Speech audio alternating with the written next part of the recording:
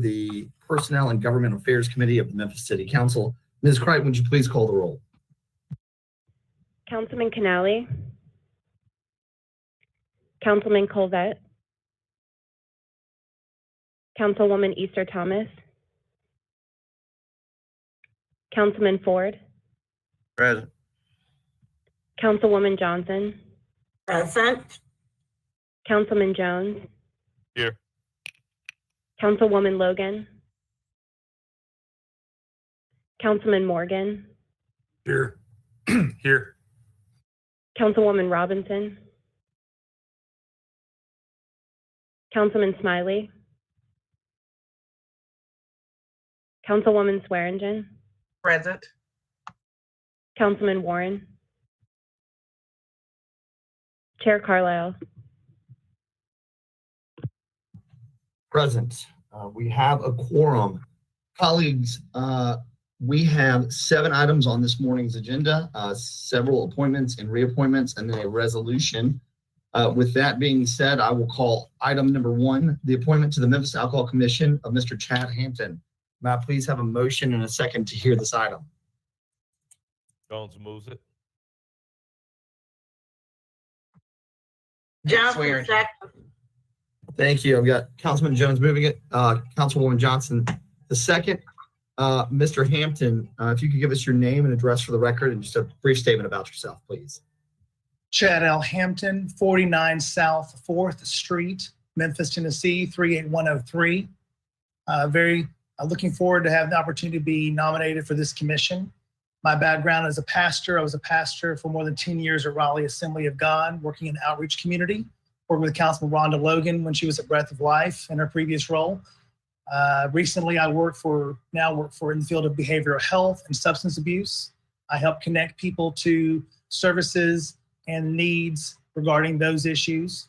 I also have been active in the community, a Leadership Memphis grad, 2017, also active in the Big Brother program. And I'm also an entrepreneur, having my own interior design business, and just love Memphis. I believe the best days of Memphis are ahead, not behind, and looking forward to being a part of this commission and helping Memphis however I can. Thank you. Thank you so much.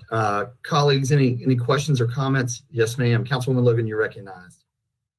Good morning, Chair, and thank you. Good morning, colleagues. I'd just like to say that I've worked with Mr. Hampton a very long time over the years, and he's always been a professional. He's always had a heart for the community and for those that he served, and he was very diligent in all of his endeavors, and I was afforded the opportunity to work with him, and I know that he will bring excellence to this role, and I'm just asking for your, I will definitely be supporting, ask that you do as well. Thank you, Councilwoman. Colleagues, seeing no other members in the queue, Ms. Crichton, would you please call the roll in the affirmative for Mr. Hampton? Councilman Canale, Councilman Colvette, Councilwoman Easter Thomas. Yes. Councilman Ford, Yes. Councilwoman Johnson, Yes. Councilman Jones, Aye.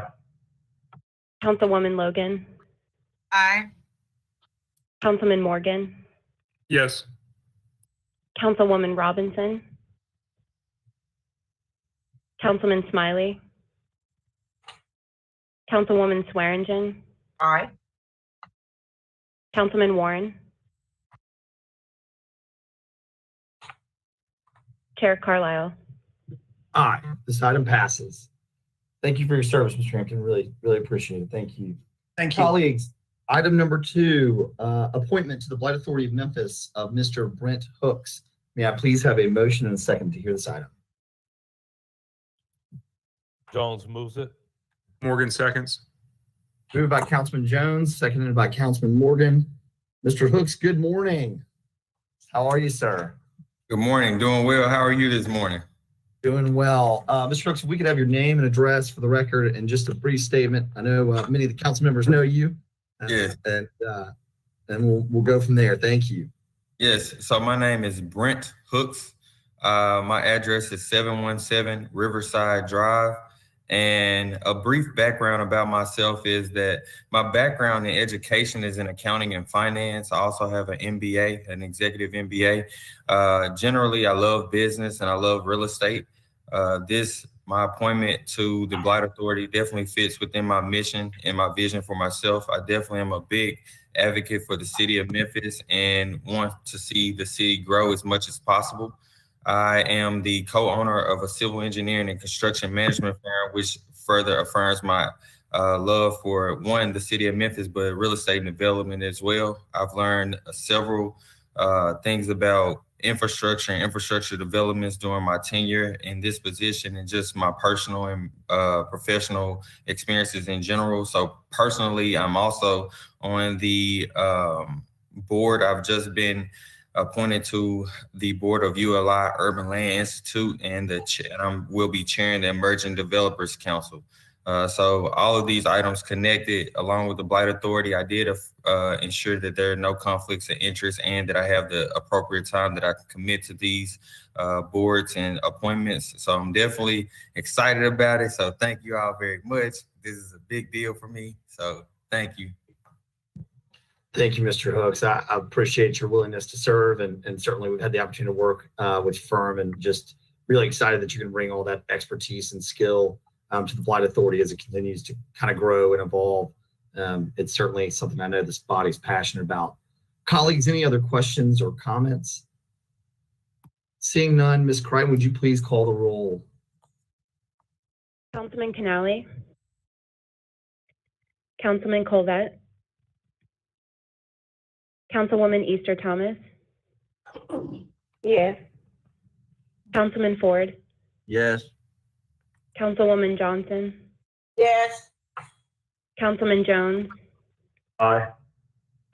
Councilwoman Logan, Aye. Councilman Morgan, Yes. Councilwoman Robinson, Councilman Smiley, Councilwoman Swearingen, Aye.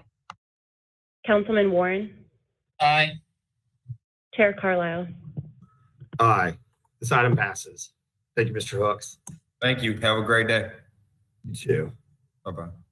All right, colleagues, moving on. Item number 3, the appointment to the Memphis and Shelby Community Redevelopment of Candace Stewart. Good morning, everyone. Good morning. Sorry, I was talking to myself, as JB would say. Item number 3, the appointment to the Memphis and Shelby County Community Redevelopment of Candace Stewart. May I please have a motion and a second to this item? Jones moves it. Second. Moved by Councilman Jones, seconded by Councilman Warren. Ms. Stewart, good morning. If we could have your name and address for the record and just a brief statement. Good morning. Yes, my name is Candace Stewart. My address is 1513 Granville Lane, Memphis, Tennessee, 38104. I am currently the Director of Business Operations and External Affairs for the Memphis Grizzlies, where I've worked with various departments within the city and in the county and different community organizations. Prior to that, I was a practicing attorney for 15 years. I practiced bankruptcy law. I left the practice of law after some time in order to pursue my passion of finding ways to do some good in the city. And I think that my background in the law and negotiations, I'm so sorry, I have a dog here and she is acting strange. My background in practicing law and current interest in the community and work that I do with the Grizzlies and love for downtown and midtown are going to help me tremendously in this position. I understand that there is lots of work to be done. I look forward to meeting the fellow board members and the staff at the CRA and working with them to see how I can help. Thank you so much. Again, thank you for your willingness to serve, and your resume is unbelievable. So I'm so happy that you're willing to lend it in your time to help the city of Memphis. In addition to the Grizzlies, go job. Colleagues, any questions and comments? Seeing none, we will take this to a vote. Ms. Crichton, would you please call the roll? Councilman Canale, Councilman Colvett, Councilwoman Easter Thomas, Yes. Councilman Ford, Yes. Councilwoman Johnson, Yes. Councilman Jones, Aye. Councilwoman Logan, Aye.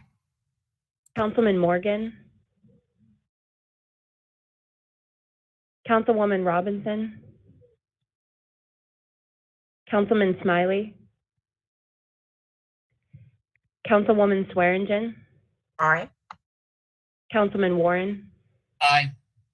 Chair Carlisle. Aye, this item passes. Thank you. All right, colleagues, moving along. Item number 4, the appointment of Memphis and Shelby County Sports to the Memphis and Shelby County Sports Authority of Mr. Kyle Veazey. Now, please have a motion and a second to hear this item.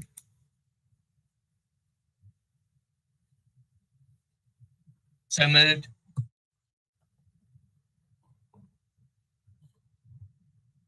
Second. Moved by Councilman Warren, seconded by Councilwoman Johnson. Thank you, Councilwoman Johnson. Mr. Veazey, welcome home. Thank you, Mr. Chairman. Name and address for the record, and a little bit about yourself for the public. Yeah, sure. Good morning, everybody. Kyle Veazey, 372 North Avalon, Memphis 38113. It is so good to see a lot of familiar faces on the screen this morning. I hope you all are doing well.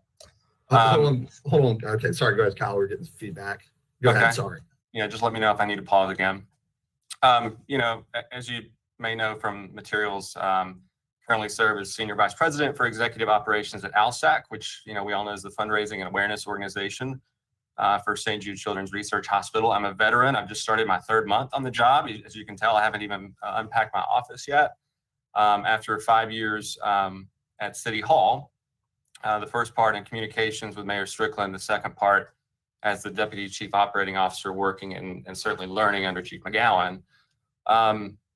Look, my goal, my hope with this role is that I can bring some of that experience to bear serving on the Sports Authority. One of the areas I spent a lot of time in, killed a lot of brain cells on, is with the city and the county's role in FedEx Forum. I got to work hand in hand with Chairman Arts of the Sports Authority, with the Grizzlies leadership, with Candace, who you just heard from. And I hope I can bring some of that background to bear to help on this role as well. So very grateful for Mayor Strickland's nomination and for your consideration. And with that, happy to answer any questions you may have. Thank you, Mr. Veazey. Colleagues, do we have any questions or comments for Mr. Veazey? All right. Well, Kyle, thanks so much again for your continued willingness to serve. Really appreciate your service to the city. I don't think we got to say a fond farewell to you. So thank you for your time here, and want to wish you all the best at ALSAC as you guys continue to forward your mission. Very proud of you. So thank you. Thank you so much. Absolutely. Colleagues, with that being said, Ms. Crichton, would you please call the roll? Councilman Canale, Councilman Colvett, Councilwoman Easter Thomas, Yes. Councilman Ford, Yes. Councilwoman Johnson, Yes. Councilman Jones, Aye. Councilwoman Logan, Aye. Councilman Morgan, Yes. Councilwoman Robinson, Aye.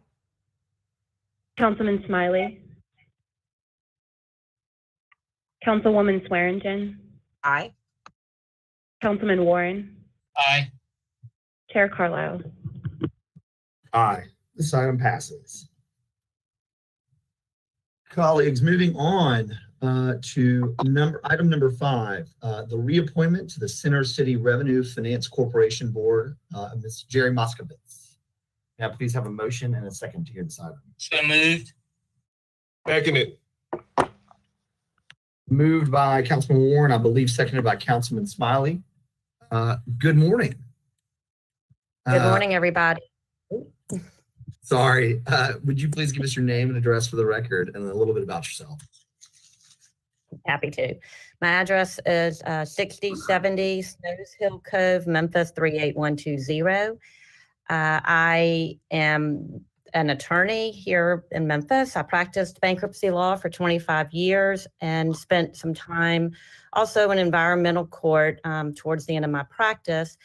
And from there, I'm now a community volunteer. I quit practicing law a few years ago, involved in a lot of different community activity. I was placed on this board, the CCRFC, 2 years ago. I really have enjoyed my time already on this board. I immediately joined the anti-blight committee also from the Downtown Memphis Commission because of my experience in environmental court. And I'm looking forward to continuing on that committee while also taking part in all of the momentum of downtown Memphis, which I hope comes back as much as was going on just a few years, I guess a year ago. And happy to be reappointed on this committee. Thank you so much. Yes, we are all eager for a return to what normal may look like. Well, thank you again for your willingness to serve, to have served and to continue to serve. Colleagues, any questions or comments for Ms. Moskowitz? All right, seeing none, Ms. Crichton. Oh, yep. Sorry, who was that? Is that JB? Yes, just Councilman because Smiley.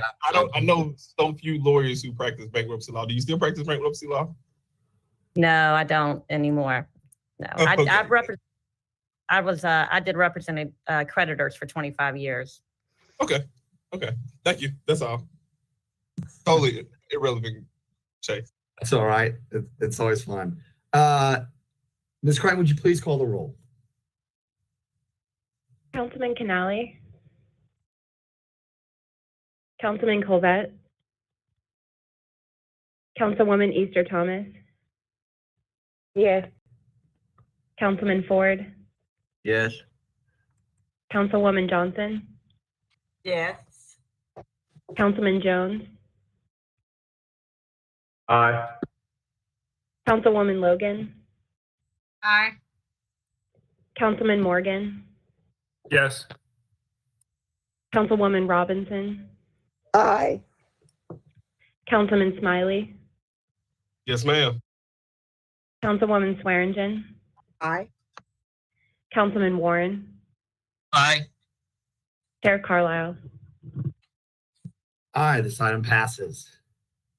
Thank you. Thank you. All right, colleagues, our last appointment of the day, and then on to Councilwoman Easter Thomas's resolution. Item number 6, the reappointment to the Memphis and Shelby County Sports Authority of Mr. Rodney Douglas. May I please have a motion and a second to hear this item? So moved. Jones seconds.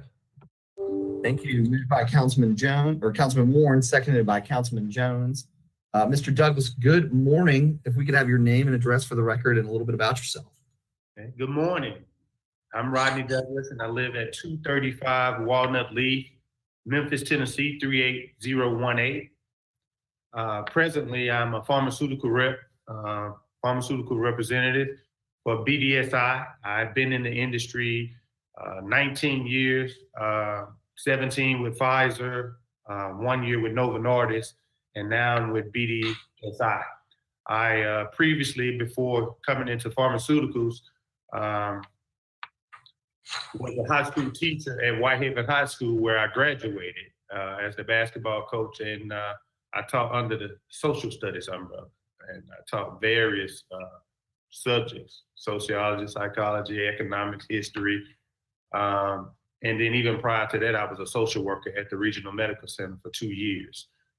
Proud to say, personally, went through college, MSU, a former Memphis State basketball player, where I played for Dana Kirk and Larry Finch, two of the most legendary coaches in our town. Born and raised all my life here, and it's thrilled to serve on this board, to be a part of reappointment by Jim Strickland, which I totally support, and just looking forward to economic development. And as our city moves in a very positive direction, being a part where I can serve and help in any way. Thank you. I appreciate it. Hell of a basketball team there. Colleagues, any questions or comments? Absolutely. Mr. Douglas. All right, seeing none, Ms. Crichton, would you please call the roll? Councilman Canali. Councilman Colvette. Councilwoman Easter Thomas. Yes. Councilman Ford. Yes. Councilwoman Johnson. Yes. Councilman Jones. Aye. Councilwoman Logan. Aye. Councilman Morgan. Yes. Councilwoman Robinson. Of course, aye for the Tiger. Councilman Smiley. Yes, ma'am. Councilwoman Swearingen. Aye. Councilman Warren. Aye. Chair Carlisle. Aye, this item passes. Thank you, Mr. Douglas. Thank you. Have a wonderful day. You too. Colleagues, moving on to item number 7, what I'm going to do is recognize and give the floor to Councilwoman Easter Thomas to read in the caption, and if she wants to read into her resolution into the record. And then Councilwoman Easter Thomas, if you'll move it and then get a second, and then I'll bring you back into the queue. Does that work? Motion. Well, if you'll read the so I think before you caption move. may have changed. Yeah. Okay. Good morning, Bryson. If you can just, or whoever has, okay, Bryson, if you can display it and I'll read the new caption. Thank you, Chair. Caption to read in a resolution of the Memphis City Council requesting a virtual question answer based public forum with the Division of Police Services Director appointee prior to the confirmation of the new Division of Police Services appointee. And I would like to move this for discussion and a vote today. Second, Logan. Moved by Councilwoman Easter Thomas, seconded by Councilwoman Logan. Councilwoman Easter Thomas, you have the floor. Thank you, Chair. Good morning, colleagues. I am excited, as many of you, to hear upon yesterday the mayoral appointment of Fairland C.J. Davis to possibly become the new police director for our city of Memphis. And it is no task that is taken lightly for a position that will impact the livelihood and future of so many Memphians. And as a council, I know that we would like to begin a solid foundation for relationship with our PD appointee, as well as remain committed to transparency and communication to the constituents we serve. I have discussed this resolution with administration, and it would behoove us both if Memphis City Council could conduct this along with the administration before or by April 30th, thus allowing the broader community to be intimately introduced to the appointee for our city's police department. And I will just give you the now, therefore it be resolved that is at the bottom of the resolution. Be it further resolved that the council requests that the administration, in conjunction with Memphis City Council or by Memphis City Council alone, conduct and that citizens be allowed to participate in the aforementioned live stream question answer based public forum with the appointee prior to the confirmation of the new Division of Police Services Director. This resolution shall take effect from and after its passage, the welfare of the city requiring it. And I would love you all's support. I'm open to questions about it for the logistics. I know that our time frame has minimized, but if there are questions, I'll be happy to answer those in order to get you all support for this resolution. Thank you, Councilwoman. JB, or Councilman Smiley, excuse me. If Chief McGowan is on real quick, I'll tell you what, Councilman Smiley, why don't you go ahead first and then we'll get someone from the administration. I'm good with JB or Smiley. It doesn't really matter to me. But Councilwoman Nisa Thomas, thank you. You mentioned that you spoke to the administration. I just want to know the sentiments, not necessarily saying that it's going to move me either way. I do want to know what the sentiments were. If Chief McGowan is on, I think that's probably what Councilman Carlisle was going to ask. So Thank you. if they would like to respond to that, yeah. Yeah. Yeah, Chief, I want it on the record. Yeah, if there's a representative, I'll throw a broad net, a representative from the administration on, that would be great.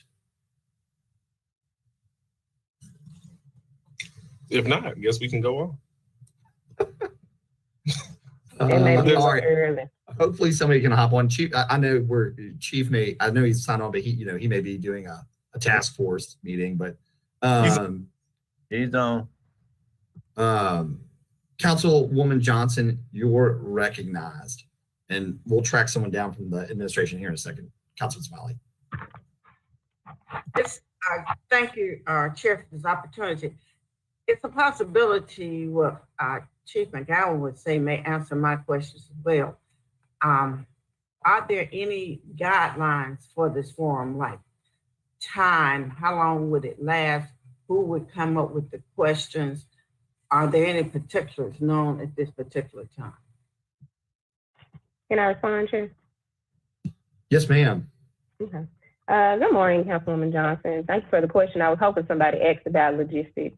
That's why we made sure to put in the resolution in conjunction with Memphis City Council that we'll be able to work with our staff with those logistics. Broad looking and an overview just to make sure that it's efficient and to the task. Questions could be submitted to our council staff or email, sorted through to make sure that there are no repeats, no offenses, and to make sure that all the community inquiries are answered and then given to the appointee beforehand and live so that we can make sure that we got our answers as we needed to. So I would not suggest I don't know if you all remember the event that was at Greater Imani after the bridge event, but nothing like that. But we want to make sure that everyone has a chance to be heard and that those questions are submitted. I'm sure you all have received some questions from some of your constituents, whether online or offline, on email or not, but just wanted to make sure that those get submitted, sorted through so that it can be an efficient process so that we're able to actually hear from our appointee, giving her an opportunity to really introduce herself to us in the city. Okay. Thank you, Chair. Thank you for the opportunity. Thank you for your information. Councilwoman Nisa Thomas, if I might suggest we use Seamless to collect public comments rather than sending it to staff, if we could create a document where it would just be an online submission. Brooke, whatever is easiest for our staff. Perfect. Thank you. All right. Thank you, Councilwoman Johnson. Councilman Moore, you're recognized. Thank you, Mr. Chair. I had asked administration about this issue, about how we could get a nominee in front of the public to be able to talk. And the response I got a few weeks ago was that they assumed that there would probably be some sort of tour where the nominee would go around and talk to various groups at different times. I like this resolution because I think it sort of brings everything into play. And maybe will help Micah feel like they are part of this and other groups that want to talk to the nominee. And so I'm backing this. I think it's a good idea. And I think it's in keeping with what administration is expecting the nominee to do, to get out and meet the public and hear from public concerns. So thank you, Councilwoman Easter Thomas, for bringing this forward. I yield back, Mr. Chair. Thank you, Councilman Warren. Councilman Carlisle, if I could, just to reiterate what Dr. Warren was saying, on having our constituents feel like they are a part, we just want to make sure we stress that politics isn't something that's done to people. It's something that's done in conjunction with them. So just making sure that our constituents know that that's what we support for our city. So thank you, Dr. Warren. Thank you, Councilman Warren. Thank you, Councilwoman Easter Thomas. Chief, if you're on, I think there were just a couple of questions, if you wouldn't mind. Yes, go ahead. I think Councilman Smiley, do you want to address the chief? Yes. Yep. Chief McGowan, thank you for joining us. I thought I saw your mic pop on and off earlier. My question is specifically the administration's thoughts on the resolution by Councilwoman Easter Thomas, and whether or not the administration is willing to, go along with the resolution as it currently stands. Thank you. Yeah, thanks for the question. I'll be honest, I saw the resolution as proposed last week. This is a different resolution since there's a specific candidate, so I haven't had a chance to digest exactly what it says, and I'll have to talk with the mayor and the folks who went through the process. But when it was read into the record this morning, it's the first time I've heard that. It may have been presented last night, but I just hadn't had a chance to digest the resolution as presented. Okay, so essentially what I believe, I would ask Councilwoman Easter Thomas to correct me if I'm wrong, but she's going to do that anyway. What I'm understanding, the way that I read the resolution is essentially opportunity for the council and the administration to work together to host what seems to be an online discussion with the nominee, so that we can just so we can have opportunity to have an interface with the people, and the people of the city of Memphis have an opportunity to really see her in a true light. I understand the request.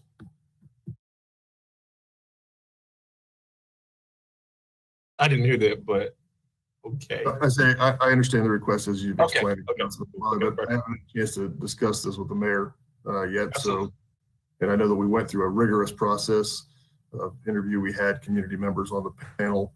We used that process before. I know she's conducted an interview, and I know she has a plan to move through the community and meet with people individually and in person. Okay. Again, I can't give you an affirmative or a rejection at this point of the idea until such time I have a chance to talk with the mayor about it. I understand. Thank you so much for hopping on and discussing this item with us. Thank you so much, Chief McGowan. Thank you, Councilman Smiley. Councilwoman Logan, you have the floor. Thank you, Chair. I appreciate that opportunity. And thank you so much, Councilwoman Easter Thomas, for bringing this forward. We really appreciate the opportunity. As you know, we've all been asking for an opportunity to be a part of the process. This is such an important decision that we're making here. It'll be pivotal in our city, selecting a police director or chief, as they're now called. So we want to make sure that it is very transparent, and there's an opportunity for those that will be here beyond our terms here, who will be served by this director or chief. So we definitely would hope that you all will go back and allow this opportunity, even though we did not have an opportunity to meet the candidates and to see what they all brought to the table and could potentially bring to this position. We definitely are going to need to be able to hear from the nominee. So, with that being said, I do again wish that Mayor Strickland would hear our request and our heartbeat in asking for this and make sure that it is a top priority to have this happen. So again, thank you, Councilwoman Easter Thomas, and I'd like to be added as a sponsor.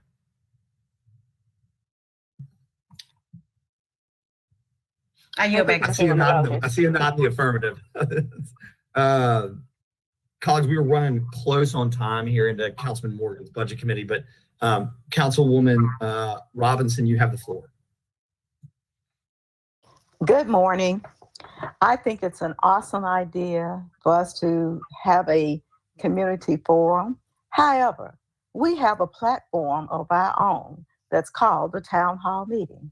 Why can't we have a town hall meeting and not even go through a resolution?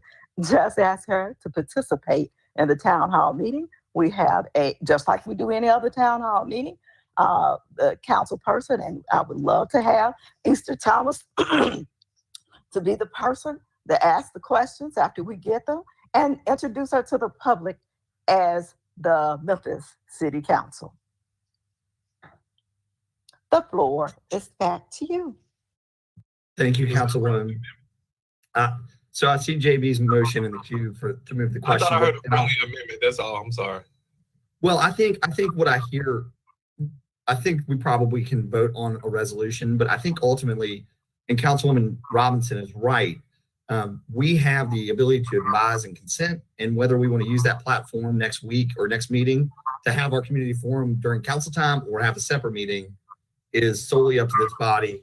And I think what Councilwoman, and not to put words in her mouth, again, JB, she's probably going to correct me too, is in conjunction with the administration trying to coordinate a larger meeting that has some parameters to it so it doesn't get off the rails, but people feel like and do have the opportunity to ask questions that are important to them and have an avenue for Chief Davis to respond.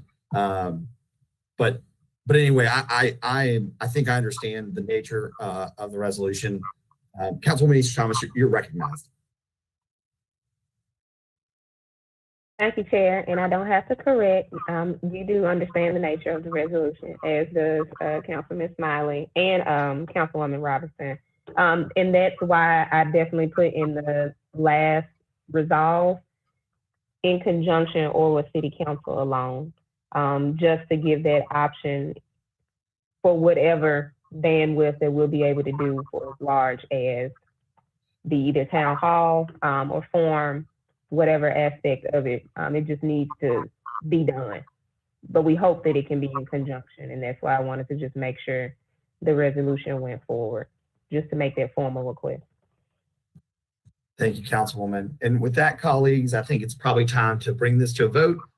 This item has been moved into note with same night minutes. And that being said, Ms. Crichton, would you please call the roll? Councilman Canali, Councilman Colvette, Councilwoman Easter Thomas, Yes. Councilman Ford, Yes. Councilwoman Johnson, Yes. Councilman Jones, Aye. Councilwoman Logan, Aye. Councilman Morgan, Yes. Councilwoman Robinson, Aye. Councilman Smiley, Yes, ma'am. Councilwoman Swearingen, Aye, and I would like to request to be added as a sponsor, please. thank you. Councilman Warren, Chair Carlisle. Aye, this item Can I be passes. added as a sponsor, Chairman Carlisle? Maybe. Urban Phillips. This item passes and will be on tonight's agenda. Staff, if you'll please make it happen. Colleagues, enjoyed Personnel Committee today, but it's time to end the party. We stand adjourned. Councilman Morgan, give us 1 second.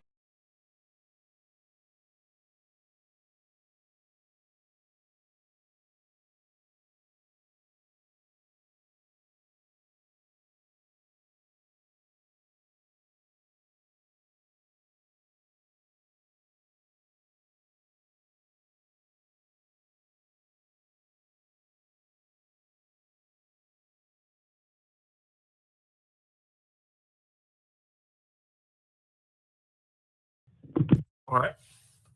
Thank you very much. Today's date is Tuesday, April 20th, 2021. The Budget Committee is now called to order. Ms. Hayes, will you please call roll? Councilman Canal, Councilman Carlisle, Councilman Colvette,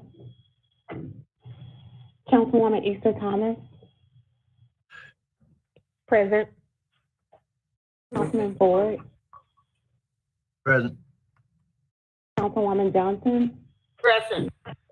Councilman Jones, Here. Councilwoman Logan, Present. Councilwoman Robinson, Present.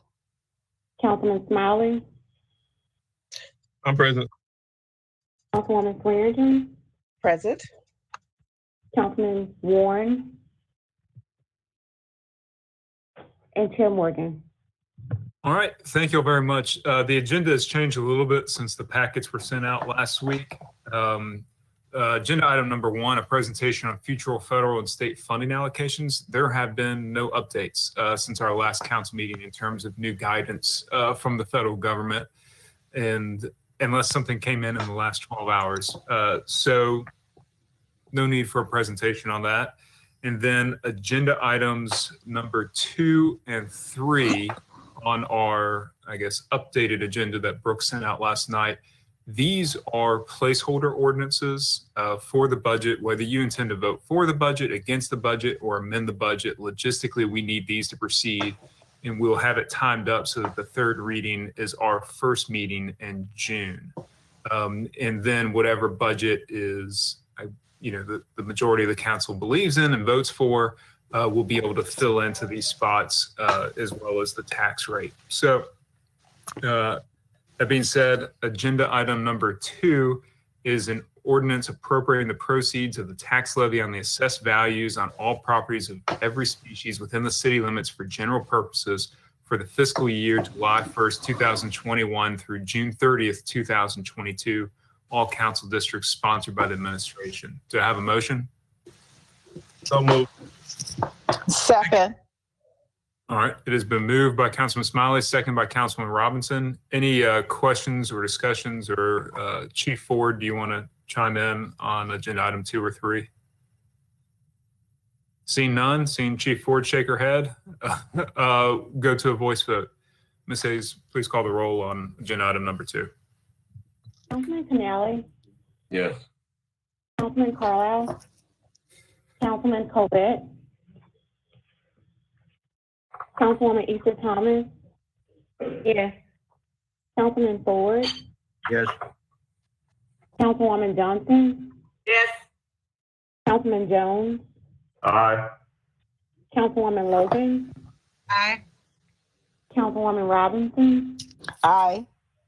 Councilman Smiley, Yes, ma'am. Councilwoman Swearingen, Aye. Councilman Warren, Aye.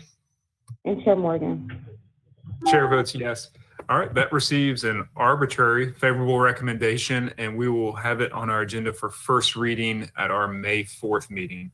Agenda item number 3 is an ordinance fixing the tax rate of the city of Memphis for fiscal year 2022, all council districts sponsored by the administration. Any comments or questions? Seeing nobody in the queue, let's go to a voice vote on agenda item number 3. Councilman Canale, Yes. Councilman Carlisle, Councilman Colbert, Councilwoman Easter Thomas, Yes. Councilman Ford, Yes. Councilwoman Johnson, Yes. Councilman Jones, Aye. Councilwoman Logan, Aye. Councilwoman Robinson, Aye. Councilman Smiley, Yes, ma'am. Councilwoman Swearingen, Aye. Councilman Warren, Aye. and Chair Morgan. Chair votes yes. That receives a favorable recommendation. Will be on our May 4th agenda for first reading. Agenda item number 4 is a presentation on the Q3 status update on CIP and Q3 status update on general fund operating. All council districts, this is requested by administration. I know we're all sitting on pins and needles waiting for the mayor's budget presentation this afternoon, but for now, we're going to take a look back at this past year's third quarter. Chief Ford, you have the floor. Good morning, council members and guests. Shirley Ford, Chief Financial Officer, City of Memphis. I would like to share with you this morning the Q3 presentation. Some of this is very repetitive and you guys get used to this, but this is our quarterly report on where we are at the end of Q3, which would be our March 31st date for this fiscal year. Thank you. Next page. This is just our table of contents. Next page, please. This is just, again, kind of the definition. We include this in every presentation, just so we all know and remember where we are. Next page. This is our FY21 funding budget. The adopted budget was $78,207,500. It was amended on July 7th. For some IT initiatives, bringing us to a total of $85,707,500, and that is for GO bond portion of our capital improvement budget for FY21. Thank you. Next page. So I'm going to go into this. I know that the screen itself is somewhat small. You should have received an electronic copy of this package, and I'm not going to go through every single one unless you want me to, but just to kind of preface it by saying when you are looking at this report, there are a couple of things I'd like to point out. Number one, we were somewhat impeded by the impact of COVID-19 in our capital improvement process times when we simply could not execute contracts. We did not have contractors who were ready to move and to do some of the things that we wanted to do. We do anticipate this picking up and has picked up. The volume of bids and contracts in Q3 have shown that that our momentum is picking back up and that we are starting to execute and finalize on some of the GO bond funding that was approved by you for FY21 for our year. I would also like to point out that there are several divisions that are very heavy in Q4 activities. And as we go, I'll just kind of hit some of the highlights on those. But obviously in our engineering, now that the weather has been a little bit nicer to us after our snowstorm, that area is starting to pick up, and you will see increases in your Q4 activities, and you will see lots of in our notes where we have talked about encumbrances.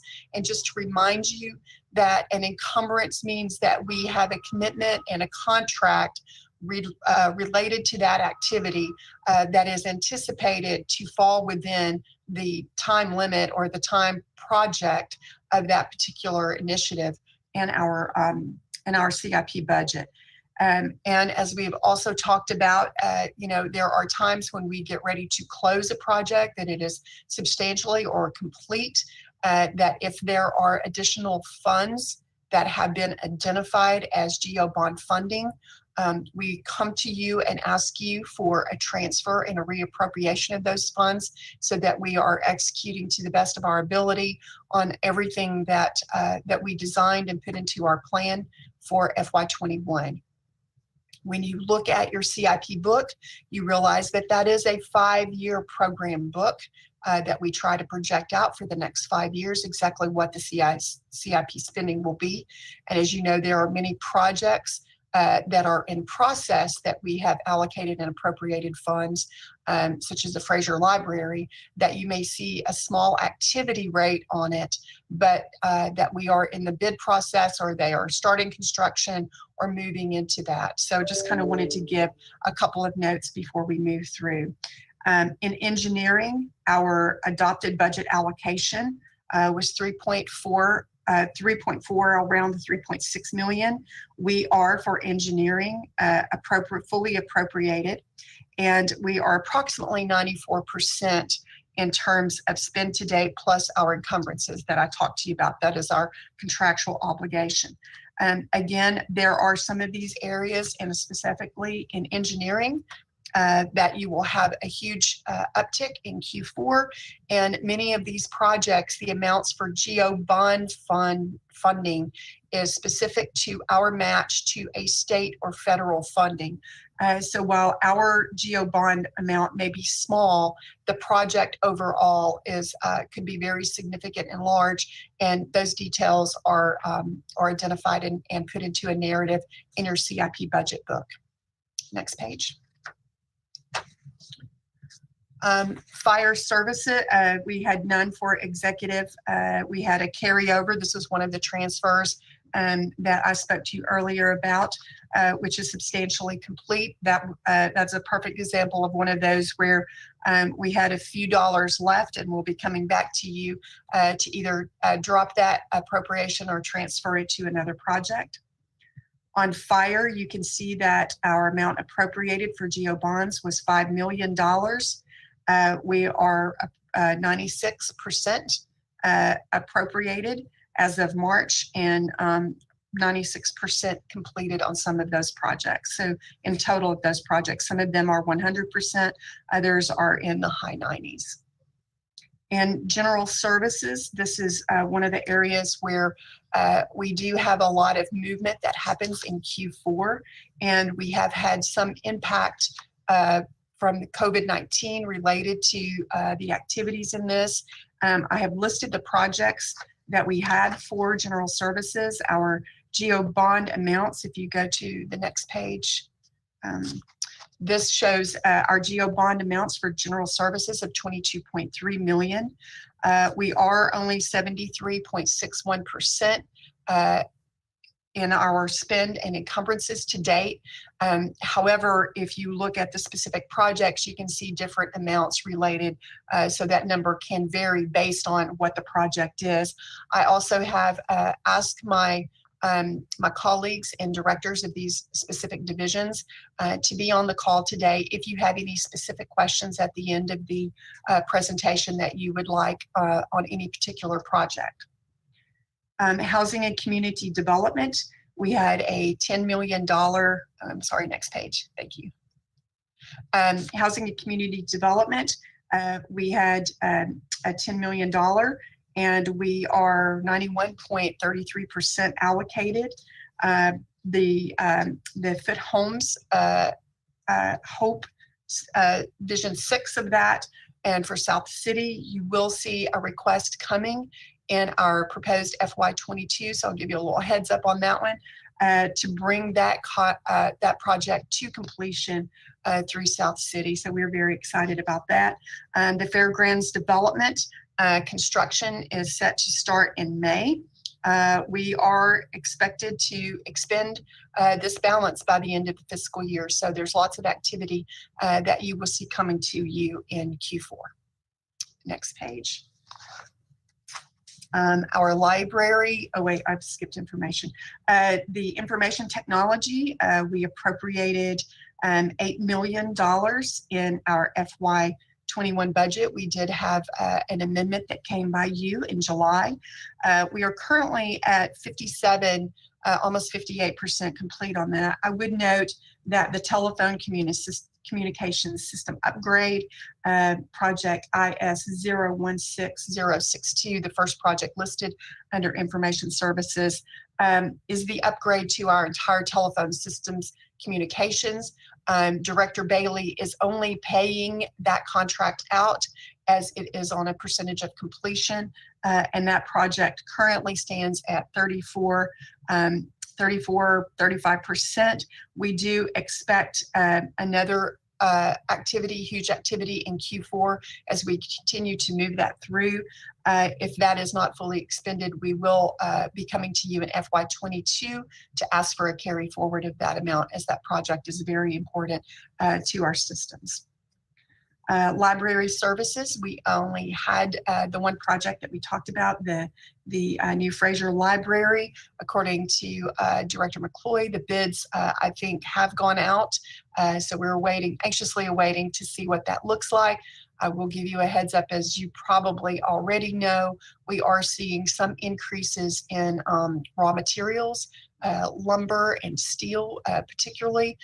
So if there are any issues related to the amounts that we have appropriated, we will be bringing those back to you for review and discussion. For our MATA buses, next page, please. For our MATA services, we appropriated $1.9 million. And again, most every project that we have on MATA, as you all have heard several times from Mr. Rosenfeld, these are match pieces to other funding that are necessary for us to be able to take advantage of large amounts of federal and state funding. We are currently at 67% allocated on those, and it varies a little bit by those projects, as you can see. Next page. The Memphis River Parks, we only had one project that was, oh, I'm sorry, we didn't have any that was allocated for FY21. We do have 2 ongoing projects that we are working on. Those are small completed, but we are expecting an additional spend in Q4 to finish up those 2 small projects. And Parks and Neighborhoods, as you can see, we appropriated $6.4 million, rounding to 6.5. We are approximately 68% completed on some of those projects. I do realize that later in your presentation today, you have asked for a specific update from Director Walker, and he has prepared. I've seen that presentation. You're going to love it. But we do expect a lot of pickup in Q4, especially, you know, and some of those projects that will be completed, specifically the Ed Rice Community Center that we are all very excited about.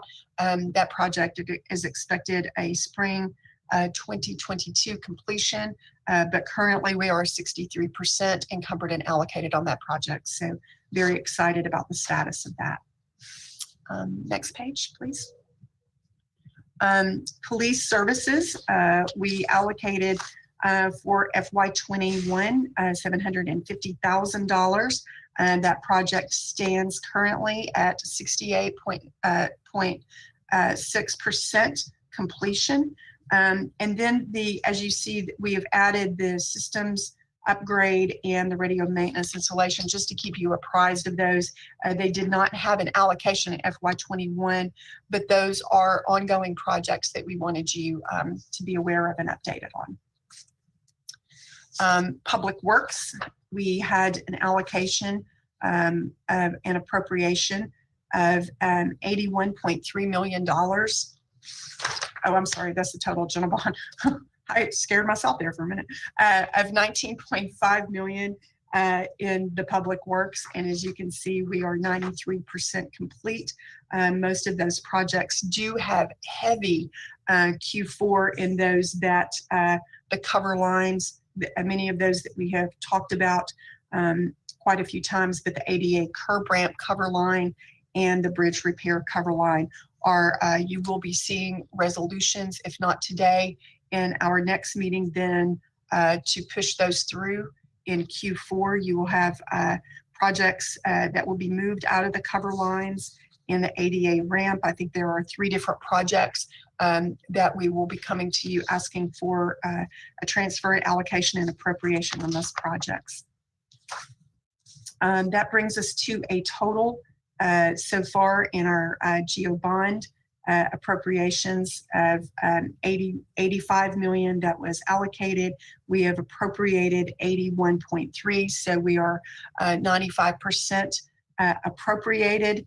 And overall for the entire projects, we are 78% spend and encumbrance and completion at this time.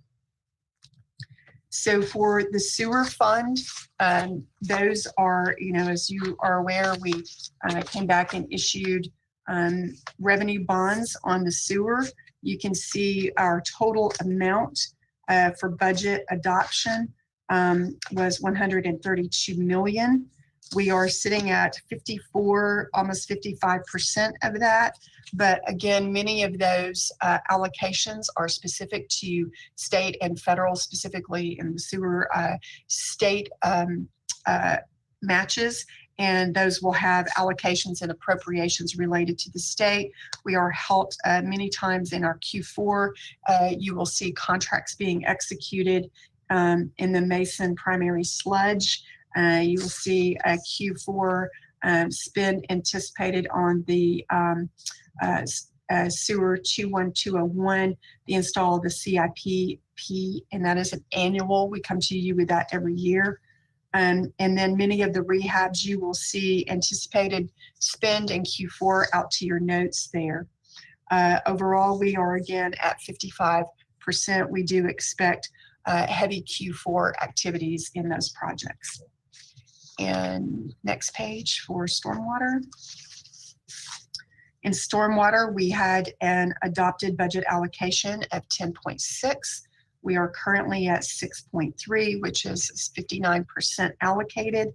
But over those projects that are ongoing, you can see the amounts that are expected for Q4 spend out there. And we are currently at 88.68% overall on the projects.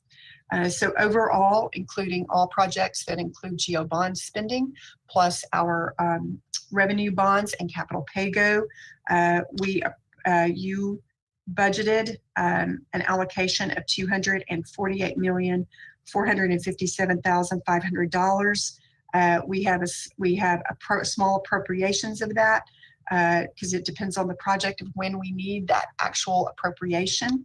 And overall, our spend today plus encumbrances is standing at approximately 57% for all funds. And at this time, that concludes the presentation. And Chairman Morgan, if there are questions, I hope my teams are here. They were asked to be here today. If any council members had any specific questions on their outstanding projects. All right. I see Councilman Carlisle in the queue. Councilman Carlisle? Yes, just a general statement. I don't have any specific questions because it's hard to have them when you get a document at 8:34 p.m. the night before. And I'll say this to the operating budget before we even get into that. We met in February and I asked if we could reformat a couple of things because I've been in city government for a grand total of 16 months and don't have this institutional knowledge to understand how we flow year over year or within a quarter. And so we've got year-to-date line items, and I hear you when you talk about trending, but I don't have a frame of reference because I'm in my second year of government and just asked for some very specific things to be put in there, and they just weren't. And so between that and getting the budget or getting an update at 8:34 p.m., it's a little frustrating. I recognize that closing out these budgets to get to a meeting time is very difficult, depending on when the meeting falls. So I'm not going to say that, I'm not going to be completely unfair in recognizing that it's very difficult to close all those things out and hit that meeting time. So I want to be fair and recognizing that there are always some things that happen when you're trying to get this information out when you're closing out your quarter. So I do recognize that, Chief Ford, but I'm a little frustrated because I'd like to be able to pick up a document and go through it and understand exactly what I'm looking at without having to ask any questions because it's so well laid out. And so that's a general comment. I will get with you after this meeting and we can, or someone on your team, I know you're very busy, and just try and walk through a couple of things so that going forward, when I get this document, I can pick it up, look at it, and understand our financial position rapidly, and be a good council member by being able to ask questions and not waste anyone's time. But I really would like to see some of the formatting change so that I can have a better understanding much quicker. I yield the floor back. Thank you, Councilman Carlisle. Chief Ford, any response or all good? I certainly appreciate it, and I appreciate that you all understand that this is probably one of the very, very busy times, and budget is going to continue to be busy up until June as you plan for your committee meetings, for your operating meetings, and I'm quite sure probably impasse. And I will recognize that Councilman Carlisle did ask me to put comparative last year's numbers, and I did neglect to do that. So I will update that for you and make sure that that gets in the revised format so that you have so that you can see overall. I will share with you, and as we start going through our budget presentations, specifically in budget revenues and operations, that we have really, I've never seen a year in 8 years yet that doesn't have some kind of anomalies to it.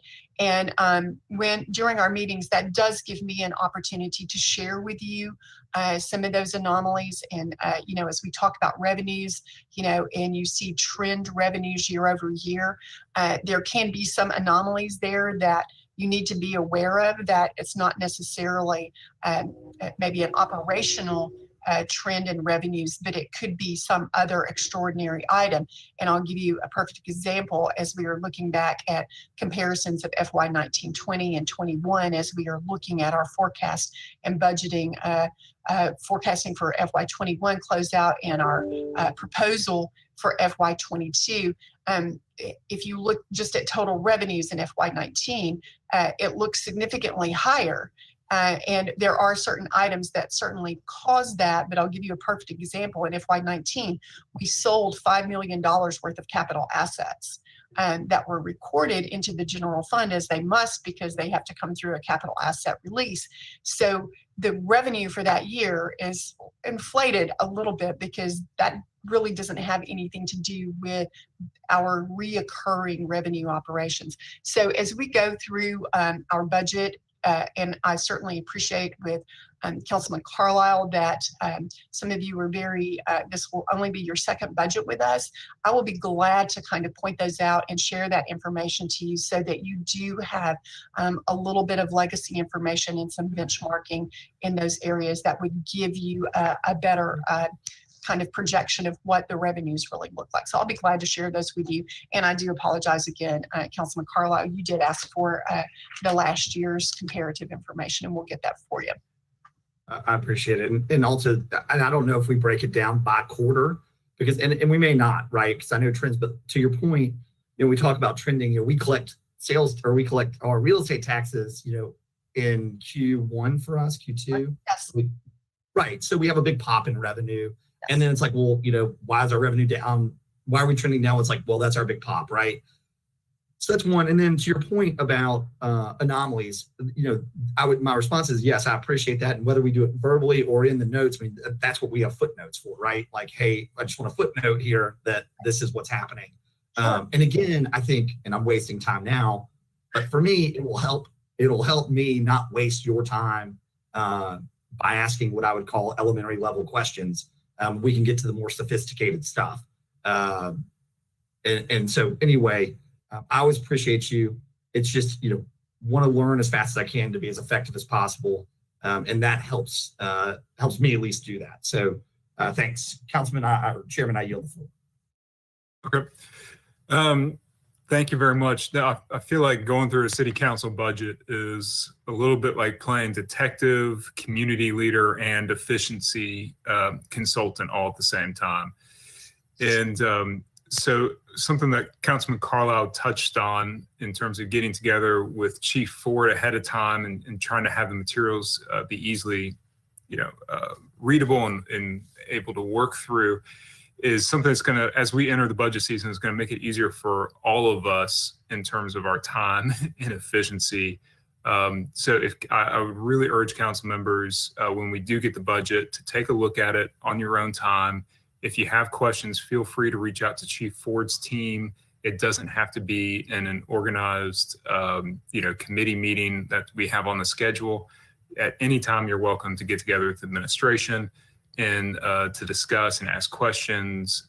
We can do it in committee, but it would be best, because the budget is so large and can be complex in certain areas.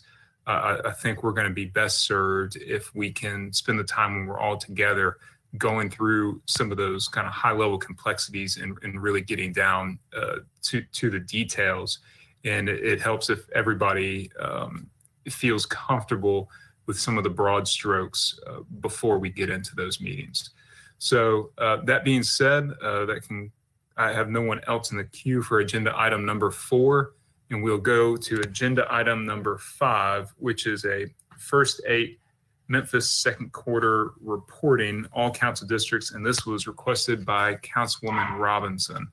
Do we have somebody from first 8 that will be presenting? Yes. All right. Who said yes? Oh. That was Patrice. I'm sorry. I wanted to introduce Dr. Candace Thomas. All right. Good to see you again, Dr. Thomas. The floor is yours. Thank you. Good morning, City Council. Thank you so much for your time today. This is our quarterly update to all of you to give you a quick overview of what's happened in our pre-K classrooms over the last quarter. This quarterly update is focused on quarter 2 for us, which is November 11th to February 4th. So you know it's winter time and we were still in the mix of the pandemic, and many of our students were in virtual pre-K. Next slide, please. So just to remind you all that a part of our work is really around moving forward and with the mayor's goal for universal needs-based pre-K. These are the pre-K seats that we were projecting in our goals for 3 years. This school year, right now, our goal is 8,000 pre-K seats. We are almost there across the community, so across Shelby County, First 8, and other funding sources. And next year, our goal is 8,500 seats. And I just want to tell you all that next year, First 8 predicts that we are going to be expanding our pre-K classrooms by 6 classrooms, and Shelby County Schools will be expanding their pre-K classrooms as well. Next slide, please. So just to remind you that our pre-K program has put forward these success measures: enrollment and attendance, pre-K growth, and kindergarten readiness. Next slide. And so for the first quarter, I'm going to give you specific updates. So you've seen all of this before, but I'm going to give you updates for this quarter in particular. Next, please. This is just a reminder of our classrooms and where they were in the second quarter in terms of instruction, virtual learning versus hybrid, and virtual and in-person. Next, please. So this is enrollment. You saw this slide in our last quarterly report. We did see an increase in enrollment in our second quarter, so we were excited about that. You may remember that we were expecting to see young students being enrolled throughout the school year because of the pandemic. We have First 8 Memphis has a pre-K enrollment campaign that you may see around town and in the paper. So with all of our efforts at First 8, Shelby County Schools, and the other districts, we have seen an increase in our pre-K enrollment in the second quarter. Next slide, please. We did see a slight decrease in attendance. Last quarter, we reported to you really amazing attendance records at 91% overall for our classrooms. This quarter, it's gone down just a little bit to 89%. Next slide, please. So you may remember that a part of our outcomes measures during COVID was to really ensure that each of our classrooms were engaging in synchronous learning, so live learning with their students. So we saw in the second quarter that 93%, so a huge majority of our classrooms were engaging in synchronous learning at least 3 times a week. Next, please. As a part of our pre-K program, you may remember that we also ensure that all students are receiving wraparound supports, and that we conduct we, along with our partners, conduct a family outcomes assessment to really get a sense of what families need during this time.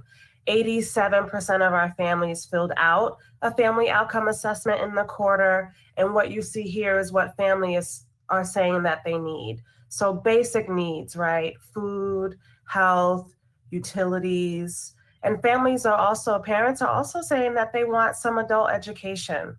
So you'll see here some of the resources that are offered from the family service workers and the wraparound service providers to try to meet some of the needs of the families.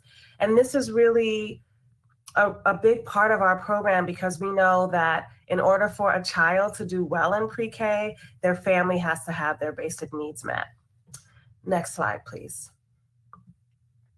So I just always want to be, we always want to present our budget to you just to give you a sense of where we are. Right now, we are in year 2.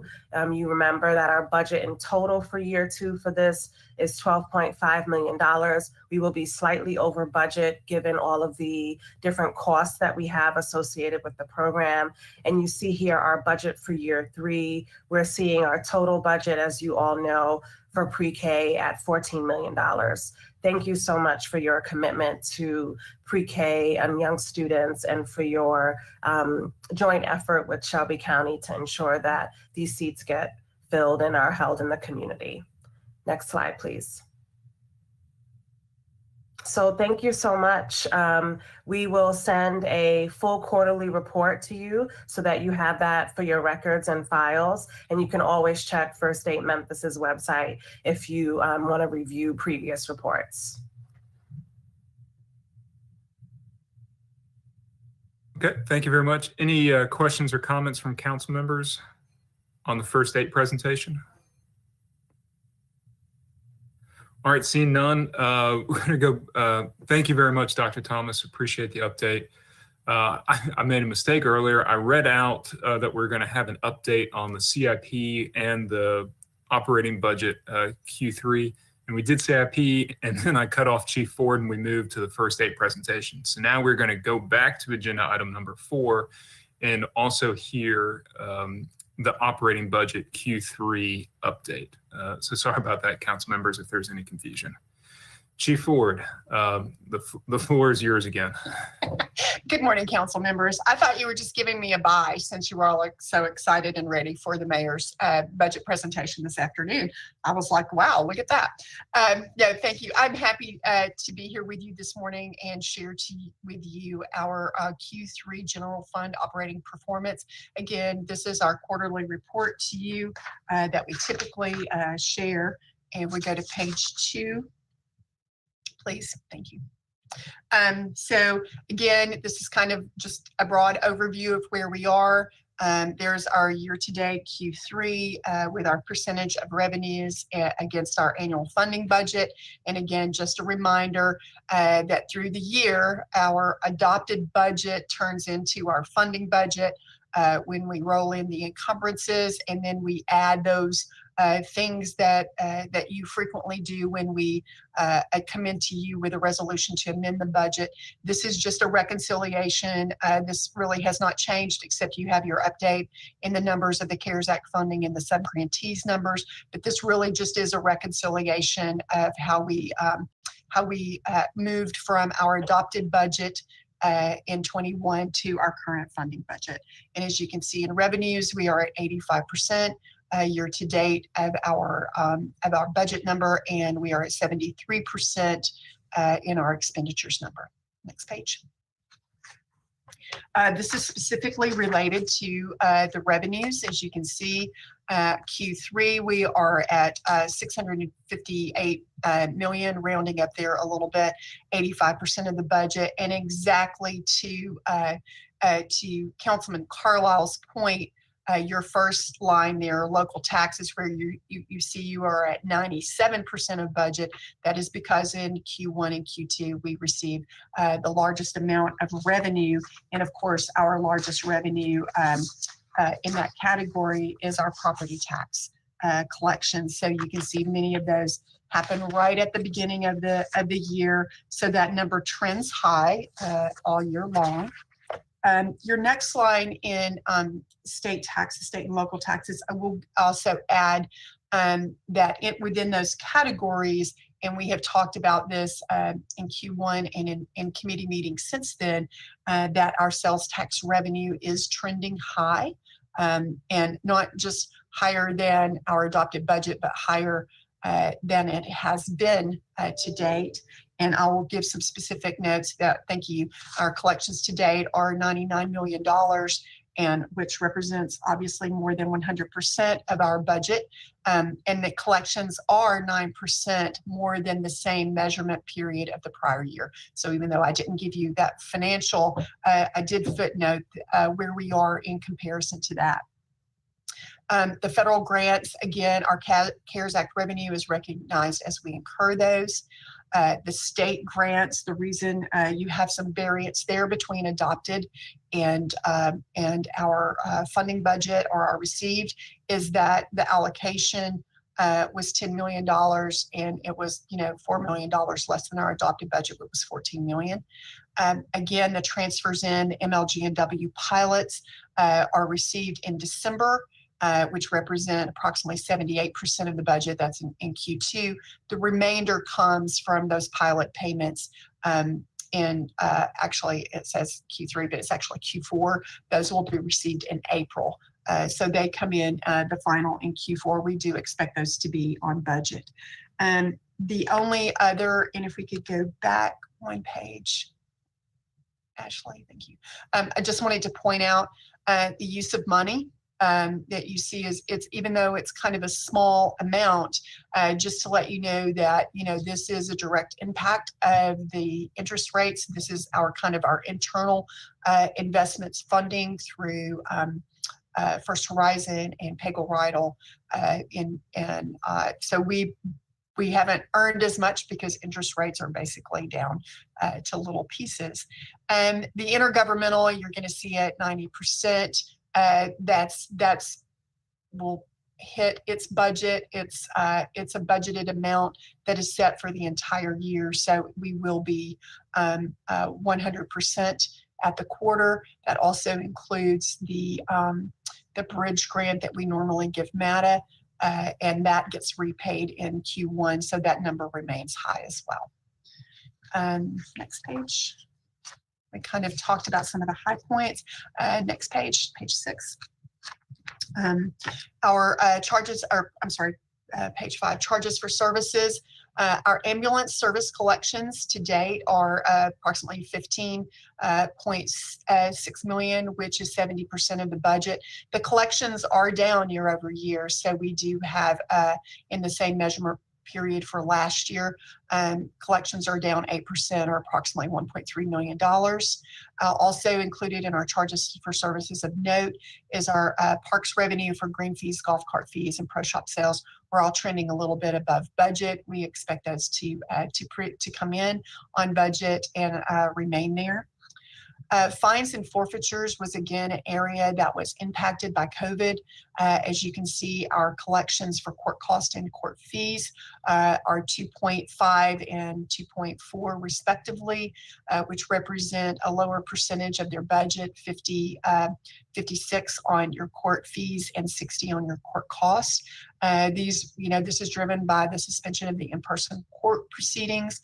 We do expect those to pick up in Q4, but collections for the cost and collections for fees are lower, as you can see, 25% and 32% year over year, respectively, for those specific categories.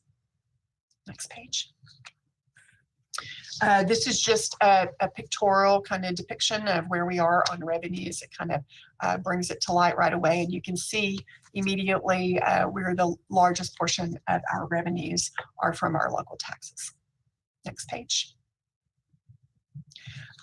This is just kind of a summary again of our expenditures where we are today. And as you can see at Q3, we were at $572 million rounding with our annual funding budget, which includes all of those items from the previous pages. You can see that personnel is trending on budget at 72%, as you would expect at the end of March. I will say that materials and supplies are trending low, but we do have a large amount of encumbrances, approximately $31 million. And again, those encumbrances are commitments and contracts that are expected to happen.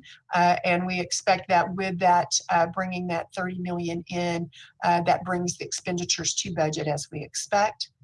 The state street aid recovery is recognized in Q4 after the final receipt of funds from the state, and then those are allocated in accordance with the laws that regulate our state street aid recovery. And then again, our transfers out where we kind of move money around to other funds or to other grantees, that heavily occurs in Q1. So we expect those to be right on budget, and they are sitting at 100%. Next page, please. This is the expenditures by division, and I will add this comparison for the same period last year and email that out to you so you can see. But this is their overall. This includes their personnel, expenditures, capital outlay, any grantees, anything that happens within those categories of expenditures. And as you can see, some of the, specifically if you look at the city court clerk, you would expect them to be performing under budget since there was a suspension of in-court. City engineering, you see a high percentage of their total funding budget, but that's because they received their state street aid recovery, expense recovery in Q4. Finance is trending a little bit higher than 75%, and that is because we created the service center that holds all the COVID-19 hazard pay and OJI so that we could control and watch those numbers. We do, if you take out the CARES numbers, we are trending slightly below budget. Grants and subsidies, we do expect them by this point to be pretty much at budget and completed.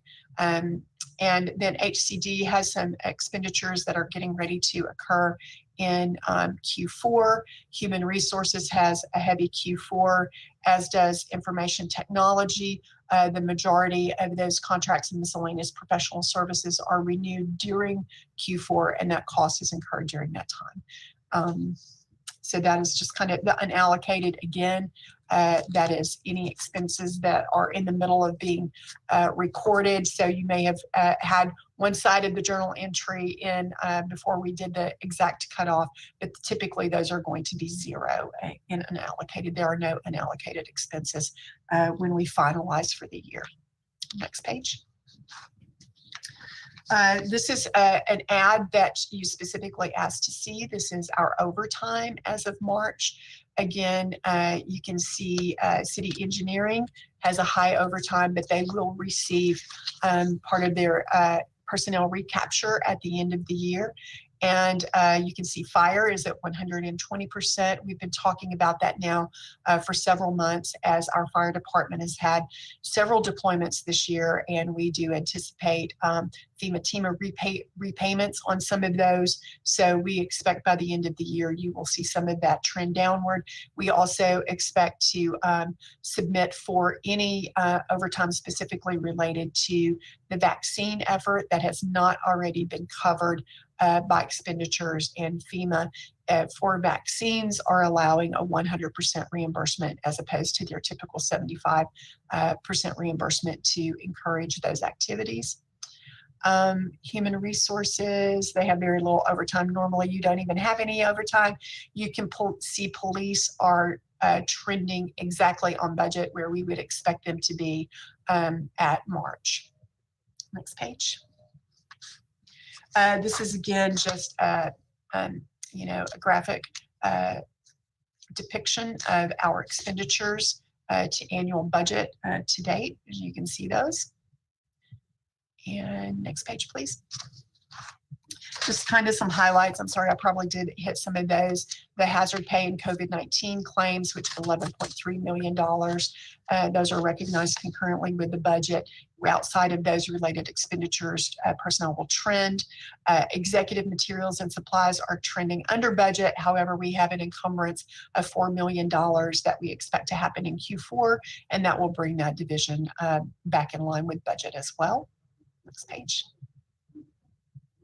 City engineering, again, the state street aid is recognized in Q4. The grants are typically very high Q1, and information technology material expenditures do occur in Q4. Next page. This is our claim on cash. Again, this is just kind of like which divisions have the claim on cash as of a closed period of time. You can see at the end of March, our available cash on hand was 578 million, and here are the claims on that. I will point you to, it's probably like the second line from the bottom, the other post-employment benefits trust fund, that is our OPEB fund. That claim on cash is a matter of timing. Sometimes we do not get some of our revenues exactly in time with some of the expenditures in that fund, but we do anticipate that evening out in Q4. And that is the end of the presentation. I'll certainly open it up for any questions or additional comments for our Q3 performance. Okay, thank you very much again, Chief Ford. So looking at the fire and police overtime, fire is at 120% through 3/4 of the year. We get that. A lot of it's going to be related to COVID response, and especially the pickup of additional responsibilities with vaccine distribution. Are there any, and where police was tracking, I think it was at 76% budgeted, so right at 3/4. Are there any responsibilities of the police that would also be covered by, in overtime, that would be covered by potential COVID funds? So in the sense that we really could be tracking higher than 76% and still be on budget. I will follow up with Ms. Julie Nations at MPD, who's in charge of kind of their grants, just to ensure that we're not missing anything there that I didn't footnote related to personnel.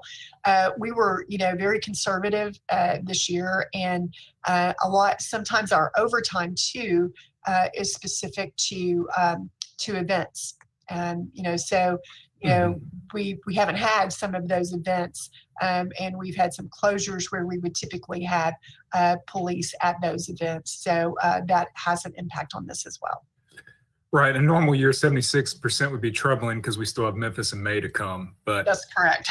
Not so much. Okay. And, my philosophy of police overtime has always been get the job done. And that's one of the best ways to supplement and be able to adjust throughout the year and respond to different trends. So again, spend what we need to get the job done on the police overtime, and we'll work hard to figure out the rest in terms of the math and the numbers. Okay. Any comments for Chief Ford from the council? Questions? All right, seeing none, thank you very much, Chief Ford. There was also a resolution that was emailed out last night that was a placeholder for CIP. It was not on the agenda. Since it's a resolution, Chief Ford, do you recommend that we handle that today, or is that something we can wait until the May meetings? Thank you, Councilman Morgan, for bringing that up. I had it in my CIP stack and then just kind of push it to the side. This is, again, the annual resolution with our tax rate and our operating budgets. Those are dictated by ordinance. Our CIP is by resolution, but I do request that we bring it in. I have drafted it and sent it out to you, but if you would please include it with the other two ordinances so that we may get the proper timing on this resolution as well for our budget. Okay. Well, I just, without objection, I'll go ahead and read the caption into the record. It's about 5 pages, so I'll spare. It was emailed to all the council yesterday evening. Let's see. Well, we don't quite have a caption on it. The caption was emailed to you. Has it been emailed as well? Okay. I emailed the caption. Let me check my newer emails. Here we go. It's a great caption. It is a resolution for the City of Memphis Capital Improvement Program for FY 2022 through FY 2026. Any objection to this being added to the agenda today for committee, and then it will be on the May 4th agenda at the main council, and I imagine that we will hold it as a resolution until our first meeting in June. when we're trying to wrap up the budget. And again, this is just a placeholder logistics wise, but wasn't included on the agenda in the packet that went out last week. All right, hearing no objection and seeing no council members in the queue, let's go to a roll call vote on the placeholder resolution for the capital improvement budget. Ms. Hayes, would you please call roll? Councilman Canale, Yes. Councilman Carlisle, Yes. Councilman Covert, Councilwoman Easter Thomas, Yes. Councilman Ford, Yes. Councilwoman Johnson, Yes. Councilman Jones, Aye. Councilwoman Logan, Aye. Councilwoman Robinson, Aye. Councilman Smiley, Yes, ma'am. Councilwoman Swearingen,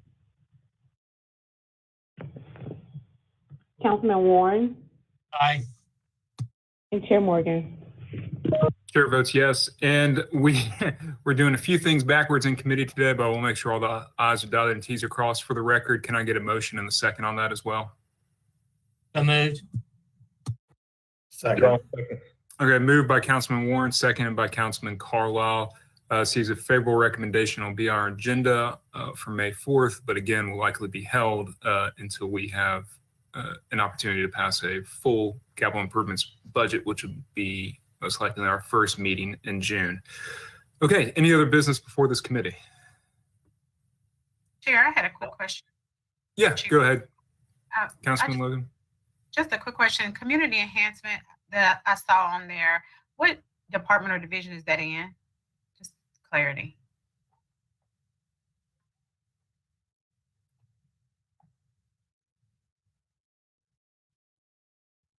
It was listed on one of the last slides.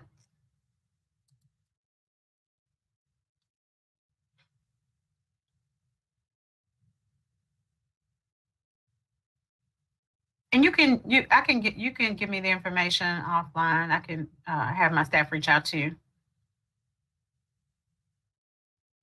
Okay, that might be best. So we won't hold you up. All right. Any other business for this committee? All right. Thank you, everybody. We're adjourned.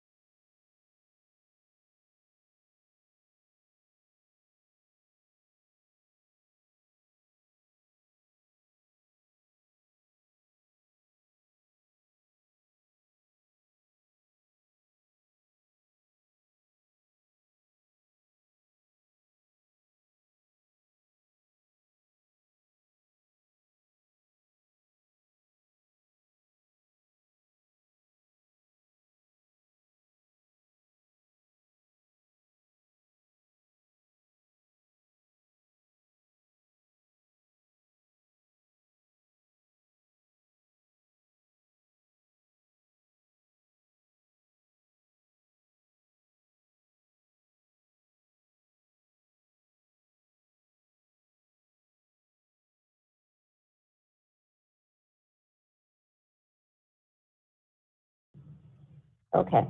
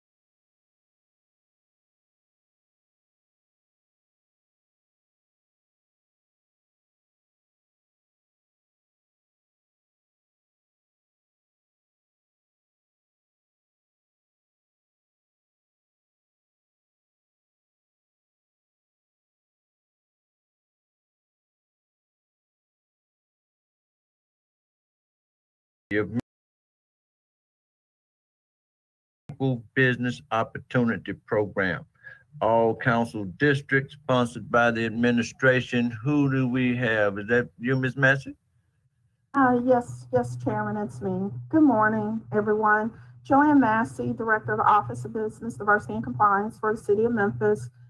Since 2016, Mayor Strickland and the City of Memphis have made intentional efforts to implement data-driven strategies to address the disparities identified by our disparity consultant, Griffin and Strong.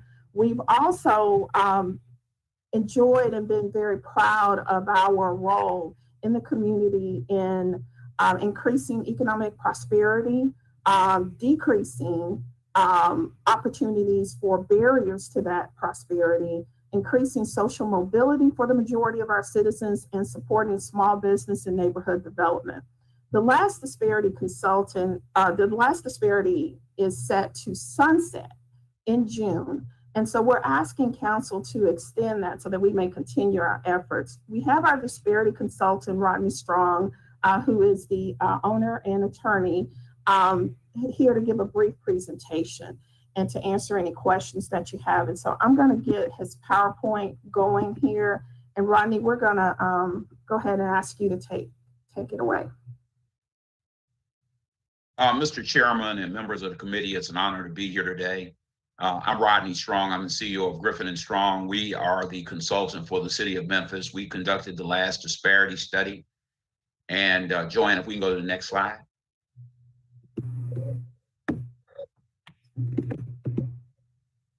So we conducted the last disparity study for the City of Memphis. That disparity study was finalized and approved by City Council in 2016.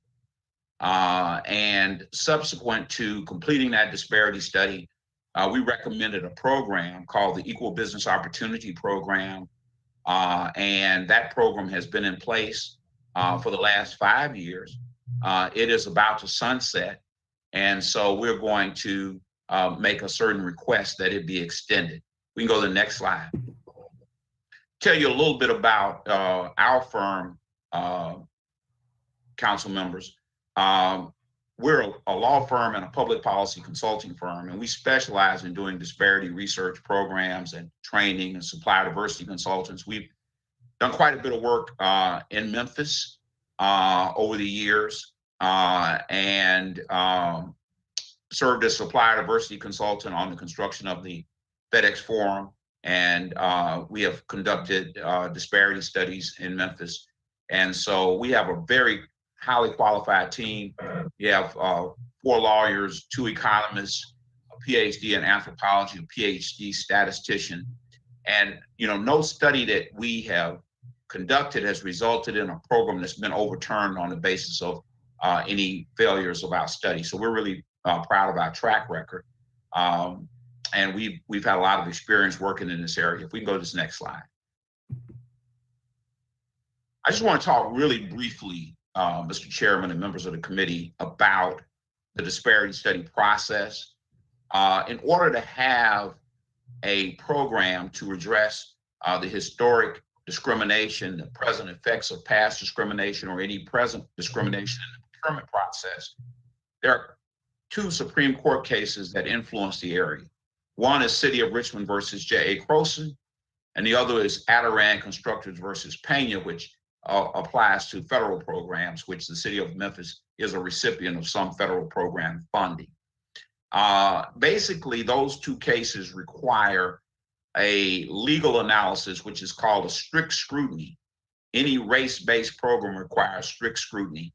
And there must be a factual basis and evidence to support a program. And the methodology is really dictated by these cases. And then the remedy, the program, such as your Equal Business Opportunity Program, has to be narrowly tailored to avoid over or under inclusion. We can go to that next slide. So really quickly, the J.A. Croson versus City of Richmond case is the seminal case.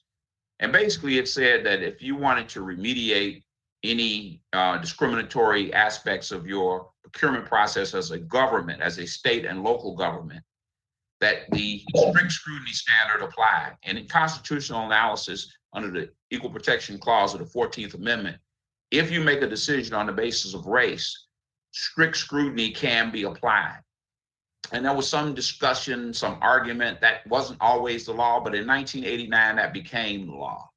And basically, it's a two-pronged test. First, you have to show that there's a compelling governmental interest. And the way you do that is through a combination of statistics, which we do a complete statistical analysis, and you have to flavor those statistics with anecdotal accounts to make a determination as to whether there's a compelling governmental interest to have any type of remedial program to deal with race-based discrimination.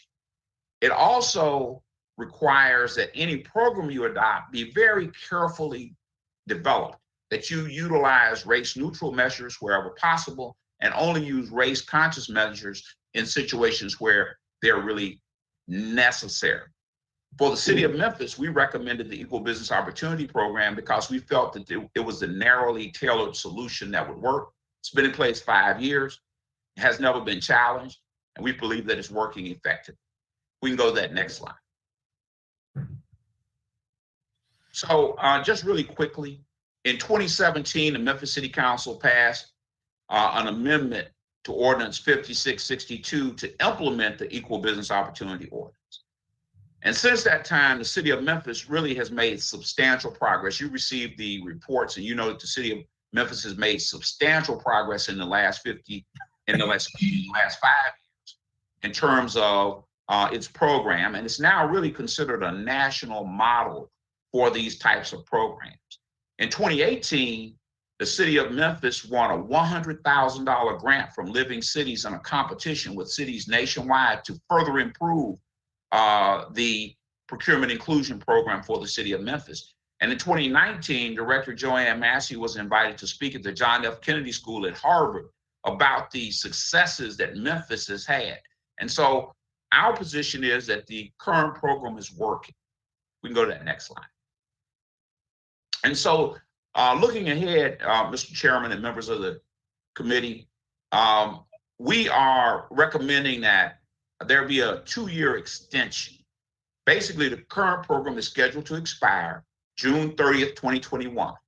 That provision was placed in the ordinance because the court cases require that there be a periodic review of these programs. The current program is working, and we believe that it continues to be needed.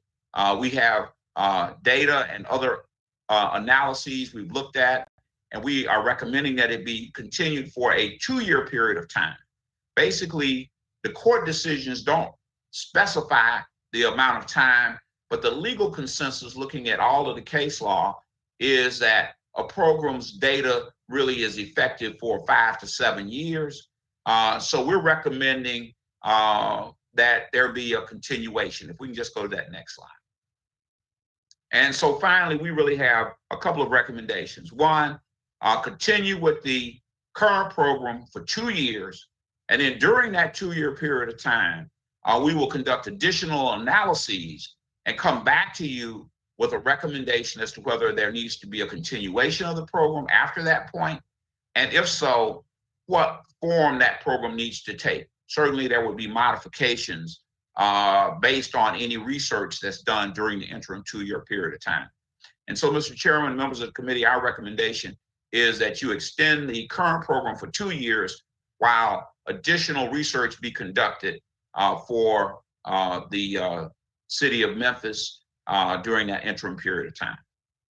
And so that concludes my presentation, Mr. Chairman, but I am available for any questions that any member of council or yourself might have for me. I appreciate you. Okay, I have Councilman Jones in the queue. Councilman Jones. Thank you, Mr. Chairman, and welcome again. Welcome, Mr. Strong. Good to see you again. You and too. Good morning to you, Ms. Massey. The question that I have is, in the past, have we not conducted a new disparity study every 5 years? And what are the pros and cons of the suggested route of extending this versus doing one anew? Well, I believe that there is an intention to do a new disparity study right now.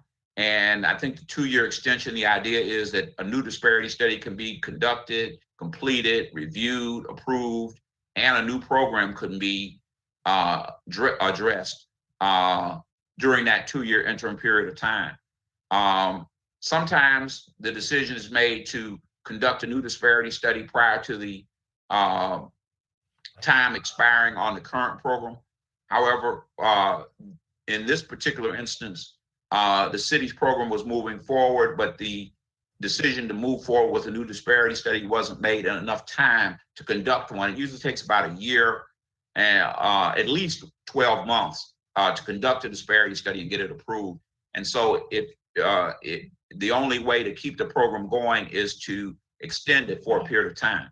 I took a very careful look at the case law, and there is no case law that we could find that says that you have to sunset a program after 5 years. Basically, there are arguments as to whether or not the data is stale and is no longer relevant for supporting a program.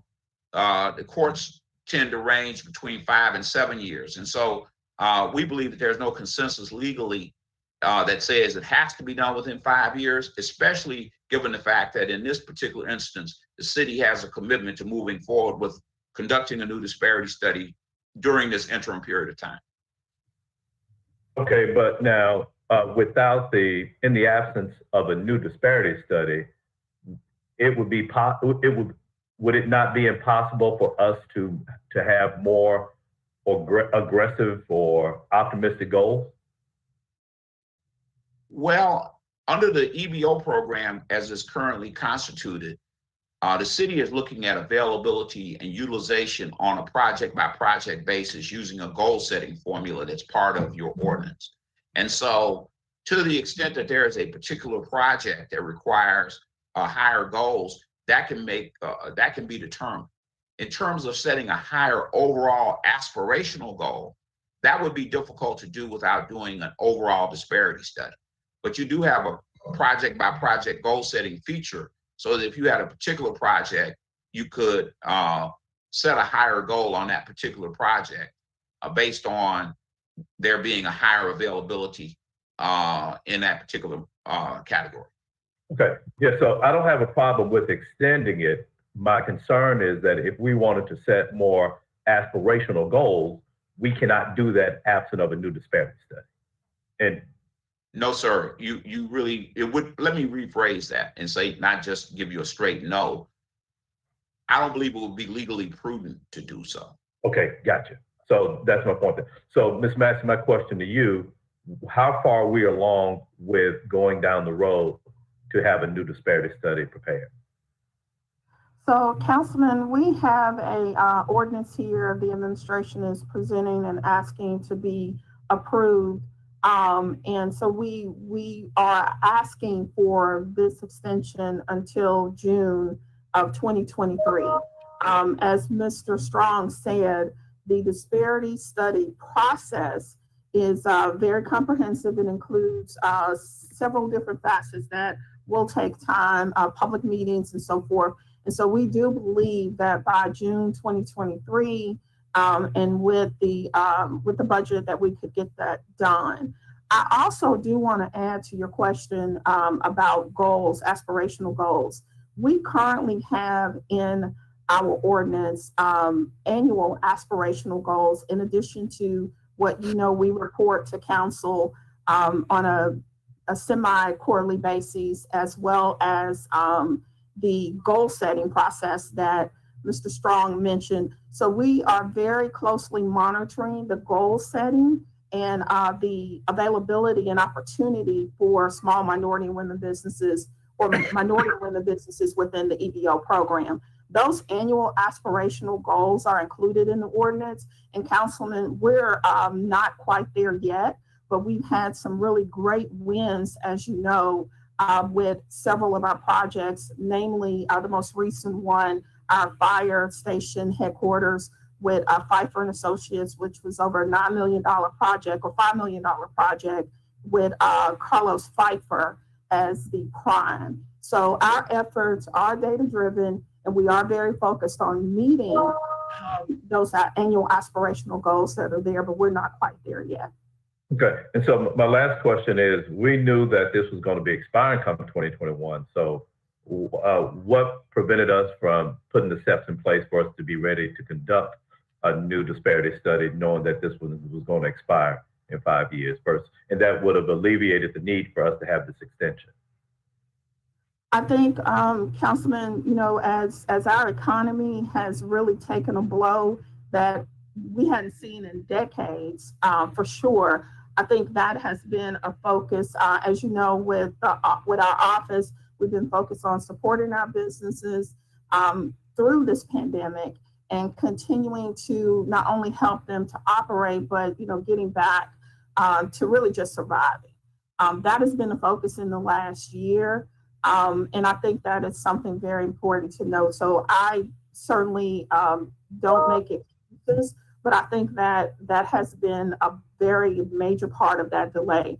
We work really closely with our disparity consultant, Mr. Strong, and we actually have an ongoing relationship with him. So none of the activities that we would otherwise be doing has stopped. And in fact, we continue to enhance programming, as you know, and working with our businesses. So the delay is really just a delay in the study, but certainly not a delay in the efforts or the administration's commitment to minority and women businesses and helping them thrive in our economy. Okay, well, knowing that and based upon those challenges that you previously stated for some of the businesses, I would think, it would be my thinking that some of the disparities may have been exacerbated under this. Absolutely. And I think that would be more of a need for a disparity study. So I would support, like I said, I'm in support of the extension in theory and in concept, but I would ask, and I think we'd be better served if we extended it just for 1 year, and at the same time, we give you the authorization and the preparation to do the next disparity study, so it's not in 2023, which will be 6 months before I'm rolling off the council, that we have a new disparity study and we will have taken into account what has taken place in this past current year. Councilman, I definitely hear you on that. I would ask Mr. Strong to jump in here. I think there are factors that are happening in our economy right now that for us to have a effective process in the disparity study and to have all the information and to ensure that we have the best study that we could possibly produce. I really do believe that 2-year extension is necessary. We want to look at, as we continue to, and this is every day for me, I'm looking at how we're recovering. I'm watching not only our local economy, but I'm watching national trends and certain industries, particularly those in the construction, the cost of wood. I'm watching all of those things because those things impact our business owners here. So as our economy is recovering in this pandemic, and we're finally, hopefully coming to a place where we can really truly get back to business, I think it would be prudent that we would have that additional time.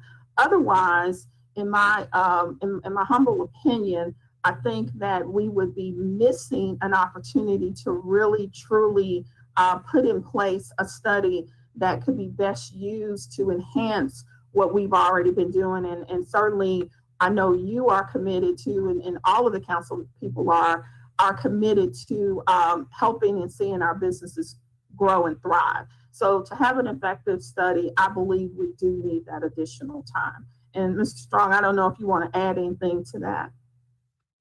Yeah, Mr. Jones, Councilman Jones, I just want to say that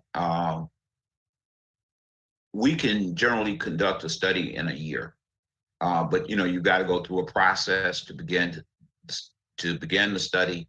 And then on the back end, you want to go through a process of making the modifications to the ordinance, making sure that it passes, and those kinds of things. So I really think the 2-year period, even assuming that we got started on new research tomorrow, the 2-year period would be prudent only because by the time we went through the whole process, completed everything, you wouldn't necessarily use the whole 2 years, but you wouldn't have to worry about the ordinance expiring before you could get back to council to pass a new ordinance that might be drafted and make any modifications or any holes that might happen before council, those kinds of things. So it just gives you a little bit more flexibility.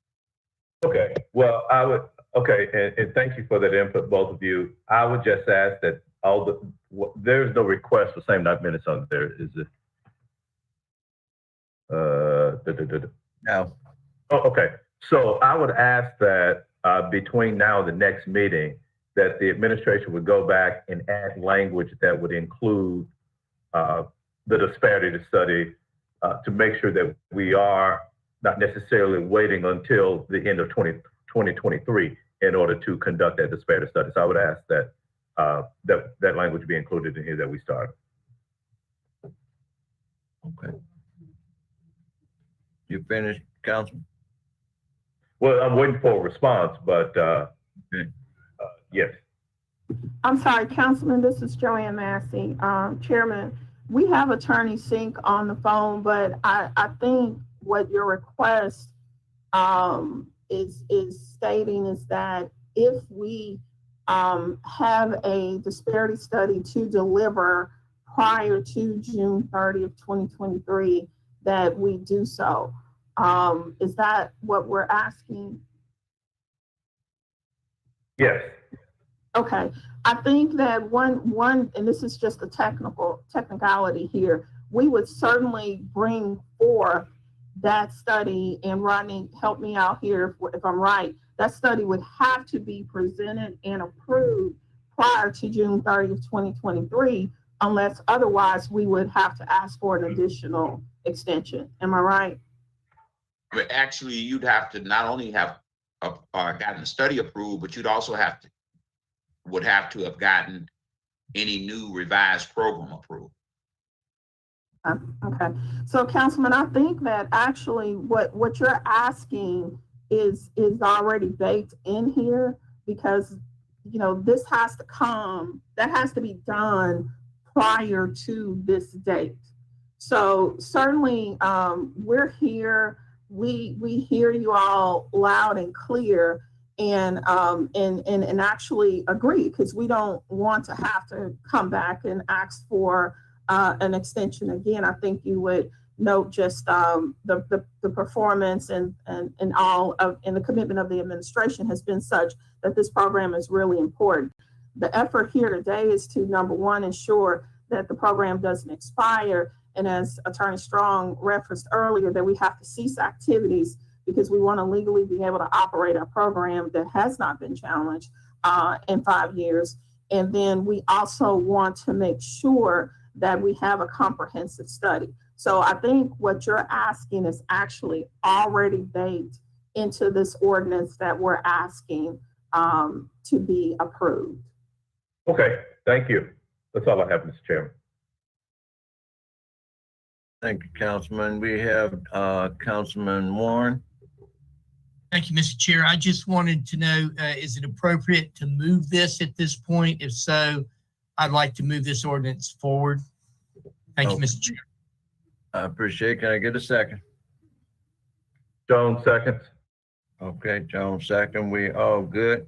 Is that all that you had to say, Councilman Warren? You need to talk.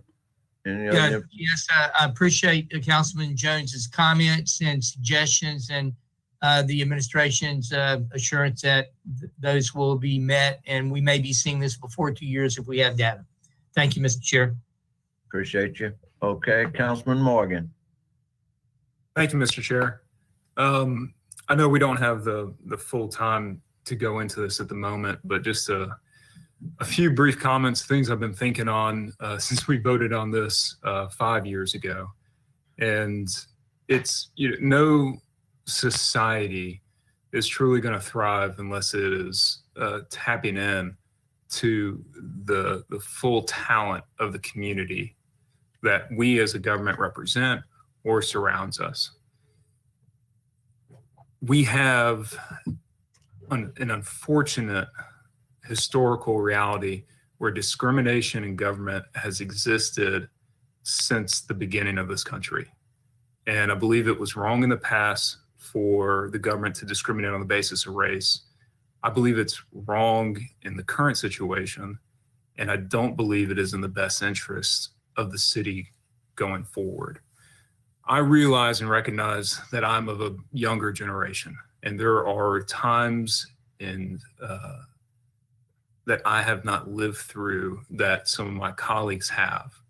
But it would be my hope, and part of kind of the life I've experienced, that the government would find a way to not discriminate on the basis of race, and that one day we can come to the agreement that it's not needed.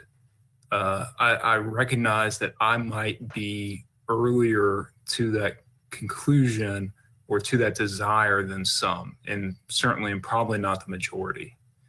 But I hope that is a society that we are working towards and a goal of government that we are working towards. Now, so whatever it takes from our side to make sure that people have access to financing, that there is competition, that things stand on equal ground in our culture, in our society, in our economy, so that it is fair and appropriate and right that we don't have to have a race-based policy in government procurement. Like I said, I don't think it was appropriate in the past. I don't think it's appropriate now. And my hope is that we are building in a direction that will eventually, that the desire of the people will eventually not be there for that. Like I said, I don't think we're there now. So that is kind of a broader, very, very truncated moral stance that I have been wrestling with on this issue for the city of Memphis. If we're going to get into the details about our particular program and how it's executed, I do think there are things that can be improved in how we do our reporting, how we do our numbers, just from a logistics point of view. Won't get into some of those today, but long term, it would be my interest to see the city move away from a race-based procurement policy and to be focused solely on the quality of work that's being provided or service, the price of that service, and then maybe some sort of local consideration as you start getting into the economies of import-export benefit. But anytime you start entering in other factors, and again, the services that we're providing are going to the taxpayers, I believe you start to sacrifice on some of those questions of price and quality. And over the years, I can cite examples where we've had contracts that have, I think, been higher than they needed to be, or they were unnecessarily complicated than they need to be. And again, that all goes back to the taxpayer, the people we represent. So I will be voting no today, but I certainly respect where the body is when they vote on this. And I'll continue to work to make sure that the EBO program that we're executing, it is good and as fair as possible. Like I said, it's a long conversation. If anybody wants to have the conversation, I'd be happy to have it with them. Committee doesn't always lend us the time or the ability to discuss items of this particular sensitivity or historic scope. But that's in a very small look what I'm thinking and feeling today. Thank you, Mr. Chair. Appreciate you, Councilman. Councilman Smiley. Thank you, Councilman, for Chair Ford. I appreciate the comments, some of my colleagues, the questioning of Councilman Ford and the comments by Councilman Morgan. I would just briefly like to add, we live in a time where we don't necessarily have to agree about everything. Sometimes civility matters. Sometimes when you have frank discussions, the way that you present the arguments matter. And then sometimes you have to be brutally honest where we are as a society and as a people. I would like to agree with Councilman Morgan's comments. I would hope that we, at someday, get to the point where programs like this are not needed. However, we're not there yet. We can choose to turn a blind eye to situations where there's implicit bias. We can choose to turn a blind eye for situations where there's institutional racism. We can choose to turn to a blind eye when a group of folks have been overlooked and forgotten for a long time. Or we can just simply take a look at the numbers. The city of Memphis is overwhelmingly African American. But when in terms of contracting dollars ordered by this administration, nowhere near half. So for me, I think it's a no-brainer. I think it's incumbent upon the younger generations to make sure that we're putting programs in place for everyone to succeed. And I think this program does just that. So I'll be voting in support of this ordinance, and I encourage all colleagues to understand that where we are in the society and where we need to go as a society to support this ordinance. Thank you. Thank you, Councilman Smiley. Okay, Councilwoman Logan. Thank you, Chair, and thank you, Ms. Massey, for bringing this forward. And to my colleagues that made previous comments, I agree with you. I did want to note, though, to the comments that were made referencing the quality of work and the pricing for those that have received benefit from these types of services.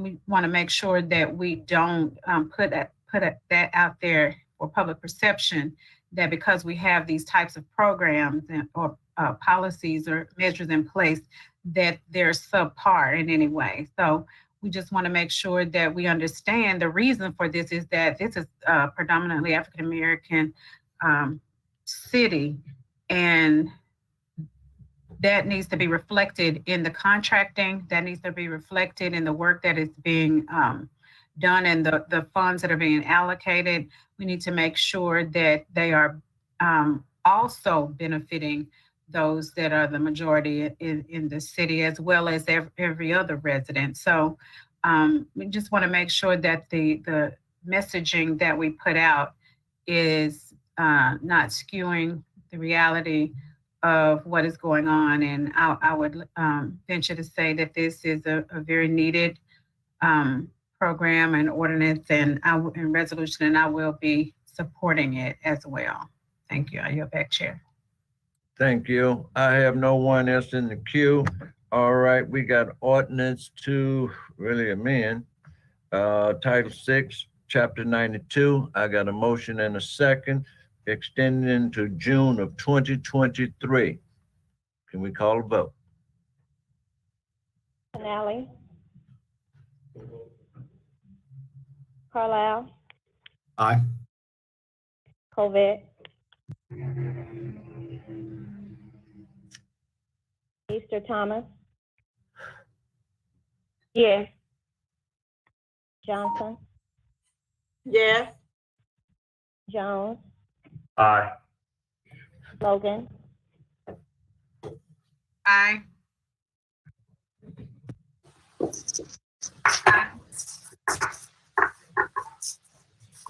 Morgan. No. Robinson. Aye. Smiley. Yes, ma'am. Swearingen. Aye. Warren. Aye. Chair Ford. Aye. That motion passes. Okay. Lisa Colvett is a yes. Okay. Yes, Councilman Corvette. Okay. Ms. Massey, your group, I appreciate you.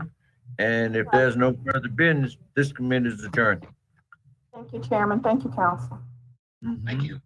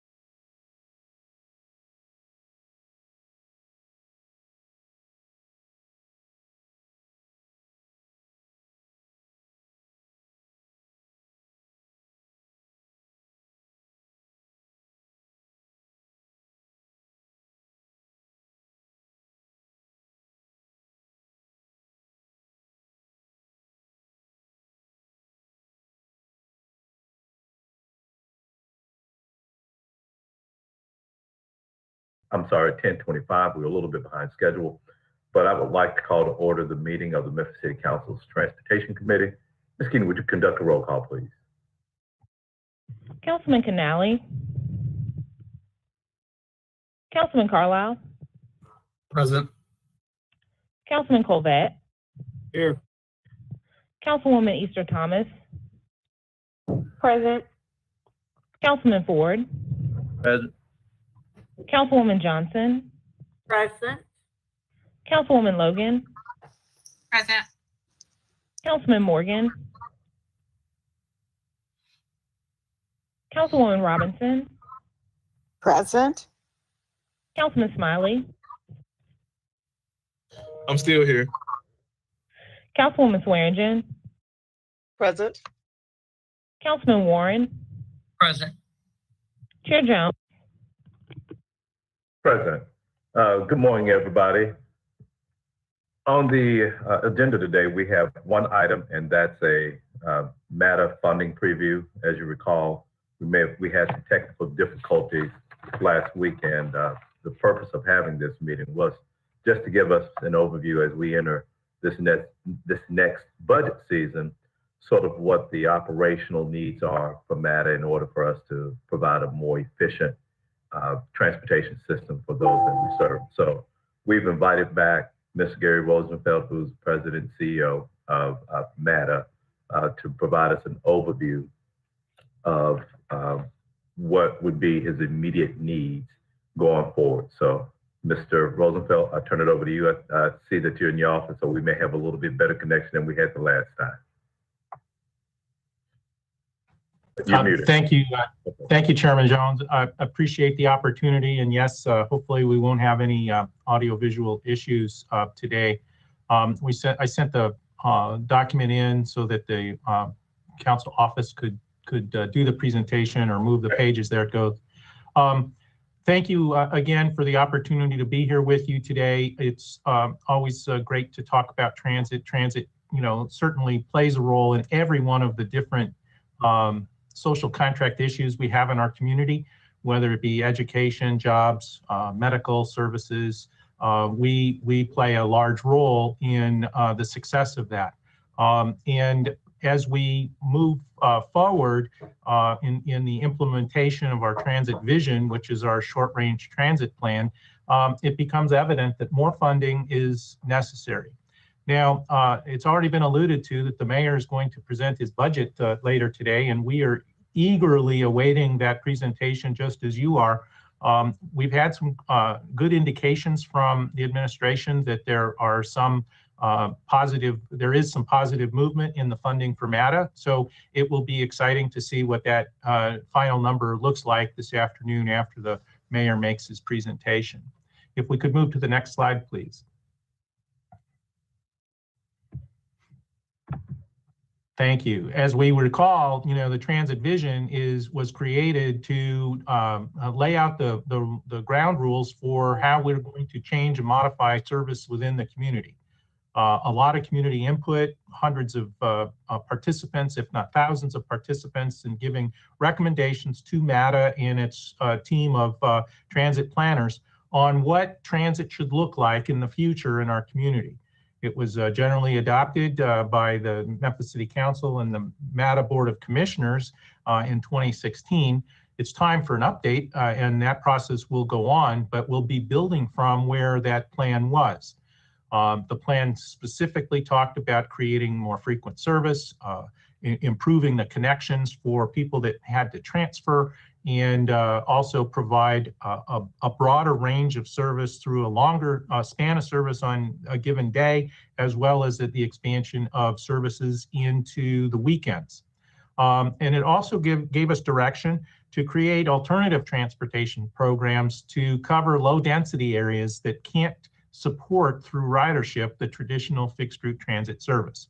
So the transit plan did a great job of that, and it tells us what to do and how to do it. And now it's time to implement portions of it that we haven't been able to do to this point due to lack of funding.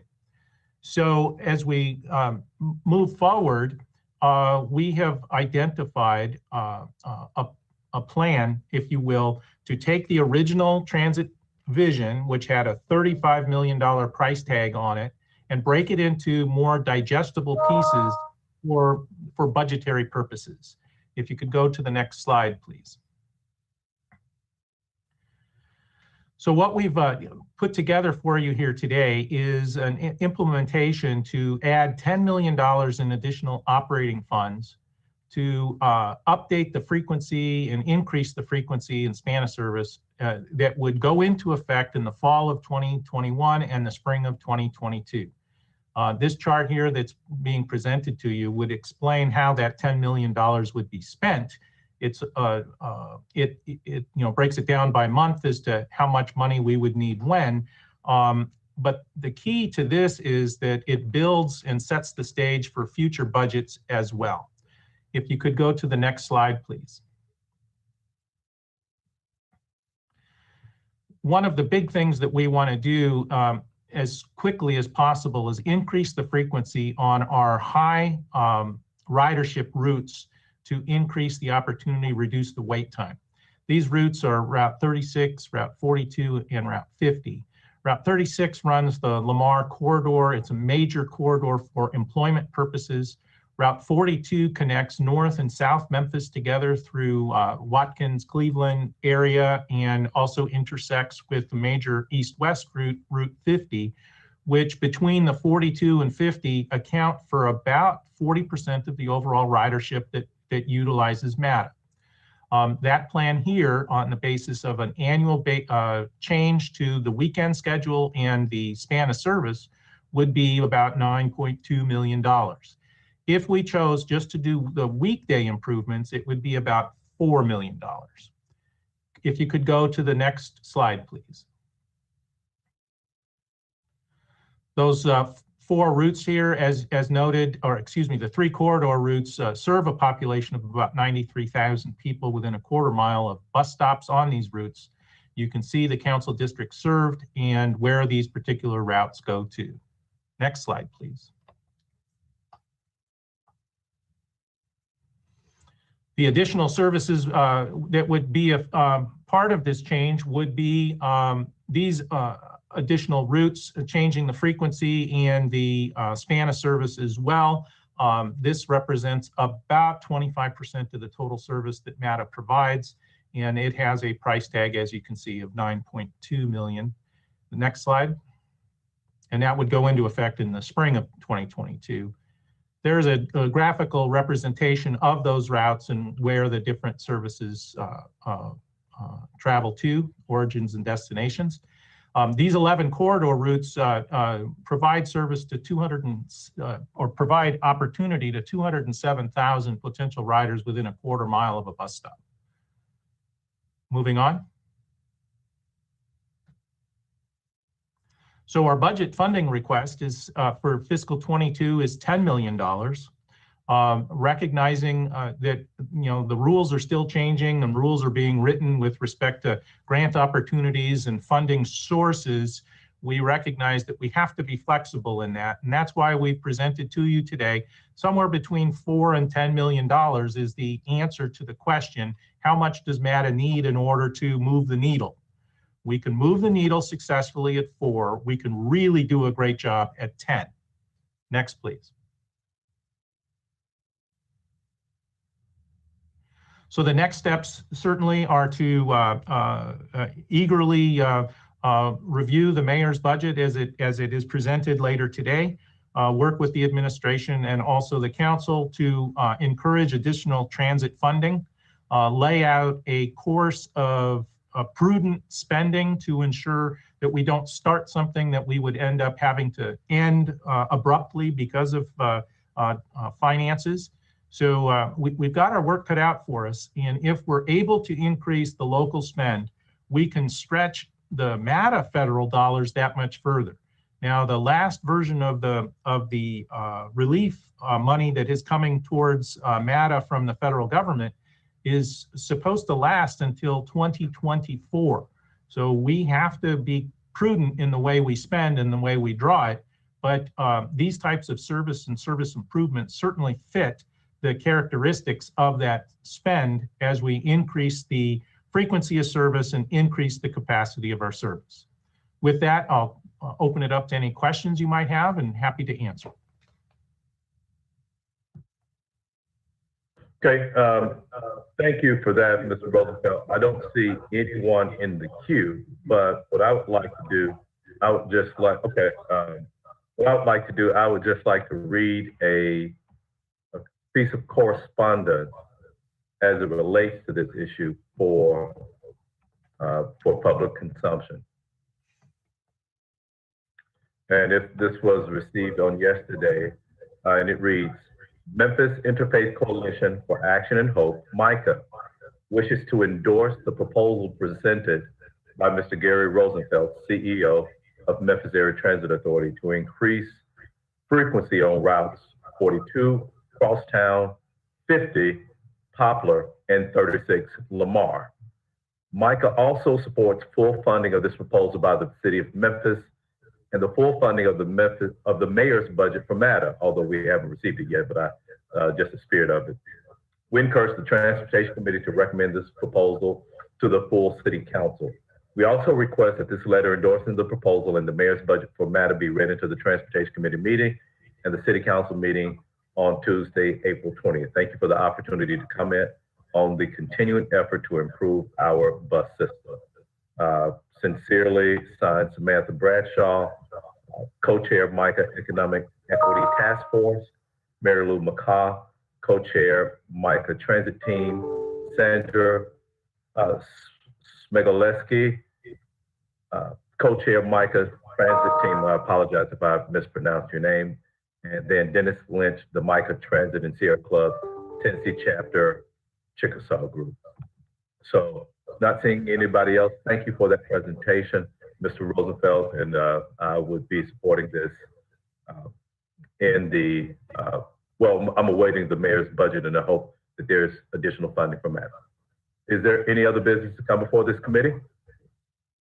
Then the Transportation Committee is adjourned. Thank you, everybody. Thank you, Mr. Chairman.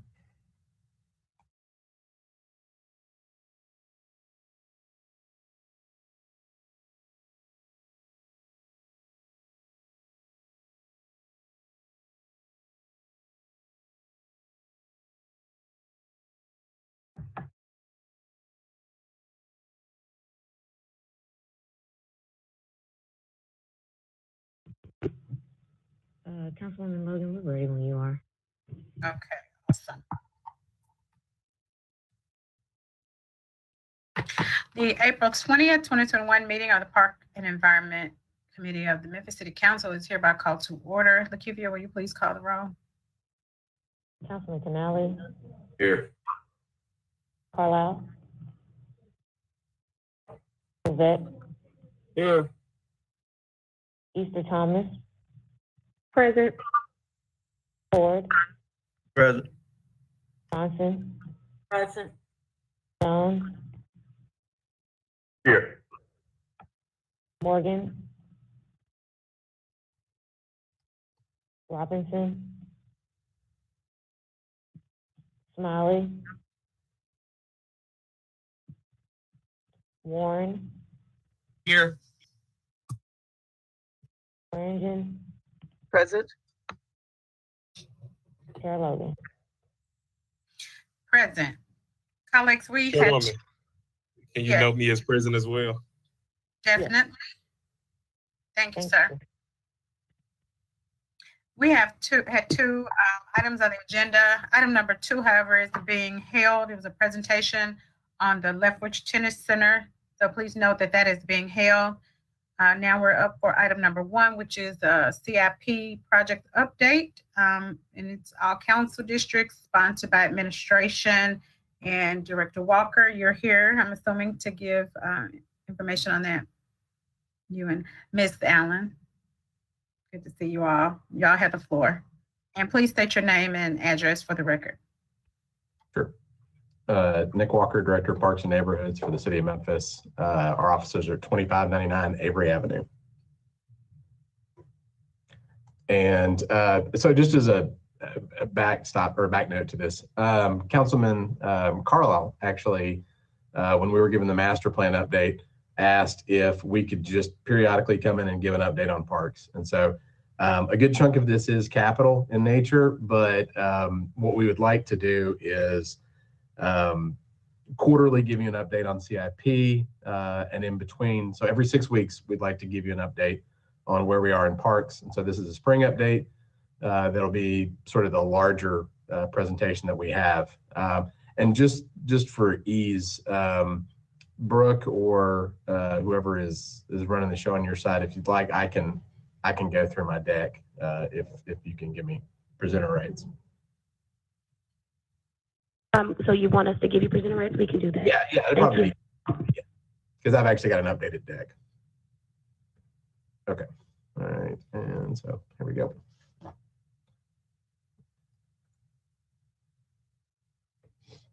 Okay, all right.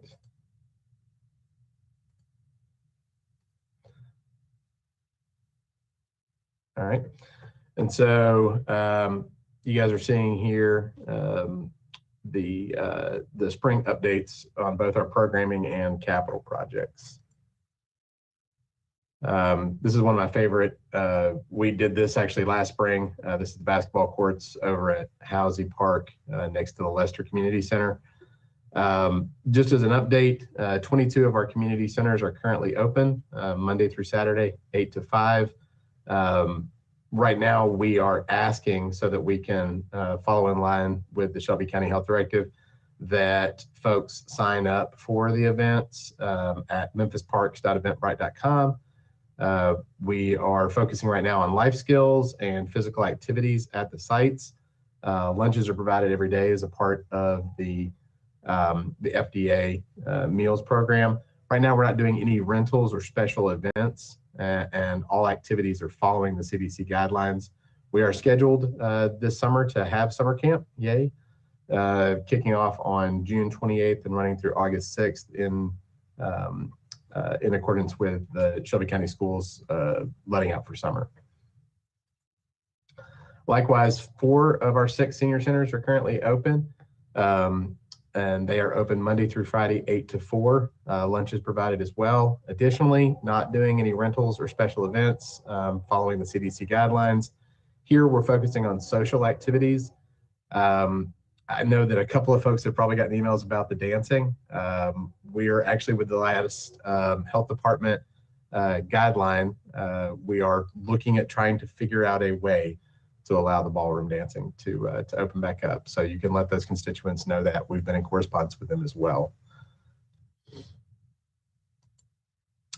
So aquatics. 2 of our indoor aquatics facilities are currently open, with a 3rd scheduled to open shortly. And the 4th, once some repairs are done. So right now, Hickory Hill and Orange Mound are open. Skinner is scheduled to be open soon, and there are repairs underway at Bickford. And once it is online, all 4 of the indoor aquatics facilities will be open. The outdoor pools, likewise, there's a couple of them that we're having to do some work on, but all the ones that are able to be open will be opened on June 21st. The splash pads are scheduled to open on the 29th, including one where we're hoping to have a ribbon cutting at the Whitehaven Community Center splash pad. The 7 courses for the Memphis Public Links are currently all open, with the exception of the links at Overton Park, as anybody driving down Poplar can see. The dirt work is being done. They're scheduled to sprig that with grass here shortly, and with any luck, that'll be open this fall. We're operating at full pre-COVID hours, with the exception of Overton, obviously. We're having stroke play championships at all of them this summer. There's a weekly, Lord willing, I'll participate in it tonight, scramble over at Audubon. Welcome anybody to join us out there. And then the big thing is this summer, we're going to be having a Nike Junior Golf Camp at the links at Whitehaven. The mayor has stated that it is his goal to subsidize a scholarship program for roughly half the seats that are going to be at that event. Athletics, the spring leagues are all in effect with kickball, softball, and soccer. We're currently permitting fields. The high schools are currently using 3 of our types of fields: soccer, softball, and baseball. All of them are following CDC guidelines. This is a picture from the Play Where You Stay program, which we're big fans of being partners with that program. Park activation this summer, the Play Your Park program will be kicked back off. Right now we're doing weekday workouts that started up in March. And if you'll notice that they're all tagged with the council districts where we've currently got those activities. So in districts 7 and 8, we've got workday weekouts. The NBA 2K21 tournaments are happening. Those kicked off March 31st. The Paint in Your Park was a big activity this last weekend over at Marquette Park. Movies in the Park, it's going to be all districts Saturdays in May. The Soccer in the Park program has been ongoing in districts 2, 5, 6, 8, and 9. And our summer programming will kick off in coincidence with the pools opening up June 21st through July 30th. It's going to be 14 locations, 2 in each council district, 9 to 2, Monday through Friday, with lunch provided, and then structured walk-up activities. So no registration required. Here's the capital portion. So the Whitehaven Community Center parking lot improvements and splash pad is 100% complete. We are scheduled to have a ribbon cutting there March 29th that I know one council member is very excited about. We're looking forward to having a kickoff there. May 29th, I'm sorry. March 29th is obviously already passed. The Ed Rice Community Center is currently under phase 1. The demolition is complete. And right now, as you can see, this is an aerial shot from probably about a month ago. We've got the walls up on the gymnasium, which is going to be in the south part of the site, and you can see here. Additionally, we've got the site work done on the new corridor that'll be running along the front side there, connecting the community center to the aquatics bathhouse. McFarland Park, the playground is actually complete. We're still doing a lot of the water erosion and mitigation effects that are going on there. We're about 65% complete. We've got a ribbon cutting tentatively scheduled for June there. We've got to make sure that enough of that work is done that folks can access the playground without getting into the dirt work that is both in front of and behind the playground.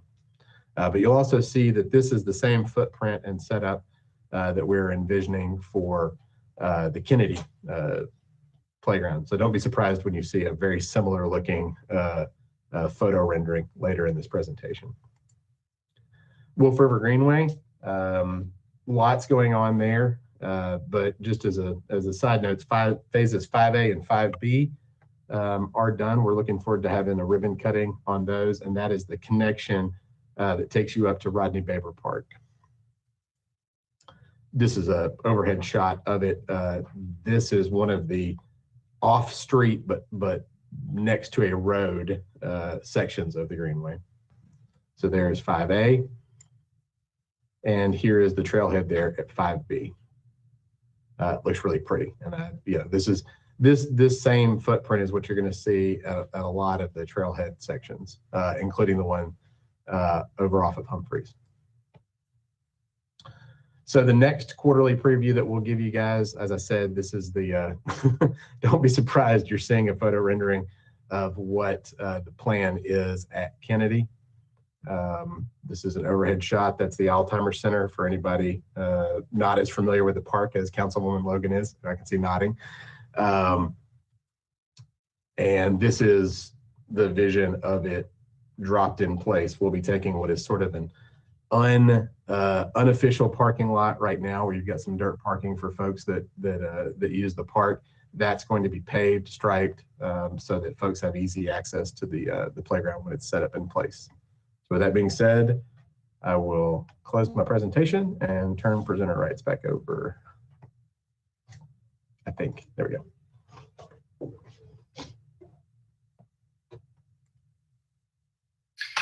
I was too into the presentation. Thank you so much for that presentation. I see some council members in the queue. Yay, Council Mr. Thomas, did you have anything you wanted to say on that, or just that note?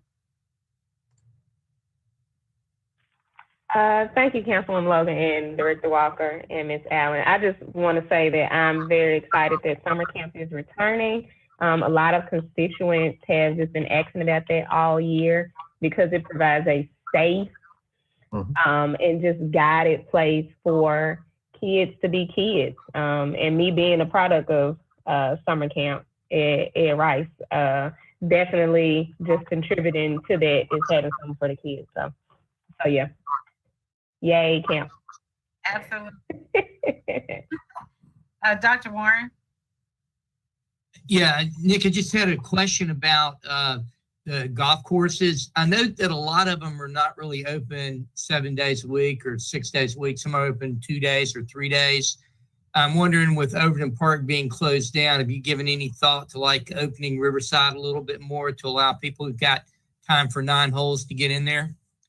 Actually, so as a side note on that, what we've chosen to do at Riverside is actually use those days off to do a couple of things. One, to make some improvements to the site, but also right now, 2 days a week, we've got youth golf that's going on out there. There's a couple of the municipal school districts that are using it. I would have to get with Mickey to get you the exact particulars on that, but I will also say that we have been looking at expanding the programming there as it gets a little bit drier. That course has got some water problems, but all that to say, one, we've got some youth use of it, which is increasing the youth access to it. And then two, we'll be looking as we get into the drier months to try to increase some programming there as well.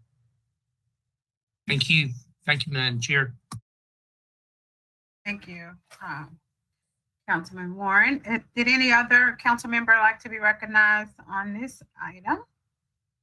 If not, I want to say thank you so much, Director Walker and Ms. Allen, for the work that you're doing. We absolutely love what we see happening and appreciate the effort and your understanding of what's needed in the communities and always being willing to make that happen and push that forward. So if there's no one else that would like to be recognized for the business before this committee, we are now in adjournment. Thank you.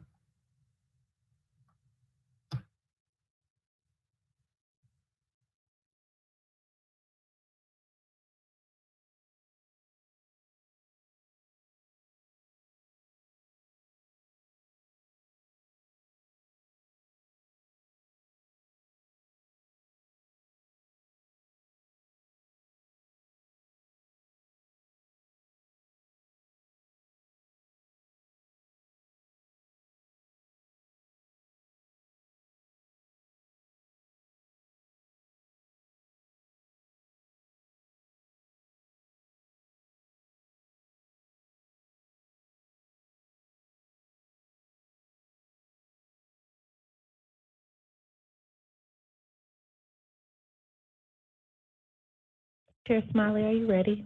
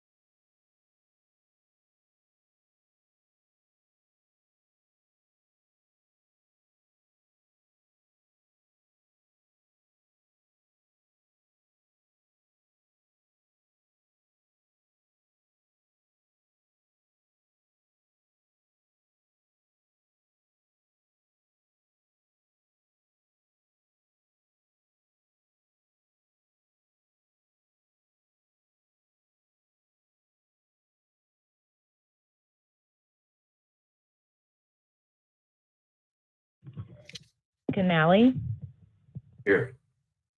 Councilman Carlisle,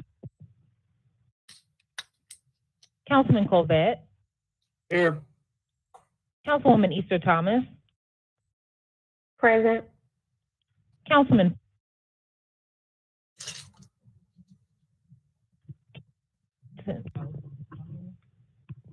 Couldn't hear you. Councilman Jones, Councilwoman Johnson, Present. Councilman Jones, Jones is present. Councilwoman Logan, Present. Councilman Morgan, Here. Councilwoman Robinson, Present.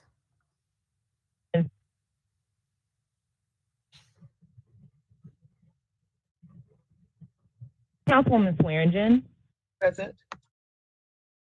Councilman Warren, Present.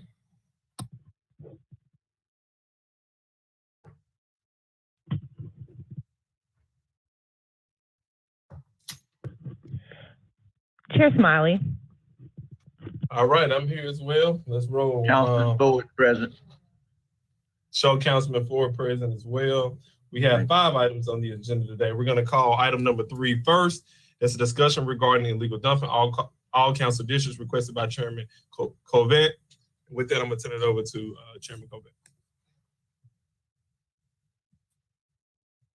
All right, thank you, Mr. Chairman. Colleagues, based on our discussion in the past few council meetings, there's been a lot of conversation and I think a lot of movement on the issue of illegal dumping. So what I have in mind is make a statement, but throw this open for conversation and begin the process of potential legislation to curb illegal dumping. But with that formal statement, dumping of solid waste without a permit is illegal under the Solid Waste Act as passed by the Tennessee State Legislature, unless a private landowner is managing their own waste on their own property. Often illegal dumping cases go undetected unless they are reported by the public. I will be working with state legislators to strengthen the Solid Waste Disposal Act, which creates penalties for violations. But tackling the issue of illegal dumping will be a collaborative effort between our local legislative bodies, including the Shelby County government and our state legislators. I believe this item is something we are all willing to throw our support behind. I believe Councilman Jones is working to get cameras in North Memphis to catch illegal dumping and as a preventative measure.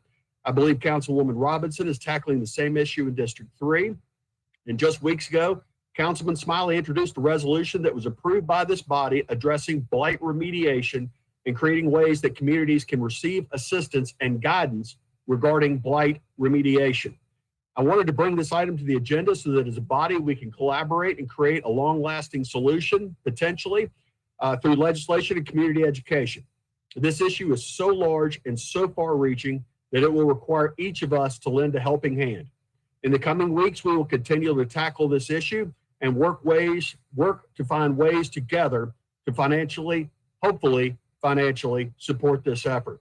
With that, Mr. Chairman, I'd like to throw it open because I was thinking, first things first, if any of my colleagues would like to join me in reaching out to state legislators to see who might sponsor it in the next session to strengthen these laws, I would greatly appreciate your assistance.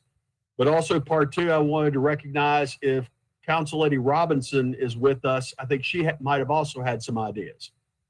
But with that, I yield back the floor.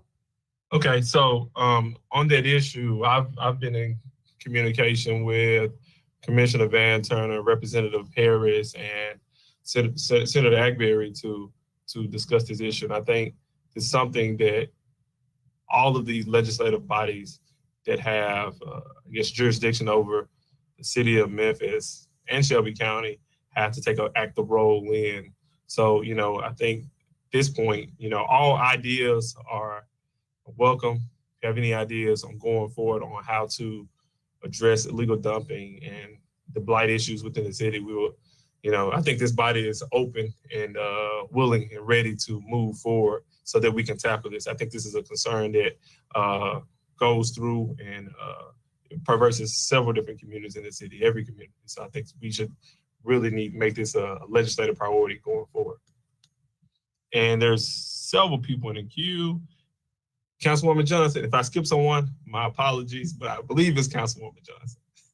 Okay, thank you, Chair, so much for the opportunity. I am in total agreement that we need to address this illegal dumping, but like Chairman Covette said, it is such a broad subject to an extent that I even believe individuals in their own capacity are dumping on their own properties, because it is not clearly defined what illegal dumping actually is.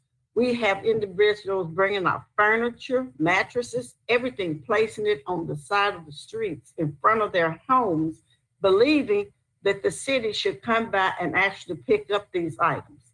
So I think we have to work on issues on the local level as well to establish what is actually going to be collected by the city and what is not. Recently, I see a lot of activity in regards to people cutting trees, and those trees cuttings are left on the side of the street. And I would like to have further clarification on exactly what the city will pick up in that situation. I also think we need to address the fee that they charge for collection of these this debris. So I'm in total support. Chairman Covette, I'll be glad to help you in any way to talk to the legislators and whatever we can do to help clean this city. I'm willing to be a part of it throughout the entire city. We need help, and it needs to begin with us. Thank you, Chair. Okay, thank you, Councilwoman Johnson. Councilwoman Logan, the floor is yours. Thank you, Chair. And I too am know that we need to address this. The first and foremost, we need to make certain that we are doing our part as well. Making sure that the trash is being picked up and that the out of cart and in cart is being picked up throughout the city in a timely manner. Of course, the ongoing situation that we have in Cordova, in Southeast, in Hickory Hill, and parts of Whitehaven, that has to be addressed. It has not been addressed, and some of that is some of the trash that you see in these areas due to trash not being picked up. So, we have that solid, which is becoming a public health and environmental issue as well. And that's another thing that we need to address. The second one is making sure that we address these set outs. A lot of it is when, people are being put out of their homes and there's no process in place to address those types of things.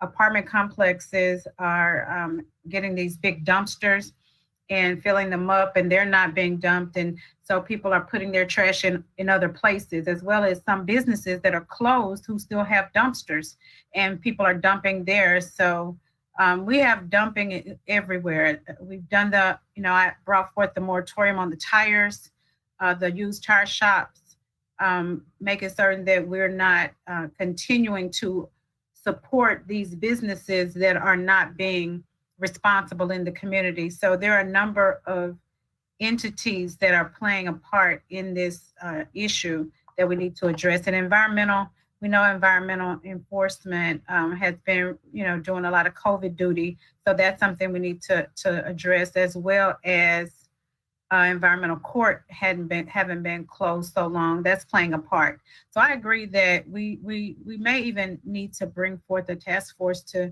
address this, come up with some sustainable solutions that include everybody at the table. Otherwise, it's going to be in silos, and we're not going to get a collective resolve by all the parties that are responsible. So I do think this is something we need to continue to look at, and even put some dedicated time and effort in coming up with a solution. I yield back, Chair. And some funding. It's going to take funding to resolve this issue. Okay, thank you, Councilwoman Logan. I see Director Lamar is on. If the council members don't mind, I would like to give Director Lamar an opportunity to, briefly talk about, some of the concerns that the council members that we do have. So, Director Lamar. First of all, thank you all for having me on. Councilman Smiley, you had directed that you wanted me to give you all an update on what's going on out in Area E and the emergency contracted services and so forth. And Councilwoman Logan, she was talking about those illegal dumps. So if you want to move merging. Go ahead. Yeah. So with that, right. I would seek to merge 3 and 4. It seems like we're all on the same page. So 3 and 4, consider that those 2 items are merged at this point. Okay. We sent in a slide deck to Meredith. So if Meredith would put that up, then we'll go through this, and then I'll be able to answer some of the questions that you all have in great detail.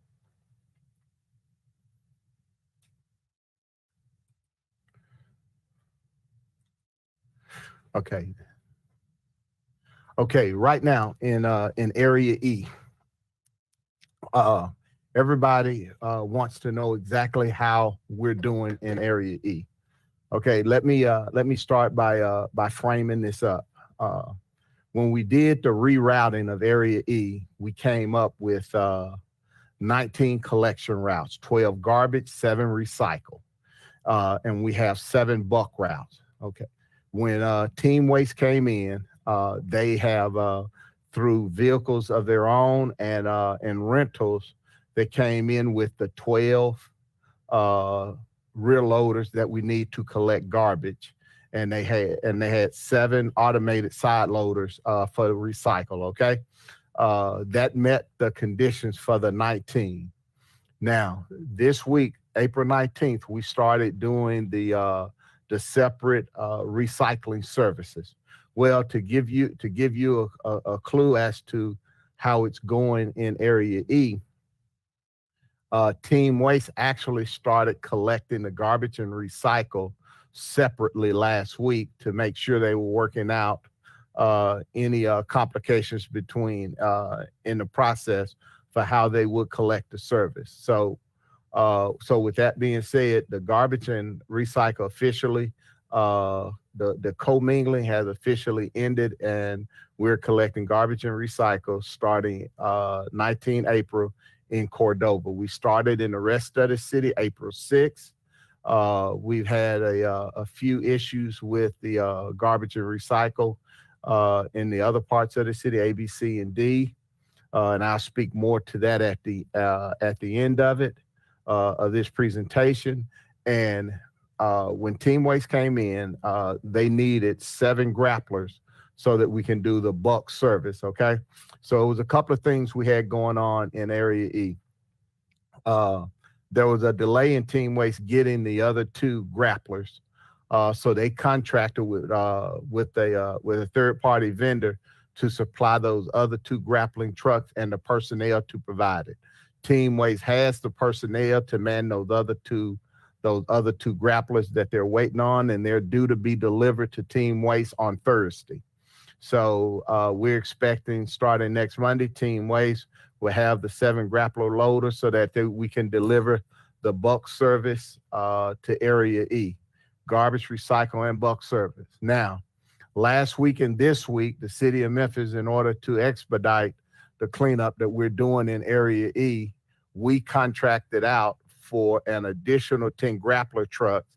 These additional 10 grappler trucks is working the non-bulk week. So when Team Waste was working bulk week, we had these other 10 grapplers working the non-bulk week, and we've done that last week and this week, and we're expecting this to end at the end of this week, when Team Waste will assume responsibility for garbage recycling outside the cart in Area E.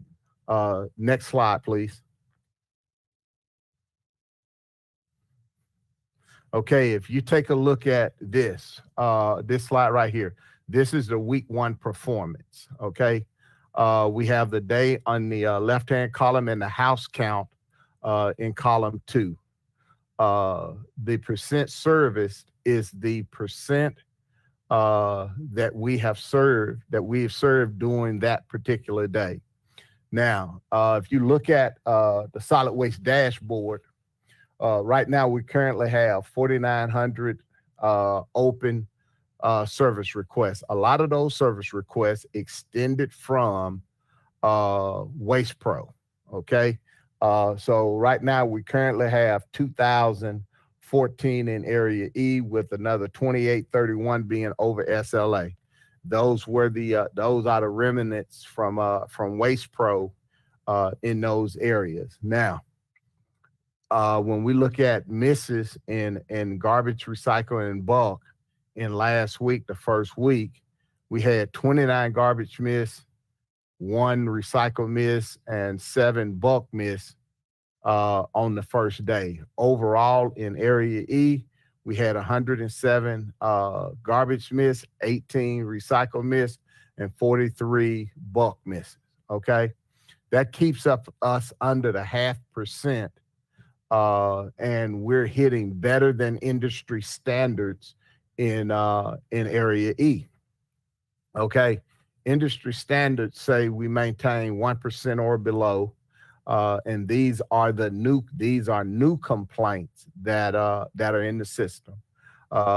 We have my data management team.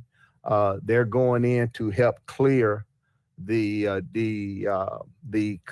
OSRs, or the open service requests in Area E that extend from Waste Pro.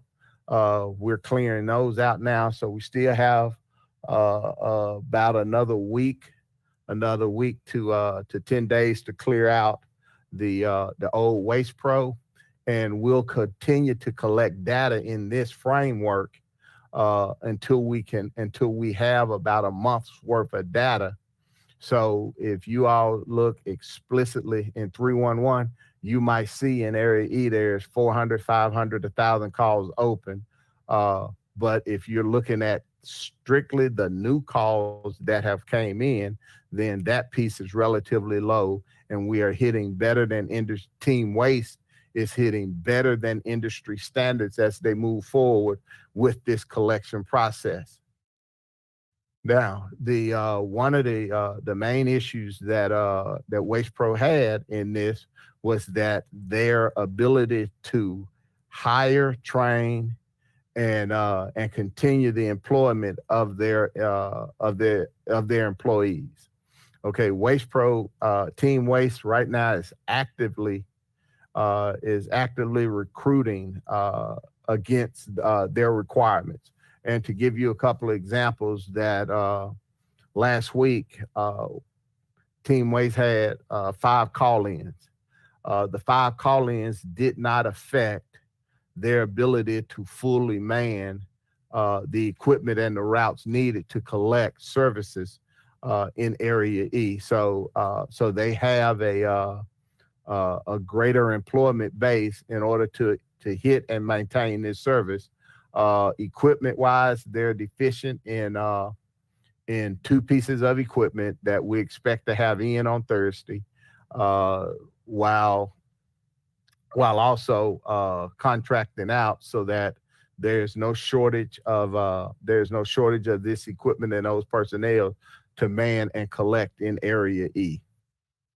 Slide, please.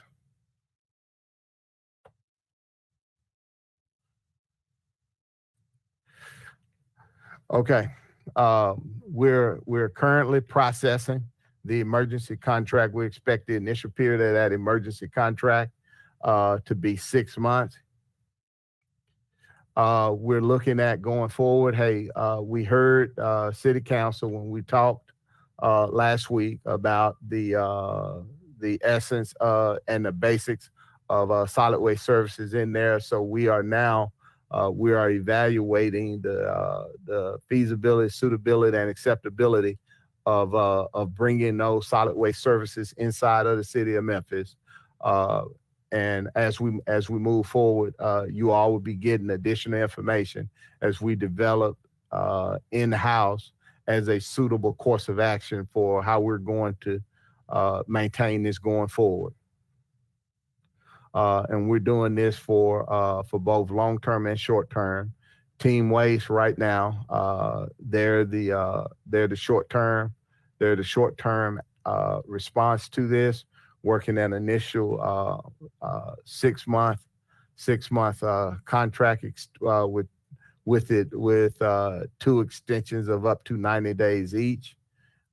So that time period in which we'll be under the emergency contract is going to be anywhere from 6 to 12 months long while we put together the RFQ so that we can go in and select a permanent solution set for how we're going to man and equipped Area E, whether that is through contracted services or whether that's through standing up an additional component for City of Memphis Solid Waste in Area E, the in-house solution.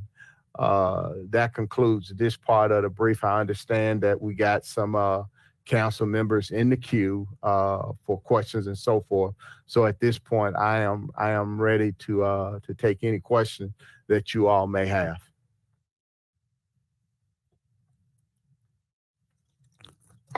Thank you, Director. I have a question. I think for some of my colleagues, you kind of addressed some of our concerns as it relates to Area E, but since this is a consolidated item, 3 and 4, one of the items that you really didn't hit on very much was illegal dumping. And I guess I keep this part of it off and then go ahead and let the other council members have their questions.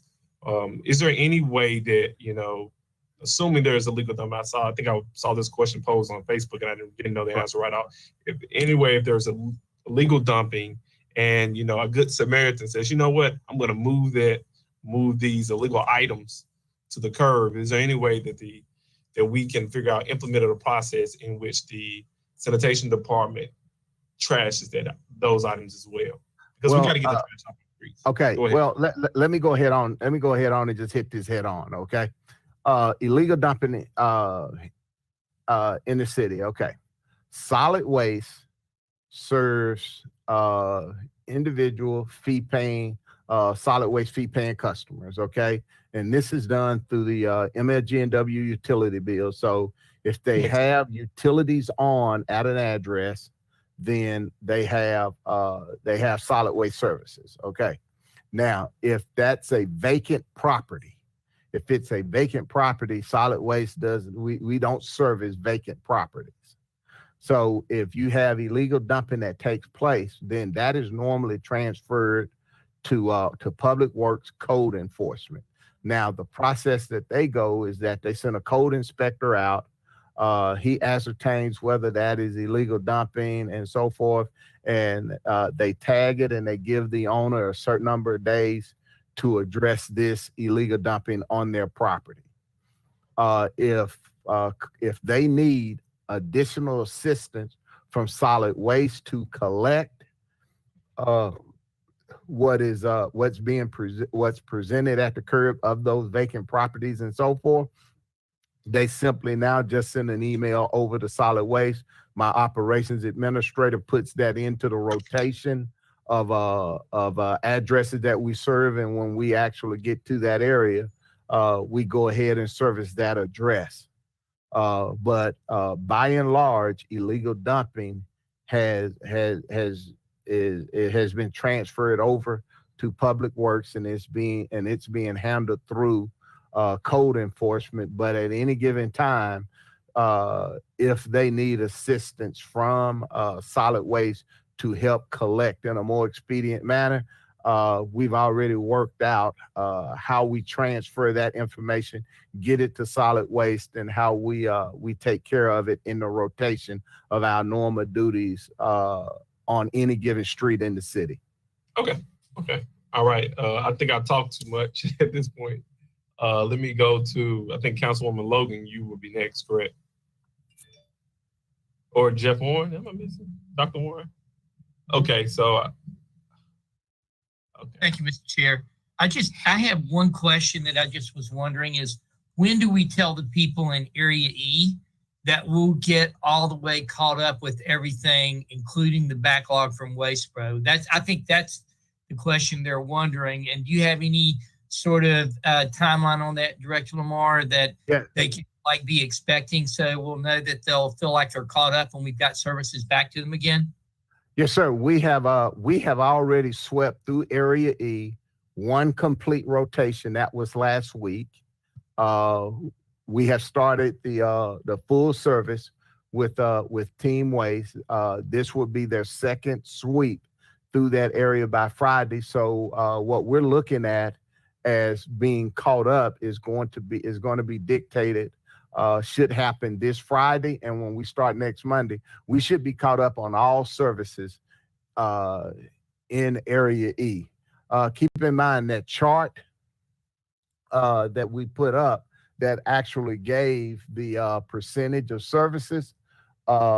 We had last Monday, we had 29 complaints of missed garbage, 1 complaint of missed recycle, and 7 complaints of missed bulk. Now, that's in one area. The benchmark for the city, each one of the areas operate, is less than 50 complaints in any area a day. That's 250. That's 250 a week. All 5 areas, A, B, C, D, and E. That's 1,000 a month for each area, and that's 12,500 in an area per year. Okay, and that keeps us under, and those numbers will have us under 1%, which is the solid waste industry standard established by the Solid Waste Association of North America.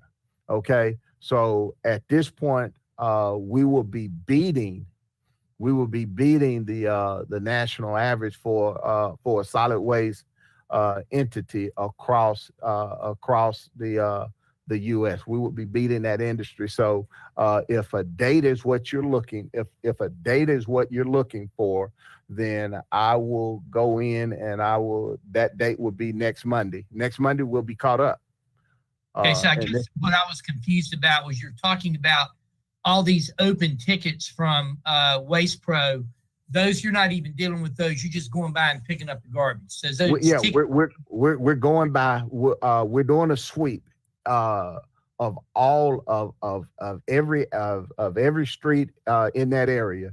Those open claims, we're having to send my data management team in to go in and get those closed. So they're still showing open in the system, but at the height, Waste Pro on that dashboard had almost 5,000. So essentially, we've done it, and what we're doing is now we're going to document it, but it's already been done. Okay, right. Thank you very much. Good job. Thank you, sir. Councilwoman Logan, I believe the floor is yours now. Thank you, sir. I appreciate it, Chair. Director Lamar, I just want to make sure that I am clear on a few things. And just want to know for Area E, specifically, when are they to put out their trash? Okay. They received a notice on the reroute. The reroute is in effect. Any customer in the Memphis area that wants to validate when their service is being collected, they can either go on to memphistn.gov, go down to the middle of the page, put their address in. They can sign up for reminders, and it's going to list their service date and what we collect, whether it's a bulk or non-bulk week. Okay, we also have a Memphis Curbside Collection app for Apple and Android that they can download to their phone. It was, once they put their address in, it will send them a reminder of what we are collecting, whether it's their bulk week or non-bulk week. Now, on any given week, what they can expect is cart garbage, cart recycle, 2 bags of yard waste. That's their regular service week. On their bulk week, it's the cart garbage, the cart recycle, 2 bags of yard waste, and up to 10 cubic yards of waste presented at the curb. And that's every customer is on either a first and third or second and fourth collection week for bulk. And we do need you to refer to the calendar that comes up, because of those fifth weeks. We normally have about 4 of those fifth weeks in a month, 4 times a year, and there is no planned collection of any area.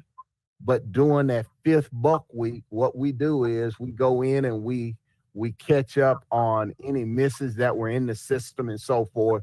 And then the next week we go back to the first and third, second and fourth. Okay. They were given some information at the end of December after the redistricting. After the de-annexation. So are they on that route, or they go? Yes, are you ma'am. The first route?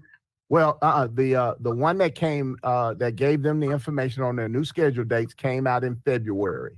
Okay, we sent them communications in February, and it was put up as a banner on our on the solid waste the solid waste site. The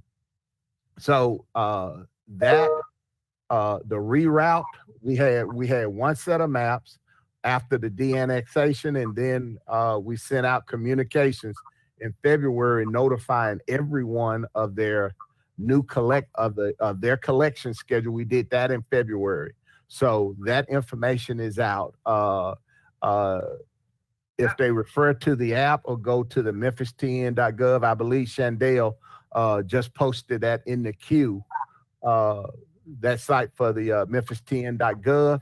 But if they go to that site, put their address in, it's going to lock in what their service date is, and that's the schedule we're following, because what's loaded on that app and on that website is their current collection day. Okay, well, I'll let the constituents know that, because that's what they were doing, and it wasn't being picked up on the reroute, the new rerouted date. So it may have been.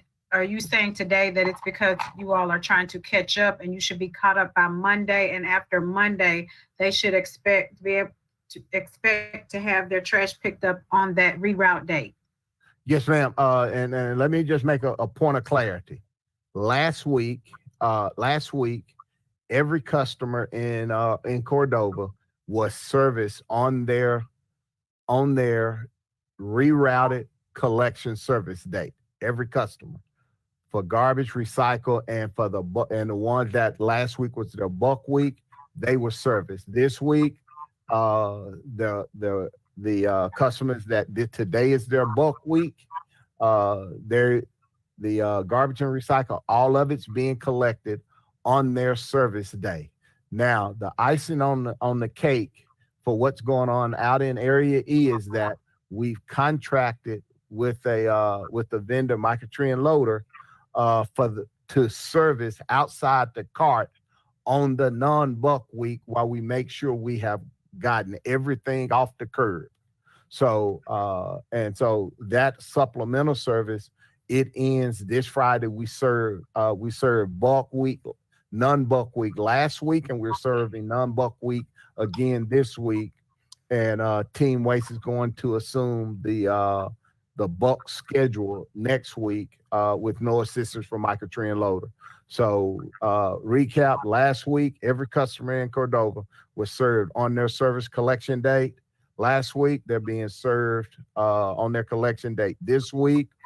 This week starts the official process of us collecting garbage and recycle separately.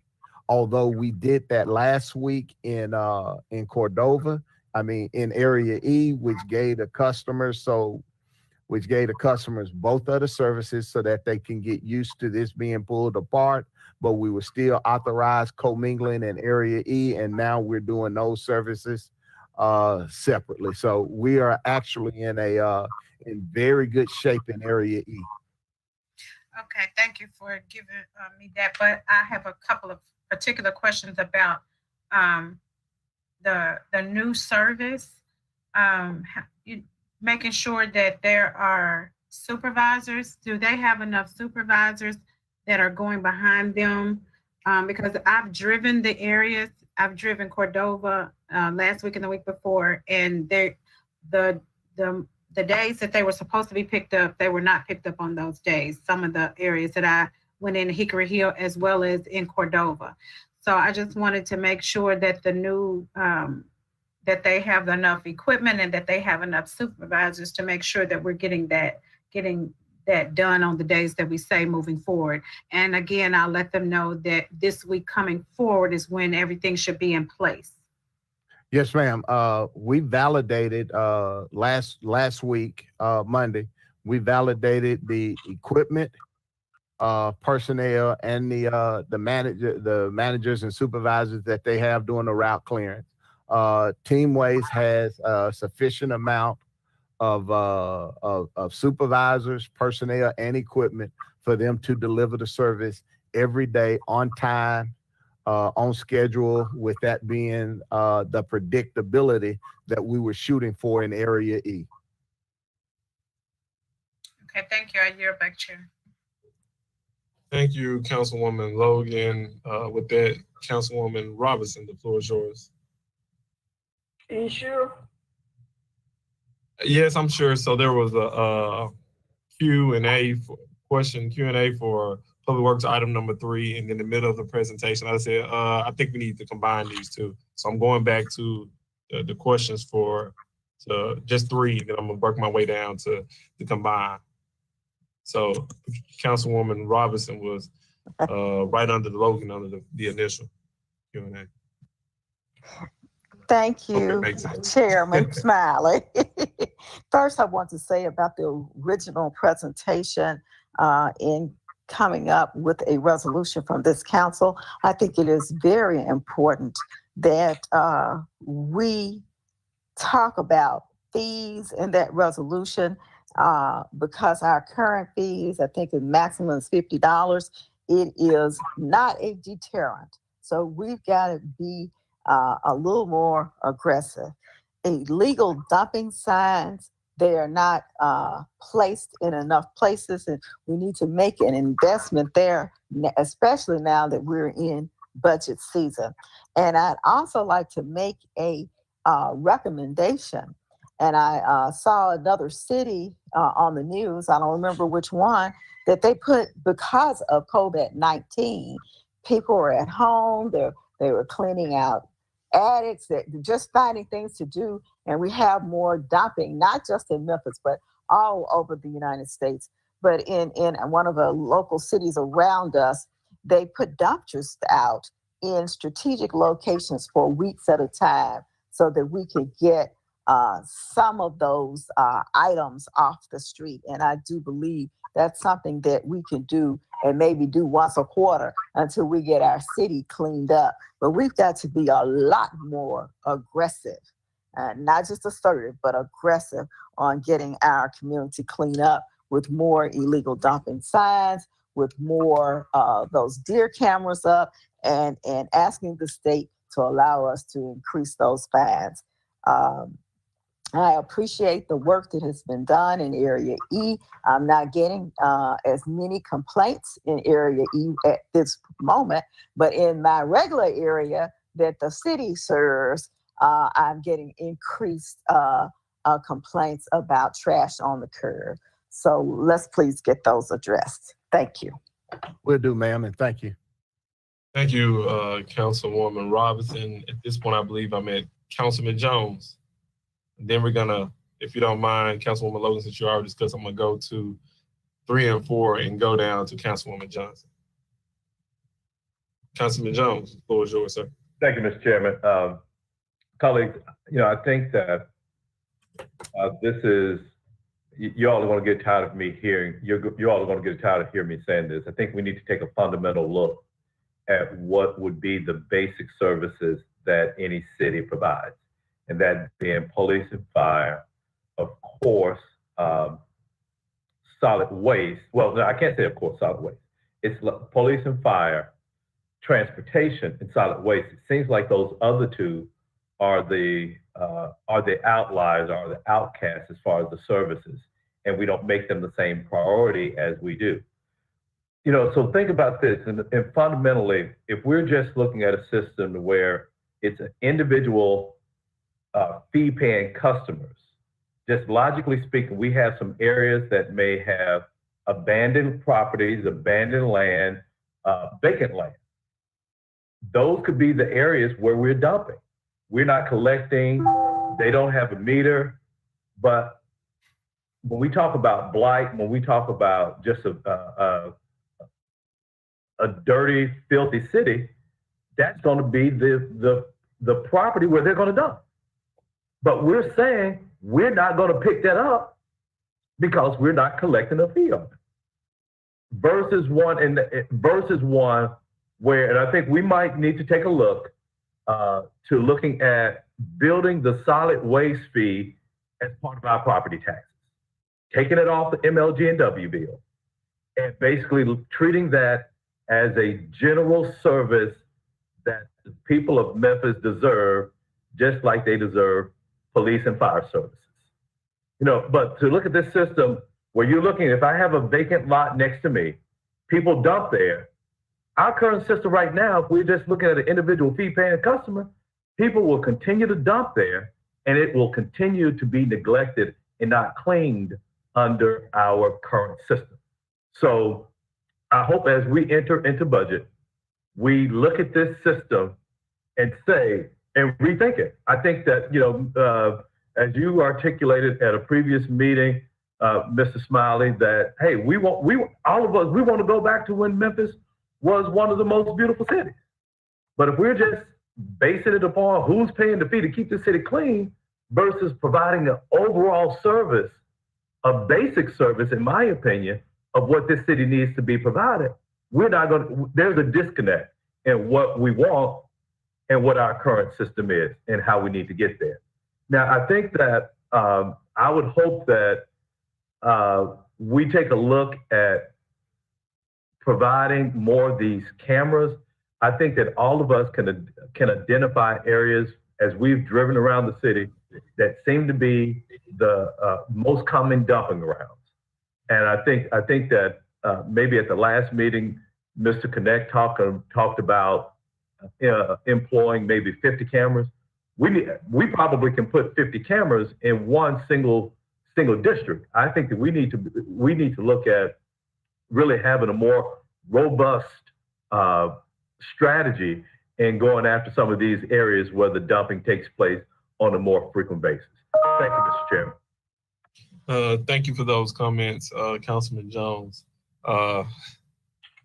Seems like your staff is going to have some time because you're going to come back with the proposal to make these type of changes. What I would like to know, in light of your thoughts, how would we as a body make those changes? Is it something that we need Alan to take a look at? Because I'm not really sure. Or is it something that we would have to be working with the administration? Or is it something that we can just make the changes and the administration has to carry it out? I don't know. So Attorney Wade, I'm assuming you're on. Have fun. I am. Thanks for the easy question. Do you want to make an opinion on it, throw some suggestions out, or do you just want to wait till you have more time to kind of look through some of the suggestion that Councilman Jones has made? Because I'm assuming this body would like to look at it, whether we decide to vote it up or down at some point. Yeah, I mean, obviously it would require a lot of data in terms of how much you're talking about adding to our tax rate. Also, I mean, I think you can explore whether or not you can use the nuisance laws to increase the penalties for people dumping, as opposed to being limited to an ordinance violation. I mean, there are a number of things we can do, or at least look at, that are more creative. But I'm not prepared. I usually want to have a lot more factual data before I can give you advice directly. And I think we're going to hear the mayor's budget tonight. And so I think we need to look at that first before we start moving down the road of altering the tax rate. Okay. Thank you, Attorney Wade. With that, I'm supposed to be at Councilwoman Johnson. Oh, thank you, Chair Smiley, so much for the opportunity. Director Lamar, my first question is, how would you consider yourself rated in regards to the collection of trash throughout the city on the whole currently right now? Because this question goes back to what Councilwoman Robinson just stated, that we're still having some issues in Super District 8 in regards to delayed trash or trash not being picked up. So tell us about the other parts of the city. What are you doing? Well, right now, as recent as this morning, I met with my managers at one facility. We accepted a level of risk when Area E, when we started providing city crews to go over into Area E to help provide some immediate relief going on in Area E. At that point, the complaints in A, B, C, and D started to escalate. We were basically under between the 50 and maybe 60 and about 50 and about 65 complaints per day in any of those areas. We were under the 1% mark across the city. Now we're a little bit higher than what we had prior to, but that was solely due to the risk that we was accepting, trying to get additional assets over in the Area E for assistance. Now, I am meeting with my managers and supervisors in their respective areas, and we're dealing with the uptick in complaints in those areas so that we can get those back down to industry standards. Okay, so how long do you think this may take before it's completed? No more than a couple of weeks. Okay, a couple of weeks. Hey, will you please define bulk waste more detail? When you did give some specifics, was it 1 cubic? It's 10 cubic yards of waste. That's the size that Okay. outlines the size capacity. Okay. Give me an example, like 10 by 3 by 4. Give me what are we looking at for the average person, so they'll have an idea of what 10 cubic yards would actually look like.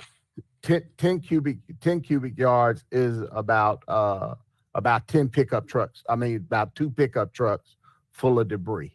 If you loaded that debris into the back of a pickup truck, 10 cubic yards would be about 2 pickup trucks worth of debris. And I'm not talking about 2 pickup trucks where it's stacked all the way up and we have trouble getting it up under a bridge or an overpass. But generally, two pickup trucks, and that's on the curb. Now, when we start talking about bulk items, Memphis is a canopy city, okay? That means we have a lot of vegetative debris.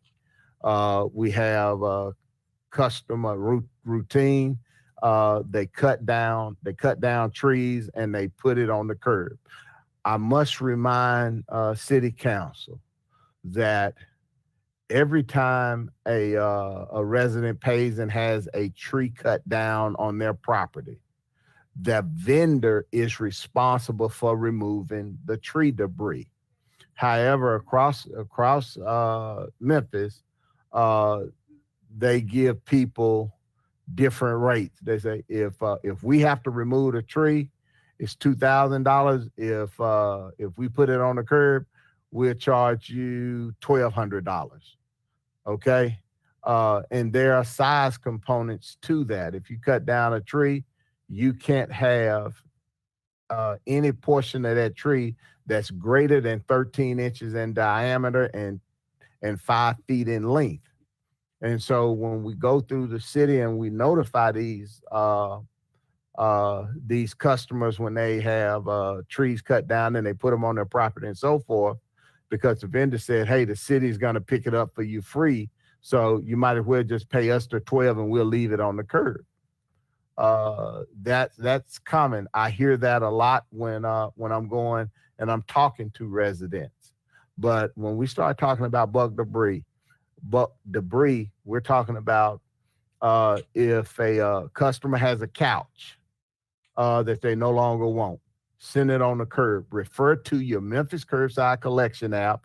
Look on your bulk service date, and it tells you when to put it out so that it will be collected. We do not collect contract debris. So if they had like a wooden fence and they had another wooden fence being put up, we don't collect that. If you're in there doing drywall and you're tearing out all the drywall or the roofing material and so forth, we don't collect that. That is contract debris. And we would end up, when we go by, we would end up calling code enforcement so they come back and they tag these things. But generally, if somebody bought a bedroom set and they wanted to replace the one, they take their bed, break it down, put it on the curb, and we will collect that on their bulk service day, and that includes the mattresses and so forth. So it's a very wide range of things. It's no household hazardous waste. If somebody puts cans of paint that they have in their garage that's half full, that's household hazardous waste. If they put gas, those propane tanks on there, we don't collect those. That's household hazardous waste. We have a facility that the customer can take it to out at Shelby Farms, that they can take this and get it done. Hey, we will collect a refrigerator that's put out on the curb, but it must be free of the Freon and so forth in that unit. We won't collect that if it has Freon. So on the Memphis Curbside Collection app, it has a nowhere to throw. It tells you about the recycling and so forth, what we take as bulk, what we do not take as bulk. And we just ask that you follow the schedule, put it out when it's supposed to be out, and we'll collect it. Now, one of the things that we have done is in my solid waste complement, we have 24 picker operators. We have 24 picker operators, and those are the guys that go by and they use those picker equipment to pick up the outside the cart debris. I'm in the process of increasing that complement from 24, get it up to 28. So rather than have 6 assigned per area, we're going to have 7. And that's a tremendous increase in capability, just going from 6 per area to 7 per area. And we have some heavy equipment operators. We have 7 in our complement that gives us the opportunity to pick up these larger piles. But typically, some of the things that go along with that is that the customer may put out 20 or 30 cubic yards of yard waste. They will put it on the curb, and they will put it on the curb right next to their mailbox or over their cable, or they'll stack it on the ground, and their cable box comes right up over there, and they put it right in the middle of the pile. And so we can't see it. And when we go to collect it, we have one of those heavy equipment operators, and they grab pretty much 10 cubic yards in one pull, and we snatch the whole entire cable out the ground, and we get claims that the city is tearing up cable utilities and so forth. And it's simply because the customer themselves, they stacked it over their cable box, or they stacked it right next to their mailbox. And you get a complaint if I don't get it, because it's sitting right there next to their mailbox. And if I don't get it, and if I do get it, then we get cable claims and everything else. So sometimes it's pretty difficult. And we have certain streets where we have a lot of on-the-street parking. They have on-the-street parking on the day of collection day. Well, we don't work around cars. And when you have cars parked bumper to bumper and there's yard waste and so forth on there, we don't collect it because they have the cars on the street. We don't know if those cars are abandoned or not. and you get those calls saying, hey, I saw the truck come down and they didn't get my yard waste. But when you go down there, there's 5 cars that's lined in the front of their house. Okay, I see we still have a lot of work we got to do with the citizens. But in regards to your contractor debris, are you talking, a lot of people say, I tore out my own bathroom and I placed the debris on the sidewalk. You will not pick that up. Even if they did it.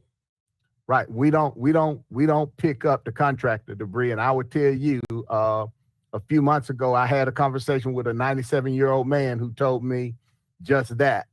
He tore out all the drywall in his house and he put the debris out there on the curb. Correct. I can't tell you whether he's telling the truth or not, but I think it's highly unlikely that him being in the condition that I saw him in, that he tore out a lot of drywall in his house and he put it out there. But it's not my job to figure out whether they're telling the truth or not. It's my job to pick up the waste. And generally, we do not pick up contractor debris. Okay, I guess that'll be something else that this body would need to address, because there's a lot of contractor debris from demolition, evictions, and things like that that's just sitting on the side of the street, and they're expecting, I guess, your office or someone to come through and pick it up. Now, who actually places the sign on the debris that I'm hearing about, the yellow signs, and who will actually come out later to pick up the debris? Well, it's 2 pieces on that. We got code enforcement. The code enforcement officers, they've recently brought that department up, and with the significant number of hires and so forth, they do it. My supervisors also tag that debris, and we put it in the system, notifying code enforcement to come down and look at those. Okay. I have an Area E coordinator that works out in that area. He tags, and this is just to let them know that we have this debris on the side of the curb, so code enforcement can come out, investigate it, and decide if it's actually a violation, and to give the owner a chance to adjudicate it. And I would simply tell you, I can't tell you the number of customers that will stop us and say, well, how much are you all going to charge us if we just leave it out here and let you all pick it up? We don't answer that question. We don't tell them how much they're going to be charged. We don't do that, because now they're shopping for service. If you want to control the cost, you have that waste removed from your curb. If the city if the city removes that waste, then what we're going to do, we charge them based on the assets and man hours and so forth, and the equipment that we need to remove, that it takes to remove that waste. Okay. Now, the question that I'm receiving is, how much time do you give them in order to get that item removed? Because a lot of times, they're telling me rather that I actually cut this down. I could care less what they're said that they believe someone else did, but they cut it down. And because the trucks have not been by, the piles are getting higher and higher over the weeks, and you're charging them $500 and $600, and they had no idea that they were going to be charged that amount of money. And in a lot of cases, the notice is not actually given to the owner directly; it's placed on the trash. And I would think that notice really needs to be sent to them in the mail rather than just placed on the trash that could possibly blow away. That's something that if as a body, you all direct that the notice be sent to the owners. But in Memphis, we have a problem. We have a really bad problem of a lot of properties are rental properties. Those the addresses are out of town addresses. Mm-hmm. So I think that maybe Director Connect could speak more on this, but We don't just place that notice on a pile. We attach it so that the person that is at that resident or the property owner, if they're monitoring their property, they'll have access to that tag. The time period to adjudicate it, I think is somewhere about 5 to 10 days to move that. And let me just share this. Out in the Hickory Hill area, that's Rhonda. I think that's Rhonda, Councilwoman Logan. Rhonda Logan's her area. We service one address. It was so much debris out there that it took 6 20 cubic yard trucks to remove it. One address. They were renovating a house and so forth. But 6 cubic yards, six 20-yard trucks to remove it. That's a lot of debris. That's an eyesore just from the sheer mass of it. And they want to decide if it's cheaper to let somebody else haul it, or is it cheaper to let the city haul it? But you did charge for that removal. Yes, ma'am. Waste Pro did. They called me out to the scene because it was so much debris. Okay. Okay. But those are just some of the examples. But we do notify them and so forth. Chair Smiley, I appreciate this opportunity to ask the questions, but I also would like to know if we can get Public Works to come in for discussion, because I think we're going to have to join these forces to address issues. And I totally support the concept of Councilman Jones in regards to adding a fee to property tax collection, not necessarily increase the property taxes, but it needs to be a fee where everybody actually is responsible for. Absolutely. I think this body understands that to address our illegal dumping issue in the city is going to take a comprehensive approach. So I will have something on the agenda next council meeting, in which we have both Director Lamar and Director Connect here to hear some of the concerns and proposals from the council members. I do understand that Councilwoman Logan wants to speak again, and then hopefully we can move on, because we know that this is going to be a pretty long day for all of us, and I do value lunch. So Councilwoman Logan. Thank you, Chair. I just wanted to make sure that, thank you, Chair. I just wanted to make sure that moving forward, we keep them separate. Illegal dumping, separate conversation from the solid waste management, because as we've noted, our citizens of Memphis that pay the same fee for solid waste management, everyone in the city deserves the same level of service, and not just to be looked at as a contract, as I said so many times last year. We want to make sure that we look at that separately from the illegal dumping and give both scenarios, the situations, proper time and insight and effort. Absolutely. I combined them too because we have a pretty lengthy agenda today. So going forward, they were separated in the beginning of this, but combined the two because we have a pretty lengthy agenda. So my apologies on that aspect.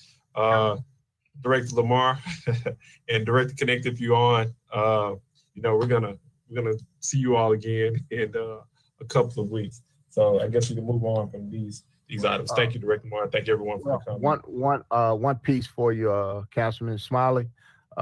If you would like, I'd like to schedule some time so we can sit and talk about a few issues and so forth. We can do it one-on-one, and then you can make a determination on how we want to move forward with the council and for presentations during this time period.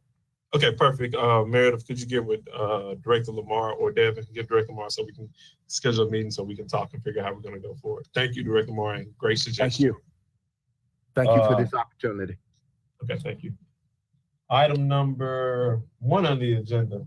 Try to get through these pretty quickly, you all. A resolution to appropriate $3,049,712 to construct the Medical Center Streetscape Project EN 01026, District 6 and 7, Super District, sponsored by the administration. Request for same 9 minutes. Can I get a motion in a second? Move it, Colvette. Moved by Second. Covette, seconded by Dr. Warren. Director Bland, you ready? Yes, sir. Good afternoon. Manny Belen with the Division of Engineering. So what's in front of you today is asked to appropriate construction funds for the project in the Medical District Streetscape Project. That project is to reconstruct part of Poplar Avenue between Dunlap and Cochrane and along Dunlap between Poplar and Jefferson. Some of the work that's included in that includes upgrades to the pedestrian infrastructure, curb gutter, sidewalks, also additional traffic signal upgrades at several locations along that stretch, as well as various transit enhancement and overall streetscape improvements. This is a grant-funded project, so 80% of it is grant through the state, and the remaining is our matching fund. So with this ask, we're asking for the construction funds to be appropriated. Would save 9 minutes because we're eager to go and start this project for your consideration. Thank you. Thank you, Director Bland. It appears that all hearts and minds are clear. Can we get a vote on this item? Oh, hold on. Hey, Chairman. There's a question by Councilman Carlisle. Go ahead, sir. Yeah, what's the rush for the same 9 minutes on this? Again, we're very eager to get this project started. It has been in the books on the state side for the grant. And so the quicker we get the construction going, the easier for us to submit for reimbursement through the state. All right. So the request is getting money from other people to pay for stuff. Gotcha. All right. Thanks, all right. Can we get a roll call vote on this item? Councilman Canali. Yes. Councilman Carlisle. Aye. Councilman Colvette. Yes. Councilwoman Easter Thomas. Yes. Councilman Ford. Yes. Councilwoman Johnson. Yes. Councilman Jones. Aye. Councilwoman Logan. Aye. Councilman Morgan. Yes. Councilwoman Robinson. Aye. Councilwoman Swearingen. Councilman Warren. Aye. Chair Smiley. This item is approved. Item number 2, a report on debt obligation for the state revolving loan funds, SRF 2140-45-1 for $15 million for sanitary sewer collection system rehabilitation and replacement districts 4, 5, and 6, Super District 8, sponsored by the administration. Seems to be a just report. Is anyone from the administration to speak to this item? Yes, sir. Robert Connect, Public Works Director, sir. All right, Director. Yes, sir. Thank you. Just quickly, too, I heard all the comments, as I said, and have a lot of discussion that we could add to this illegal dumping and a lot of the issues we're talking about. So I'd be glad to talk about that later. So because we have taken out a loan with the Tennessee Department of Conservation, TDEC, Environment Conservation, under the Clean Water State Revolving Fund, SRF, we just have to kind of give you an overview of what that is in terms of a debt obligation and how this $15 million is going to be used for. Obviously, this program is an excellent program for the city of Memphis, primarily because there's a huge value. This is a very low interest loan that we're able to obtain when we make this request. So in this case, the loan interest is going to be 0.69%. So it's a 0.61% interest loan and an administrative fee of 0.08 so it's a total of 0.69% interest, which you can imagine is almost free money. So that interest rate is so low that it's so advantageous. It is $15 million. It is specifically applied to a project where we're going to replace 35,000 linear feet of CIPP, doing 35,000 feet of cured in place pipe, and about 20,000 feet of mainline replacement. Again, this is just an information to council that we have. The loan was approved February 17th, 2021 with the state, and that the interest rate and the obligation that the city will have for repayment using this sewer fund. So it's not any impact to the general fund, obviously. So I answer any questions anyone have about this program and how we use the funds and the intent.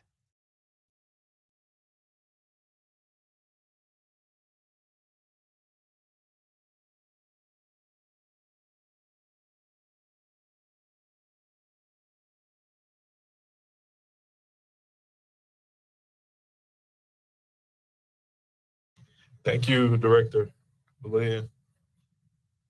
So any council members? Can y'all hear me? Okay. Yes, sir. I can hear you. Nobody's in the queue, JB. I was in the queue. Okay, we can move on from this item. All right. Item number 5. Discussion regarding ordinance 5782, protecting public health and the environment preserve the Memphis and aquifer and promote environmental justice. All council districts sponsored by Councilman Ford and Councilman Bourne. Can I get a discussion, but also maybe a vote? Can I get a motion to second on this item? There's nothing to lay down on the floor. Discussion only? Yes, All sir. right, so in the interest of time and to make sure that adequate time is allocated to both sides, we're gonna start with MCAP with and those supporting the ordinance and those against the ordinance. Those supporting the ordinance will go first. I'm gonna try to allocate, say, 12 minutes to both sides. With that, Dr. Warren and Dr. Ford, I was about to give you extra letters before your name. Dr. Warren, you like to say a few words before we Thank you, go Mr. forward? Chair. 50 Some years time, ago, a group of concerned Memphians stopped I-40 from running through Oakland Park. Had they not taken up that fight, think of what the city would have lost. Today's vote is not dissimilar. This is a vote about what our city will look like, not only today or tomorrow, but in 50 years. This ordinance number 5782 will at long last establish the requisite regulation of our city's drinking water. We've heard from the council a desire and willingness to protect our groundwater, but hesitancy about how to do it best. With council's feedback and help from stakeholders in the legal community, we drafted an updated ordinance that will protect Memphians, our drinking water, and is well within the bounds of this body's authority to pass. The proposed ordinance is about protecting, not preventing anything. The ordinance is not a zero sum, and it will not prevent future development projects in Memphis as long as they pose no risk to our aquifer and our people.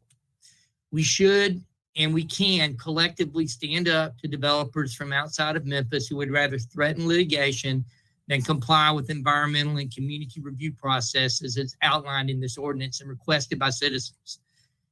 We need to act to pass this ordinance after we've listened to our partners in this situation. Currently, we have the mayor's office and Jennifer Sink that have requested us to continue to look at this and ask for a delay. We also have MLG&W who sent us a letter wanting to help us strengthen this ordinance. And I propose that if it's acceptable with my colleague, Councilman Ford, that we go ahead and delay this particular ordinance until our next meeting to allow the mayor's office and MLG&W to help us possibly strengthen the ordinance so we can protect our water in the future.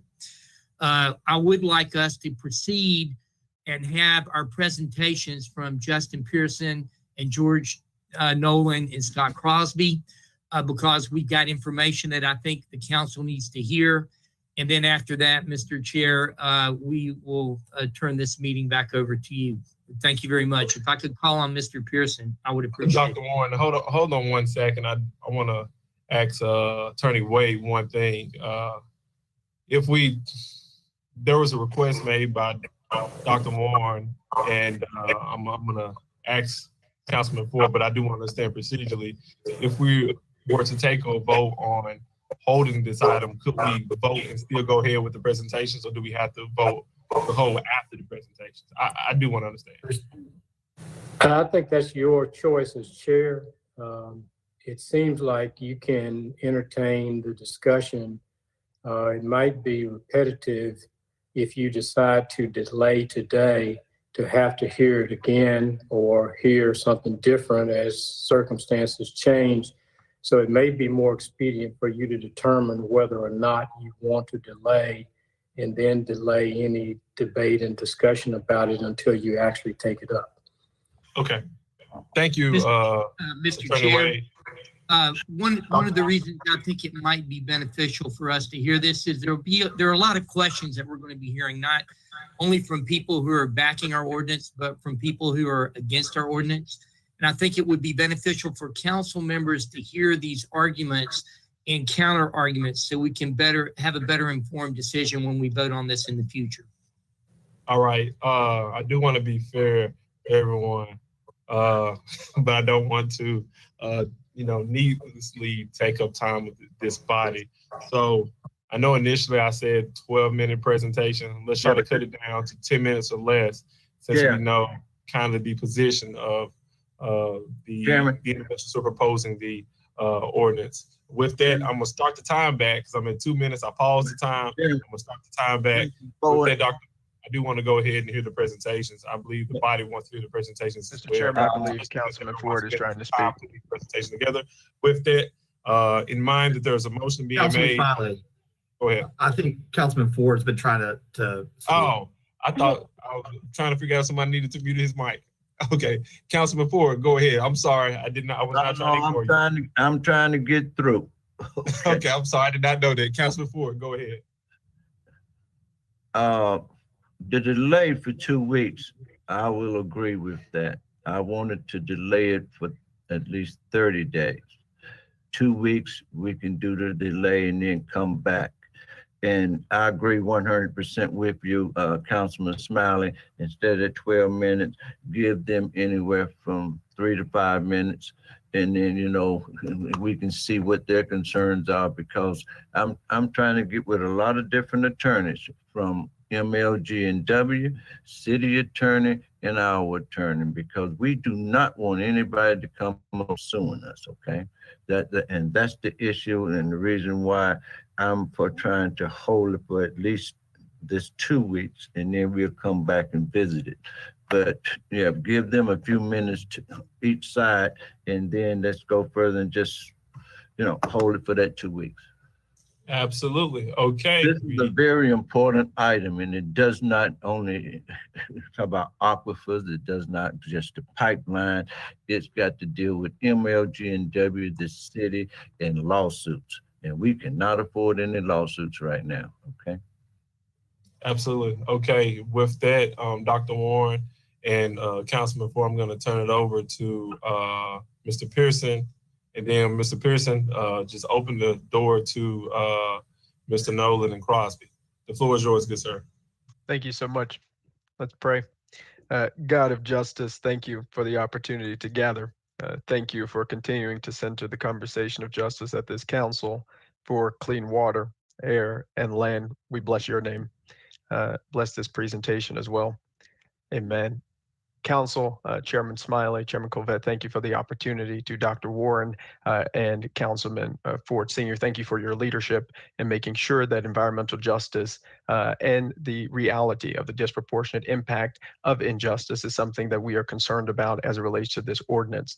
We believe and are grateful that we are saying that communities who have been disproportionately facing the burden of pollution and inequality as it relates to fossil fuel infrastructure and the like are getting attention. But this issue is about future generations as well, and the protection of our aquifer and our drinking water, after having experienced what it's like not to have that. This ordinance takes a tremendous step beyond any particular project to make sure that we as a city will have clean drinking water well into the future. And so I'm really fortunate to have George Nolan and Scott Crosby here as well to talk about the ordinance and why this is important that we do as a city. And again, thank you. George? Thank you, Justin. Thank you, Councilman Smiley, and to the entire committee. I'm George Nolan with the Southern Environmental Law Center.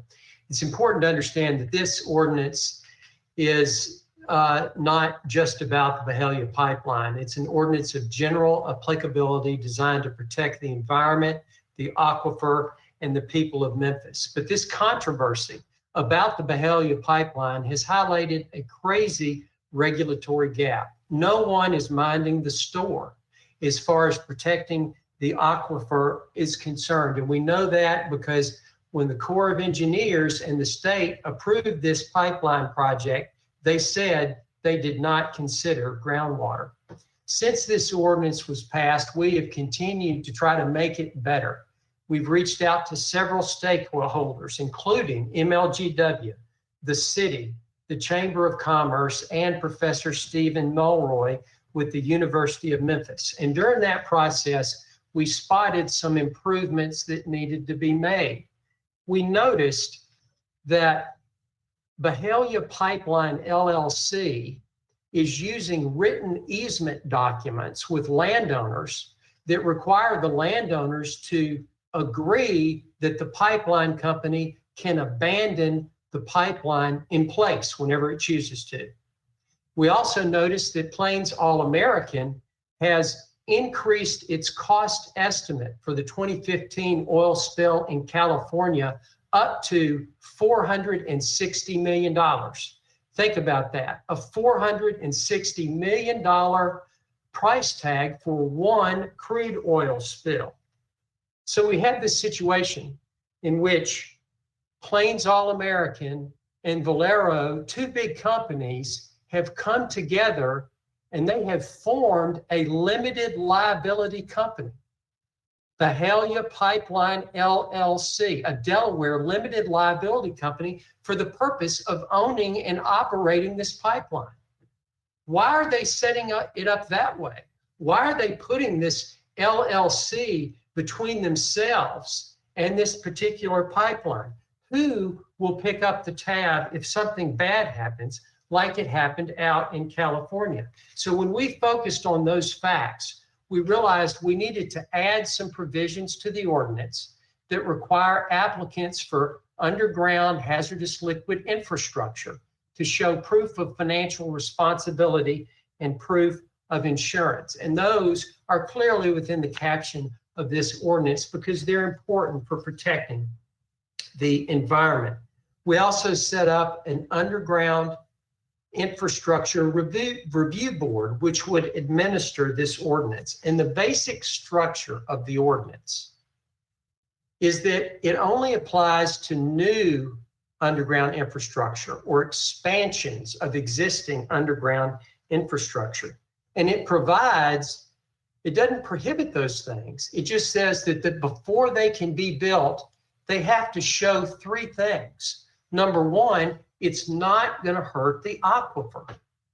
Number two, it's not going to disproportionately penalize neighborhoods that have been treated unfairly in the past. And three, it's not going to risk bankrupting the city.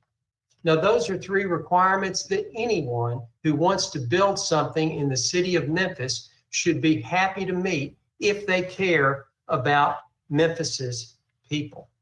So that's how the ordinance worked. That's why it's being amended, and we appreciate your attention. I'm happy to answer any questions. Turn it over to Scott. Thank you to the council this morning or this afternoon, Chairman Smiley for your leadership, Councilman Warren, Councilman Ford for your sponsorship, and Councilman Ford's leadership and his legacy in acting to protect his South Memphis constituents. Over a month ago, and again a few weeks ago, all council present in this committee voted unanimously on the first and second readings of this ordinance. Since that second reading, only two things have changed. One, the ordinance has been improved after seeking input from MLG&W, Professor Mulroy, attorneys inside and outside the city and the council, the Chamber of Commerce, and other stakeholders. They suggested wise improvements, and they've all been incorporated. Everyone who is a stakeholder have had weeks, if not a month, to consider this ordinance. The only thing that's happened is it's been improved. Secondly, the only thing that's changed since the unanimous voting on the first and second reading is that Bahalia Pipeline LLC's hired attorney has implied that the pipeline will bring a suit against this city for acting to protect its water. The possibility is, again, not new, as both Councilman Morgan and Logan referenced that possibility at the last meeting, and we're not deterred. The only thing that has changed is that the threat of litigation has become more overt. Nothing else. All information laid out in Bahalia Pipeline LLC's last minute efforts sent yesterday by its attorney to convince this body not to act has been known and vetted for weeks and months. Nothing is new. Certainly the ordinance and its purpose is not new. And to be clear, here is the purpose of the ordinance. It is not meant to prevent it is meant to protect. It is not against business, it's pro-business. It's for protecting clean water so that many businesses in Memphis that use this water and all of its citizens who drink this water every day can be sure that its water is not polluted. What the ordinance requires of any business, whether it's Bahia Pipeline LLC or any other business which wants to transport or store hazardous materials in our wonderful city, it must show to this body three things. One, will this business harm our water? Two, will this business impact any population in our city who has long suffered from environmental degradation? And three, will this business have the financial resources in place and secured so as to pay for any mistakes that do occur? Even the Army Corps of Engineers stated explicitly in its permitting process that leaks are reasonably foreseeable. If a business can come into our city and prove it does not harm our water, our people, or bankrupt our city, we welcome them as a good corporate citizen. If they cannot answer these questions favorably, then our city would not welcome them. We would ask that they go elsewhere. And frankly, what city on God's green earth would want a company who cannot show to its government officials and citizens that its business will not harm water, people, or bankrupt the city? Not one city would welcome such a company. We ask that this council in 2 weeks vote unanimously for this ordinance. We ask that this council vote with one unified civic vision, standing together for this city, for its people, for its water, for its future. Thank you. All right, thank you. So according to my timer, with the comments by Councilman Ford and Councilman Warren, it was 12 minutes and 46 seconds. So with that, I'm gonna turn it over to, I'm assuming Katie will lead the discussion for the pipeline, those against the ordinance. So with that, Katie, Ms. Martin, the floor is yours. Thank you, Councilman. Excuse me, y'all. I'm a little hoarse today. Thank you all for having us. We sincerely appreciate it. And it is not lost on us that there has been a tremendous amount of pressure on you and people contacting you on all sides of the issue. We value the relationship with you. We wanted to come here today and have a frank conversation about what we think this ordinance means for Memphis. And we've asked Robert Spence here to join us. And so, Robert, I'll turn it over to you. Thank you, Katie, and thank you, Councilman Smiley and the other council members that are present. Many of you I know very well. For the record, my name is Robert Spence, and I speak today with the same passion as the opponents to urge this council to reject the ill-advised ordinance and its wide-ranging negative impact that it will have on businesses, many local businesses, and some national like Bahia. The injurious consequences, I don't believe, can be understated. One of the major problems with the ordinance, when looked upon through the lens of a lawyer, is that this ordinance completely ignores the concept of federalism, which is when the same area is controlled primarily by the federal government and maybe secondarily by state government. In this particular instance, federal law and state approvals are the chief determinants. The ordinance being proposed ignores this basic tenet of government. The city of Memphis is a city within the state of Tennessee and a local government within the United States. As such, it must adhere to, as all other local governments are constrained to do, to all federal and state laws. The point I'm trying to make is that Memphis is not untethered from the laws of this nation, nor the laws of this state. Memphis is not a standalone jurisdiction. The harmonious balance and working relationship between governing bodies and their various component parts is the framework upon which our great nation has prospered and developed.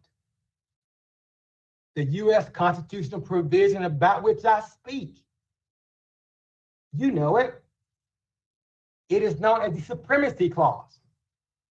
It applies equally on the state level, meaning that state laws displace local laws, and local ordinances cannot stand if they are in conflict and inconsistent with state law.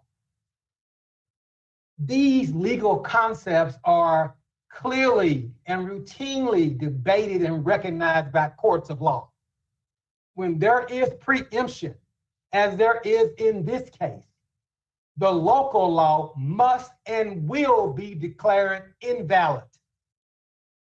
In this instance, both federal and state laws provide the legal authority for behavior to build this pipeline. The proposed ordinance, which expressly prohibits that which is allowed by the United States and the state of Tennessee, violates the United States Constitution and the Tennessee Constitution. Now, when you juxtapose the comprehensive federal and state regulations and agencies which hold plenary power over the pipeline project, you have this ordinance that is before you. This ordinance erroneously claims the authority to prohibit that which is allowed and is being permitted by the United States government and the state of Tennessee. It is also troubling to a former city attorney that this ordinance did not emanate from the normal processes of city Memphis government using the professional staff and the in-house experts who routinely draft ordinances. Maybe this explains the citations to charter provisions which most assuredly have no application. When the federal government passed the Pipeline Safety Act, the ordinance relies upon charter provisions that address the prevention of fires in wooden buildings. Is this really where this body wants to be? Where state government has issued a permit, the Aquatic Resources Alteration Permit. This ordinance relies upon a charter provision that provides oversight for digging wells and installing fire hydrants. Doesn't those facts give you pause?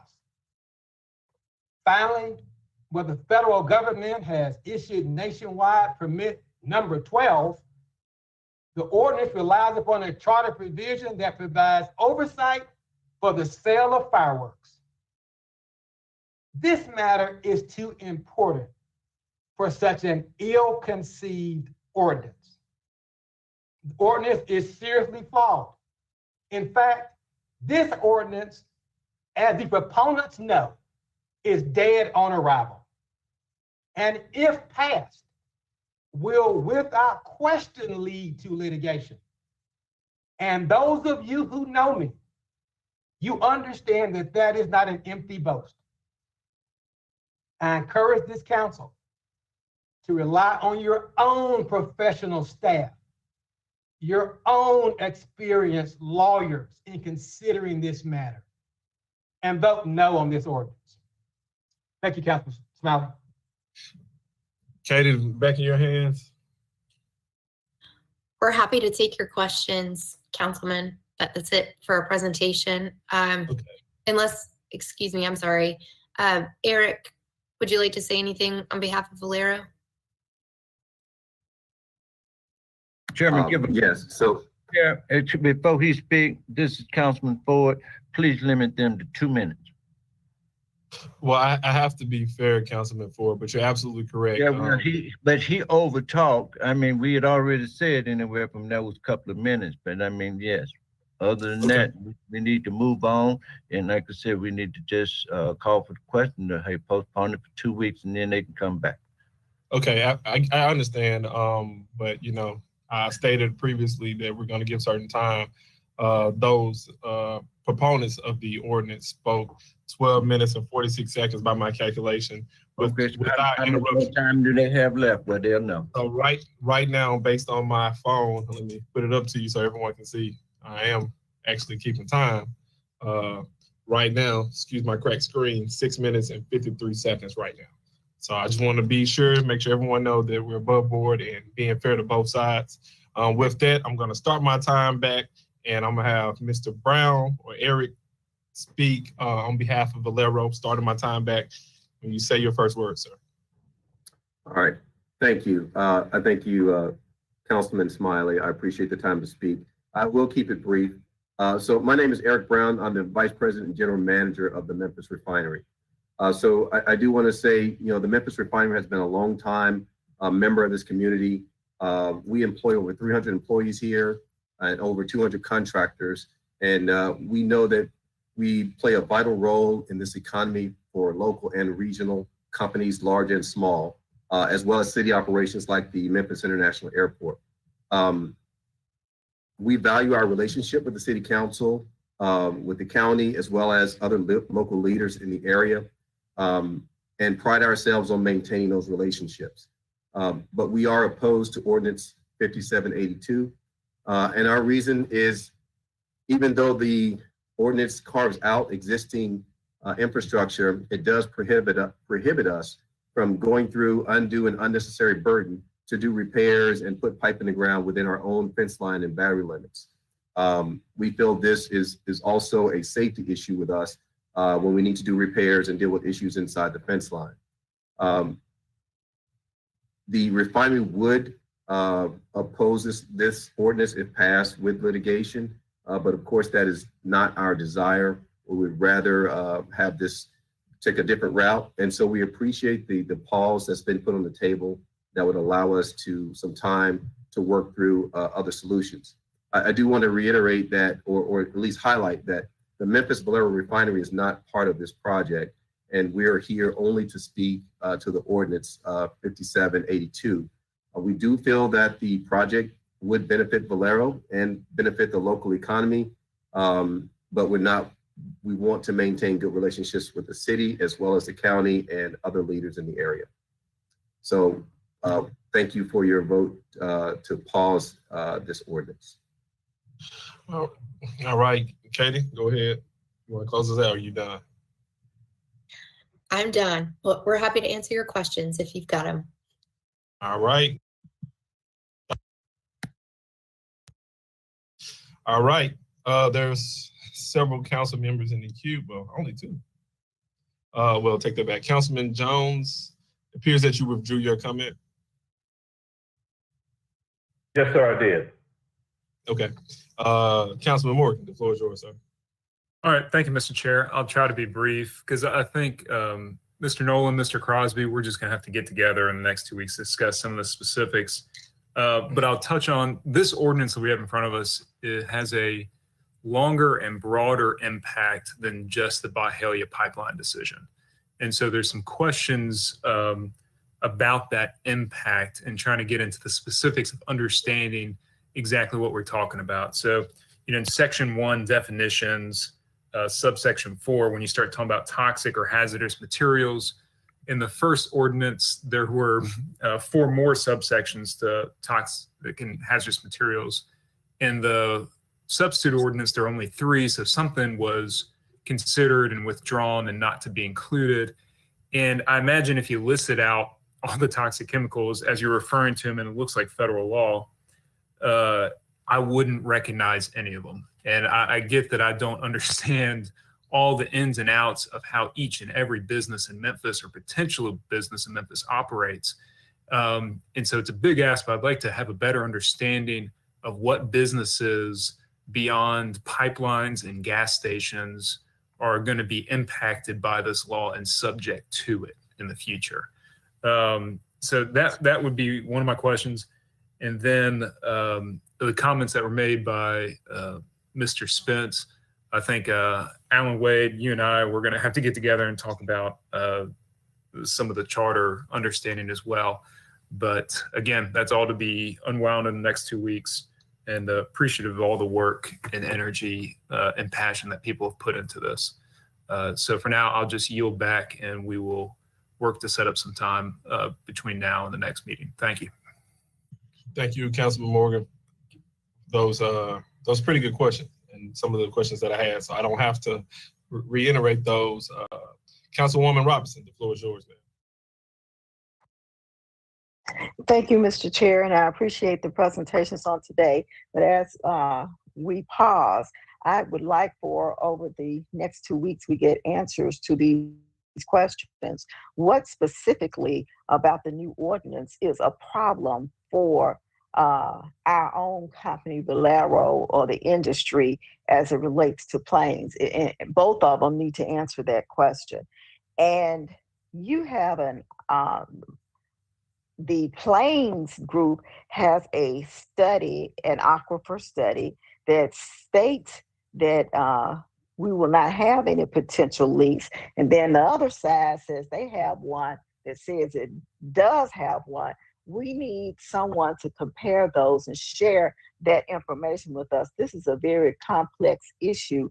And the third question is, how does it impact the businesses that we currently have in our cities if Valero doesn't have the opportunity to grow as they should?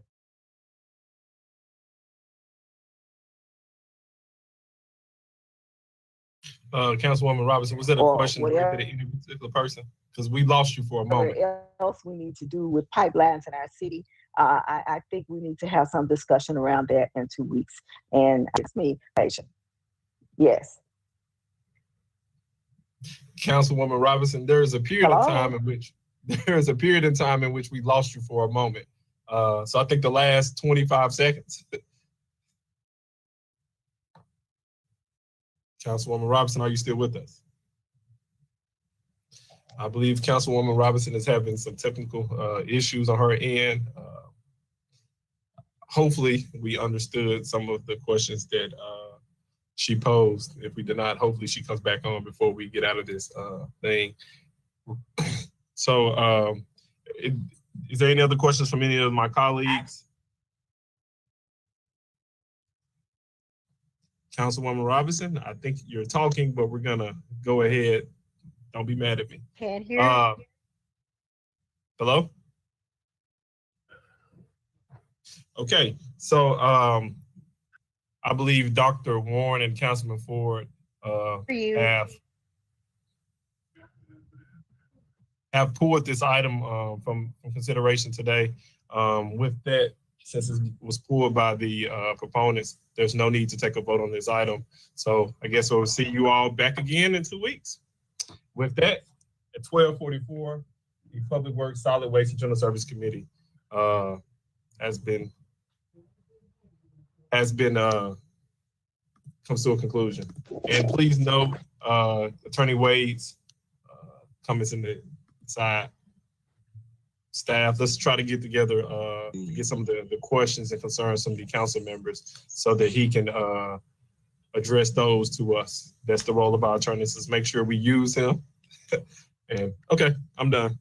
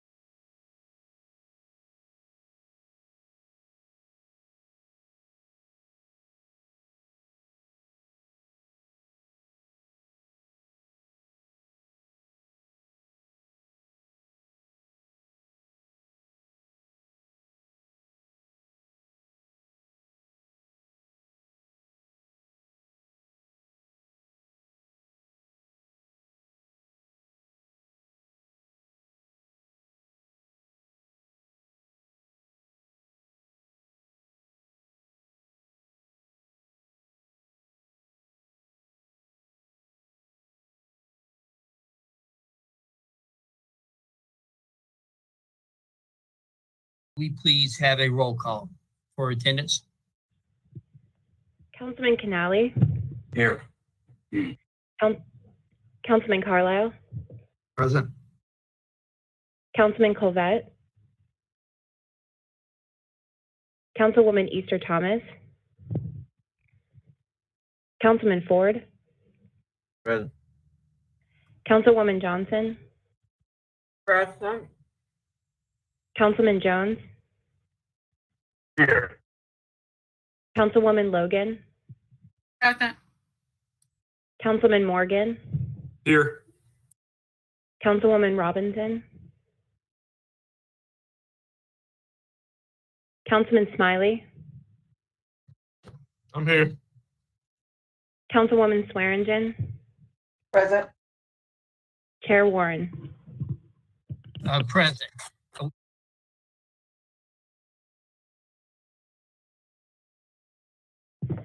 Dr. Warren, you're muted.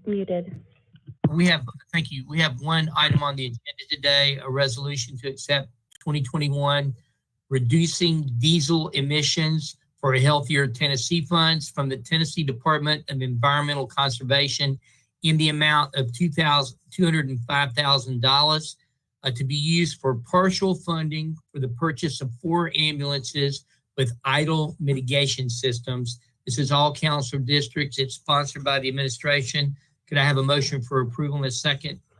Move it. And seconded. So it was moved, I believe, by Canali and seconded by Councilman Ford. Do we have Chief Sweat to present? Thank you.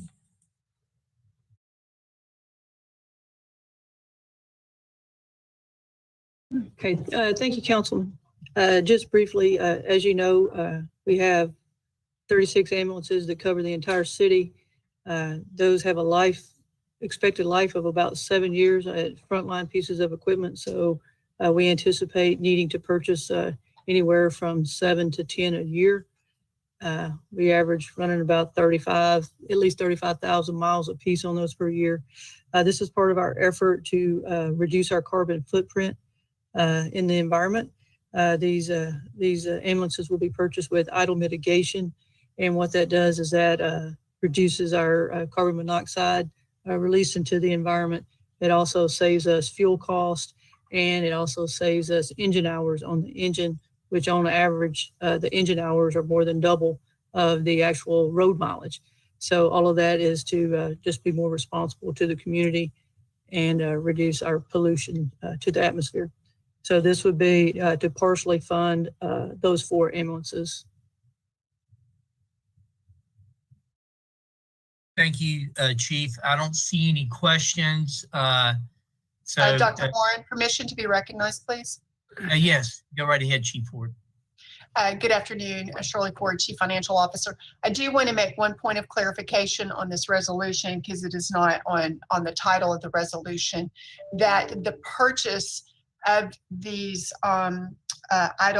these ambulances with this idle mitigation system are part of the proposed FY22 capital acquisition budget that you will be receiving. So they are a part of this. If for any reason that budget is not approved as is, just notification that we would be obligated to return the grant money. I just want to make sure we had that clarification on there. Thank you, Chief. Yes, sir. Thank you. Any questions? If not, could we please have a roll call vote? Councilman Canali, Yes.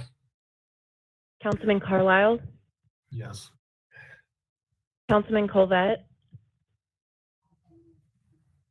Councilwoman Easter Thomas, Councilman Ford, Yes. Councilwoman Johnson, Yes. Councilman Jones, Aye. Councilwoman Logan, Aye. Councilman Morgan, Yes. Councilwoman Robinson,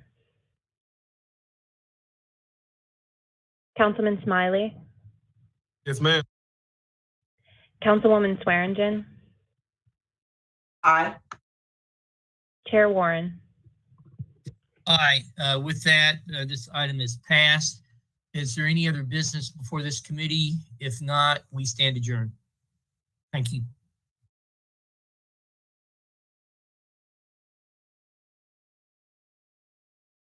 Come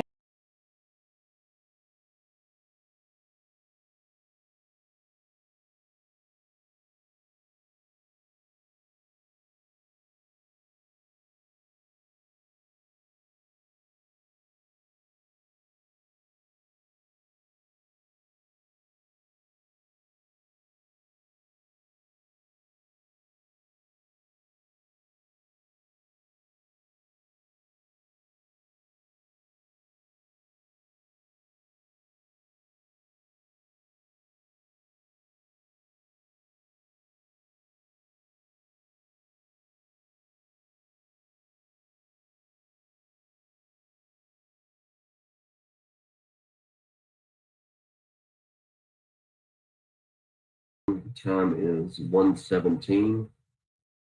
Ms. Hayes, would you please? Councilman. Guess it would help if my microphone was on. Colleagues, this is the April 20th meeting of Planning and Zoning. Time is 1:17. Hereby call this meeting to order. Ms. Hayes, please call the roll. Councilman Carlisle. Councilman Covette. Here. Councilman Easter Thomas. Councilman Ford. Present, yes. Councilwoman Johnson. Present.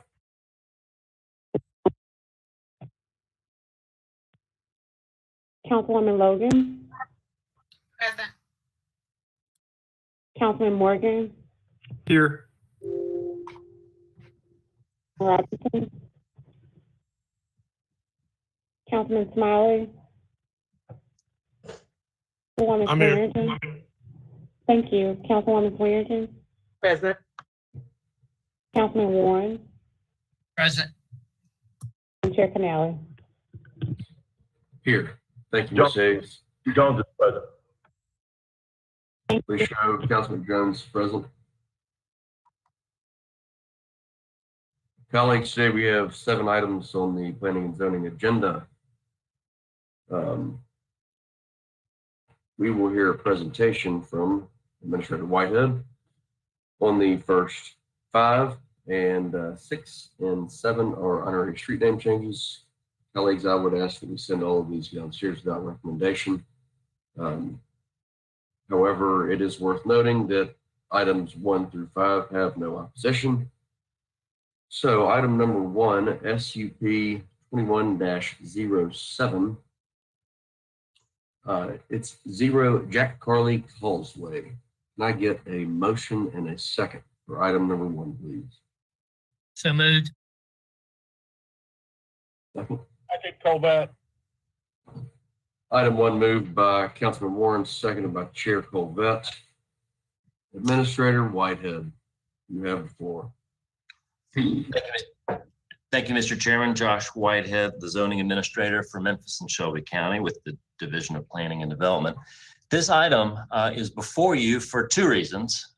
Number 1, it's a truck fueling center, a subcategory of gas stations, and the zoning code requires any gas station or truck fueling facility that is not at an intersection to come to the city council or the county commission if it's unincorporated for individual review. That's number 1. This would be going to you as a matter of course under the regular language of the UDC, the zoning code. And reason number 2, if approved, this special use permit resolution would exempt this property from the moratorium on gas stations. So those are the 2 reasons it's before you. As many of you may wonder, we're not New Orleans. Why do we have a causeway? Well, we have one causeway, and it is the entrance into President's Island. There's water on both sides, although not as close as maybe most causeways are accustomed to. The subject site is on the left. This is the shaded area in lavender. Right when you come in, you pass the Port Commission building on your left. driving down Jack Carley off of Riverside Boulevard. And right as you bend to the south, to the left, the subject site is straight in front of you. The land uses around it, as one could imagine, a lot of purples and reds on the right. Those are indicated by industrial and commercial uses. The property, although President's Island was laid out in the late 40s, has been vacant ever since. And here it is as viewed from the causeway, both on the left and right of your screens. Here's another view. You can see some industrial uses off behind the property on the right and to the left. So as always, a special use permit resolution has a narrative section and a pictorial section. The pictorial section is the site plan that this body would be and does review. And the site plan shows something unique, I believe, for most fueling facilities, and that is no building. And if you look at their letter of intent, Mr. Chairman, we paste the letters of intent from our applicants towards the back of our staff reports. So if you go to the staff report to the end, you'll notice this letter of intent. I've taken a snippet of it, and it says that their request, their proposal, is a card lock facility. It's an automated, unattended fueling site that caters to commercial fleet vehicles. It operates 24/7 without a convenience store. So only one amenity is offered, and that is vehicle, or more specifically, truck fueling. Mr. Chairman, we did have hold a public hearing at the Land Use Control Board. We received no opposition, and it comes to you with a favorable recommendation from both staff as well as the Land Use Control Board.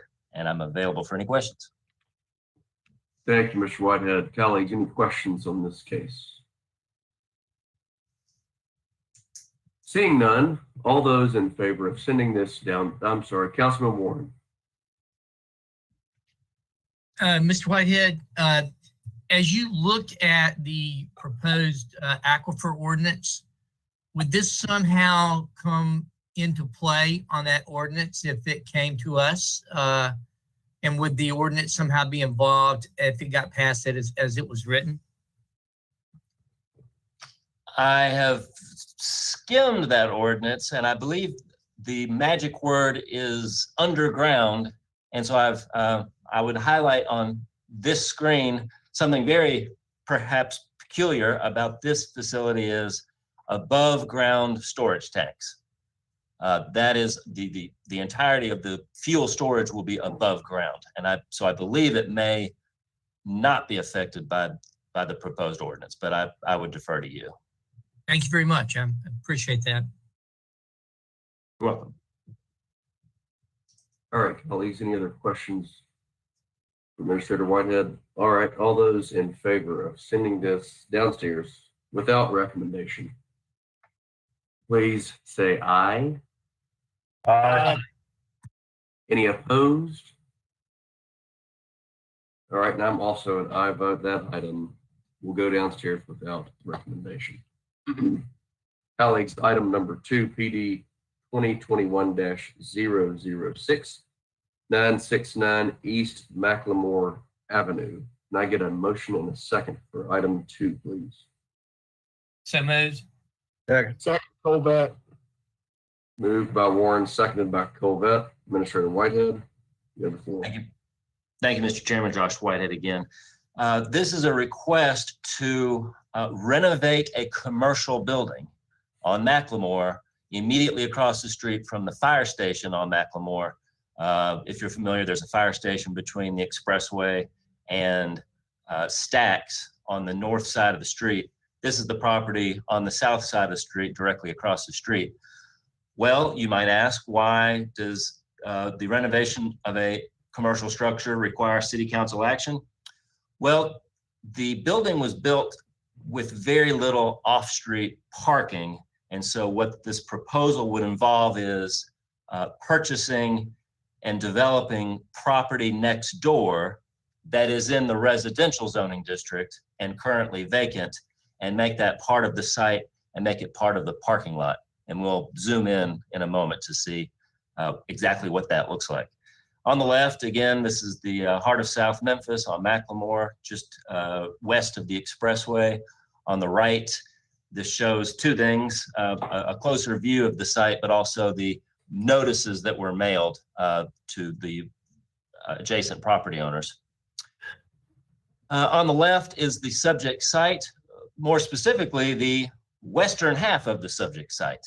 The trees on the left of the left image is the area that is zoned residential that would be encapsulated, encompassed into the commercial site. And as I mentioned earlier, the property across the street is a fire station. So here we see the property is split just about 50-50 between that probably built in the 50s and a vacant multifamily residential property that is to its east. And that again is the main reason why we're here.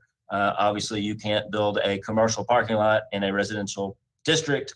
So there's two ways to go about doing such a thing with a city council application. One, file for a rezoning, or two, file a plan development.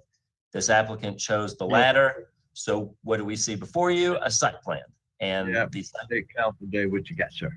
Now, just call it after you got time talking to that over some things. Okay. Councilman Ford, please mute your microphone. So the site plan that is part of your resolution, your PD resolution, shows the requisite landscaping along the perimeter. And again, the purpose of this application is to allow off-street parking, diagonal parking in the vacant property.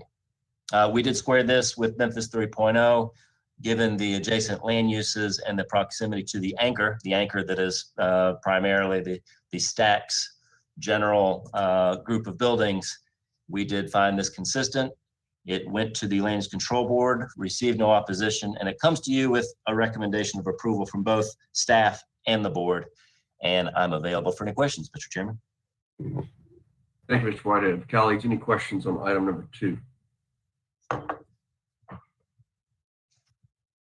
Seeing none, all those in favor of sending item 2 downstairs without recommendation, please say aye.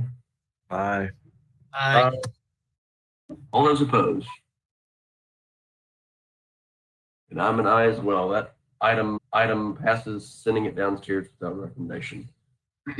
Colleagues, item 3Z21-04, northwest corner of Fraser Boulevard and Ardmore Street. Can I get a motion and a second for item number 3, please? So moved. Second, Colvett. Moved by Warren, seconded by Colvett. Administrator Whitehead, the floor is yours. Thank you, Mr. Chairman. Again, Josh Whitehead. This is a request for a rezoning, as opposed to a plan development. A rezoning is an ordinance, and it has gone through your consent calendar twice through first and second reading and is now for third reading. The property is at the northwest corner of Fraser and Ardmore. This is obviously in the Fraser community, because when Fraser Boulevard leaves Fraser, it has a different name. Specifically speaking, we're just east of University and just west of Mountain Terrace. If you're familiar with the Tops Barbecue on Fraser Boulevard, this is the property immediately to the east. Currently, it is the front yard of a church. The church is known as New Beginnings. And what the church would like to do is sell off its front yard. Its access is off Ardmore, that side street to your right here anyway. And as maybe it is obvious to say, commercial zone properties can get a seller a bigger bang for his buck or her buck than a residentially zoned property. So what the church is proceeding to do is get this property rezoned to the district, the commercial district that surrounds it. Obviously, there's Tops Barbecue next door, in order to market and sell it. Here's a view. There's a church across the street as well. And when you look west from this site, it is almost consistently commercial properties. And not the entirety of the site will be rezoned.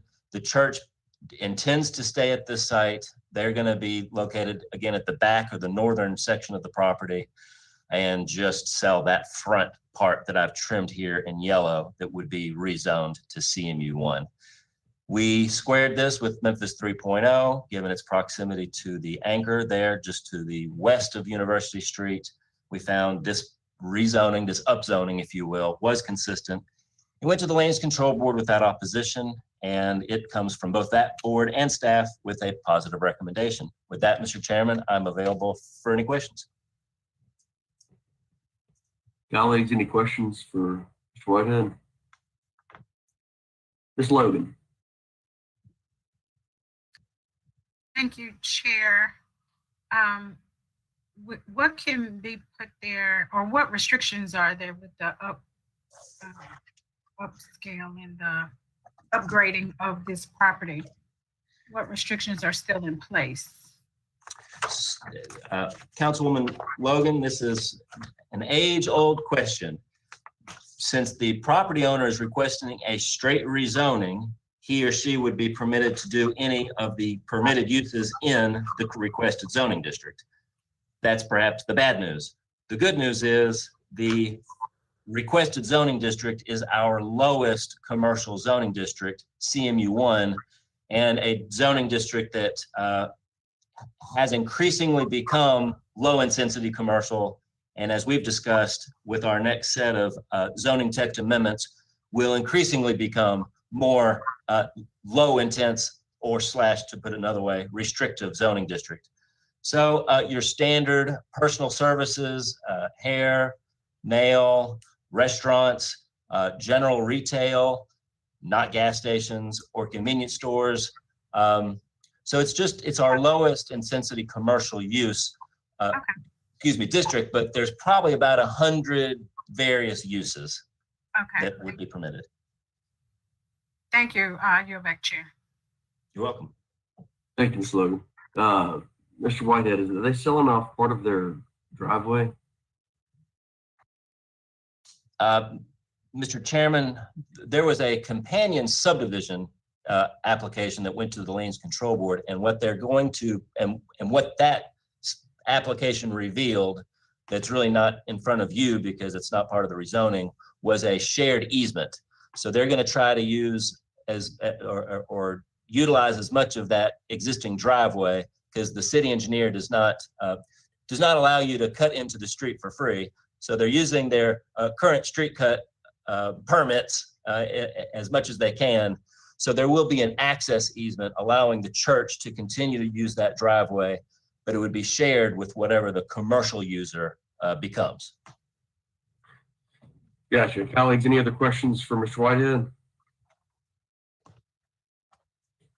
All right, seeing no one else, all those in favor of sending this downstairs without recommendation signify by saying aye, please.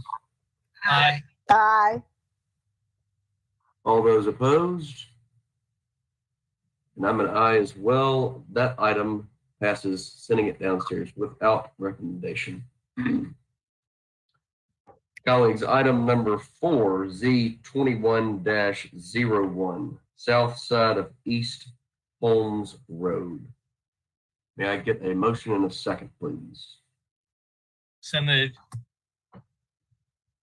Second, Colbert. Moved by Warren, seconded by Colbert. Mr. Whitehead, you have the floor. Thank you, Mr. Chairman. This is a requested rezoning of a 4-acre piece of property on the south side of Holmes, just west of Lamar and the new interchange there. As again, an ordinance, this has been before you on consent twice before and is now downstairs for third reading. Specifically speaking, we are close to the corner of Pleasant Hill and Holmes. Generally, here's the land uses. Purple indicates light industrial. So Holmes, up until now, has kind of been the demarcation point between a lot of our industrial uses, which are slowly going south to the state line in this area. Immediately to the south, Mr. Chairman, is the perhaps the largest landfill in the city.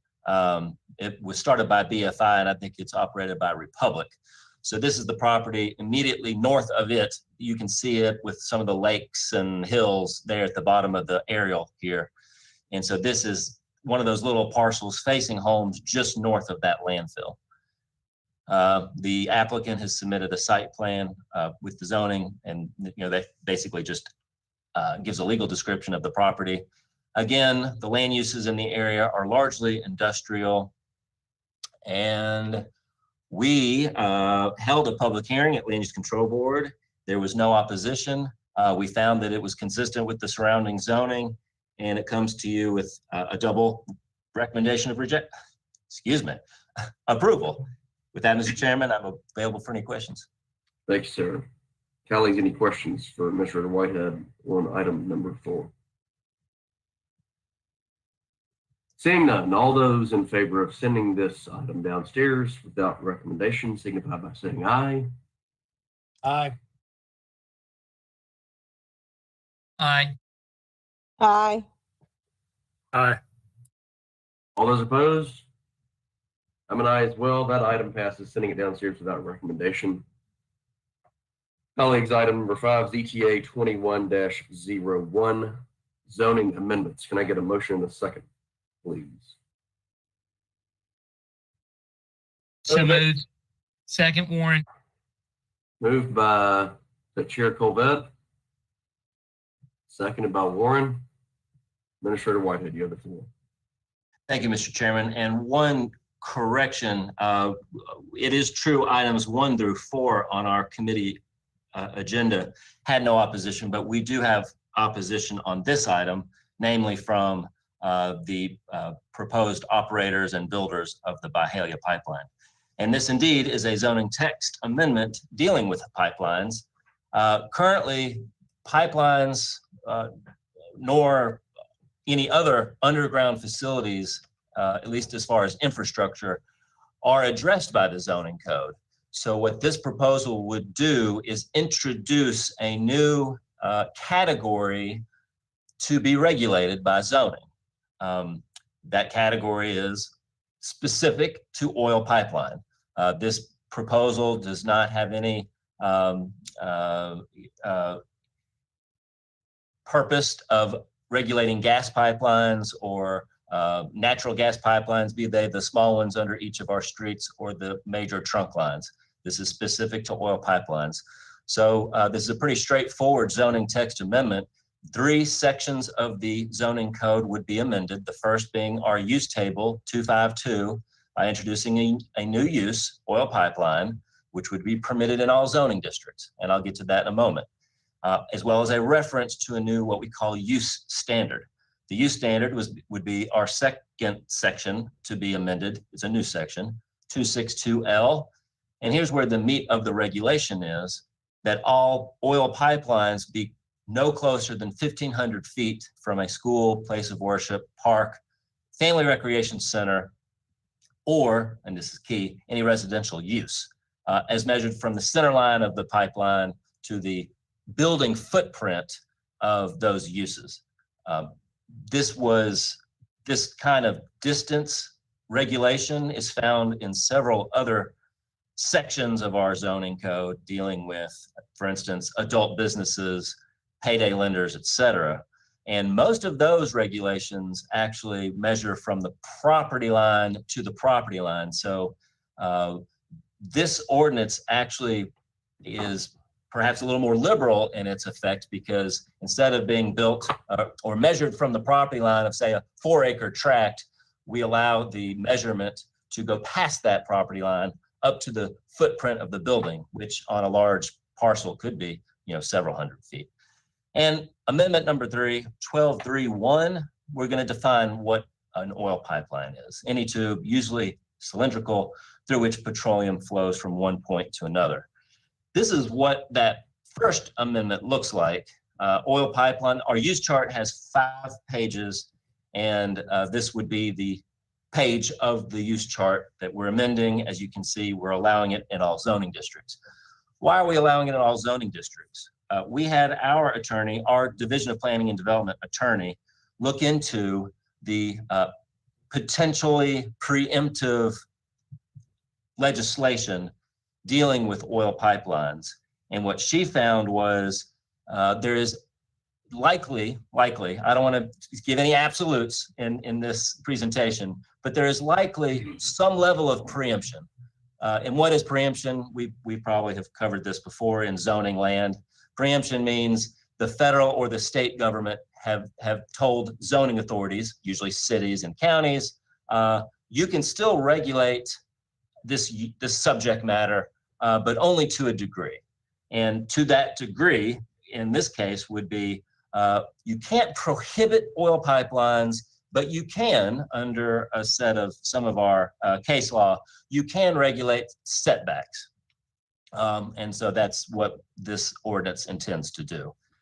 What are we talking about? I thought that some of these maps were helpful. There is a likelihood that this ordinance comes too late to affect the proposed Byhalia pipeline, but there's also a chance that it doesn't. That is for higher authorities than me to opine upon with black robes. But if it did affect the Byhalia pipeline, I did want to give some maps. This is the map of a lot of our, if not all of our oil pipelines that flow through this area. Diamond was built not too long ago through Arkansas from Oklahoma to the Valero facility on Mallory. That's that bright green line you see at the bottom. And here's the zooming. These maps are going to zoom in little by little. So here it's in red. This is from a different map maker. The proposed link would be between that diamond line, now shown in red, with the cap line in yellow, meeting at a point called Collierville Station, which is not in Collierville, but in unincorporated Marshall County. And specifically, when we get to our proposed legislation, their proposed route would, if this ordinance does affect Byhalia Pipeline, then it would affect the exact location because it is within 1,500 feet of some residential subdivisions, places of worship, parks, and I believe one school. With that, Mr. Chairman, well, one more map. Here's a map that is generated from the federal government, and they show this is not identified by natural gas or versus oil, but hazardous versus non-hazardous. The non-hazardous, which in most cases is your natural gas, those lines are shown in blue here, where you're with your hazardous liquid material lines shown in red. These are the existing lines that are throughout Shelby County today. With that, Mr. Chairman, I would be remiss if I did not add that this proposed text amendment was initiated by the county mayor's office, Mayor Lee Harris, who is one of 6 individuals or entities that may initiate a zoning text amendment. As you're probably well aware, the city council is one of those 6, and oftentimes it does initiate a zoning text amendment, the county commission being the other, the 2 mayor's office being number 3 and 4, the land use control board itself being number 5, and then the division of planning and development, which generate that annual set of amendments being number 6. So this went to the land use control board. They held a public hearing, and it comes to you with a recommendation from that body as well as from staff. But I believe there is at least one entity, if not individual, that on 3rd reading likely will fill out a speaker's card to object to this zoning text amendment. With that, Mr. Chairman, I'm available for any questions. Thank you, Mr. Administrator. Councilman Jones, you have the floor. Thank you, Mr. Chairman. Mr. Whitehead, what are the existing red lines on this map? The existing red lines, let me get the exact wording for you. This was generated from a federal agency. Let's see. You know what?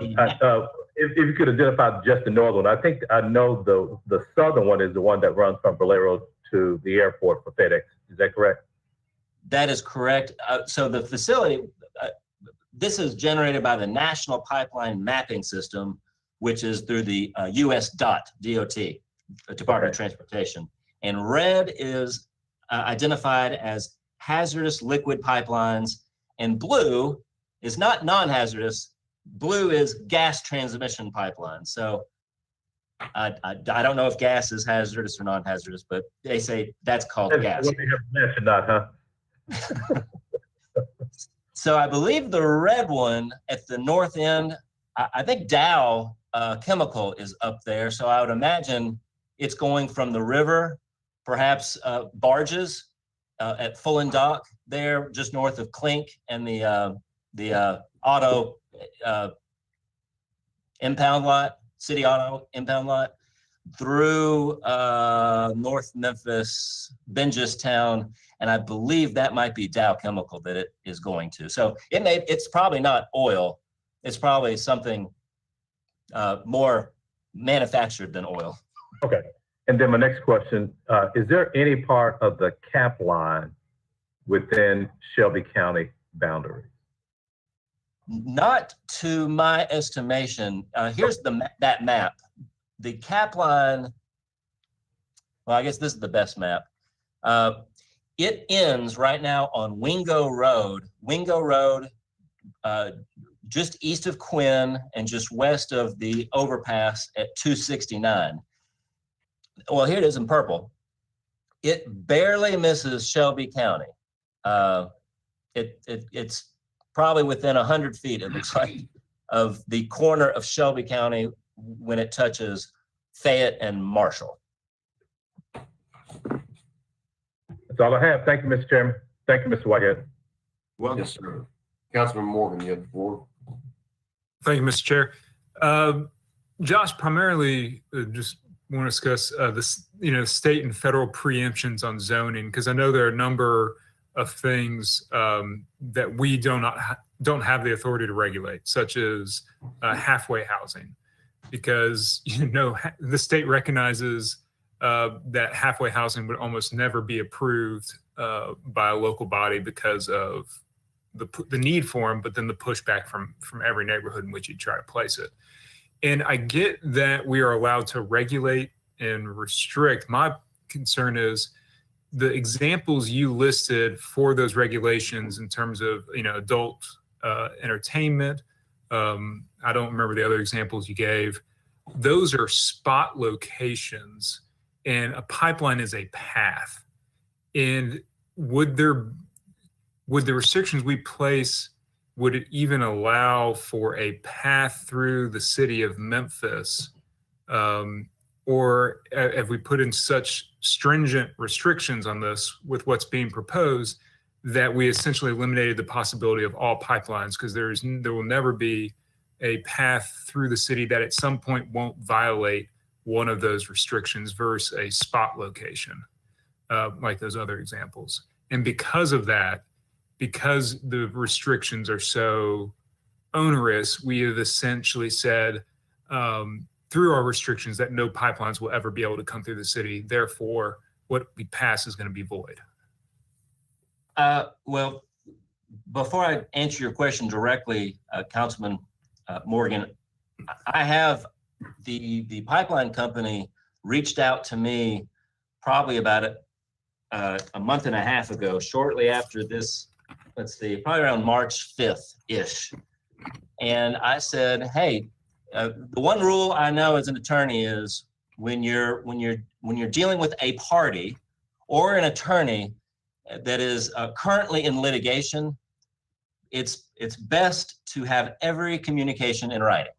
So my response to them reaching out to me was, hey, shoot me your questions. Let's start a dialogue in writing.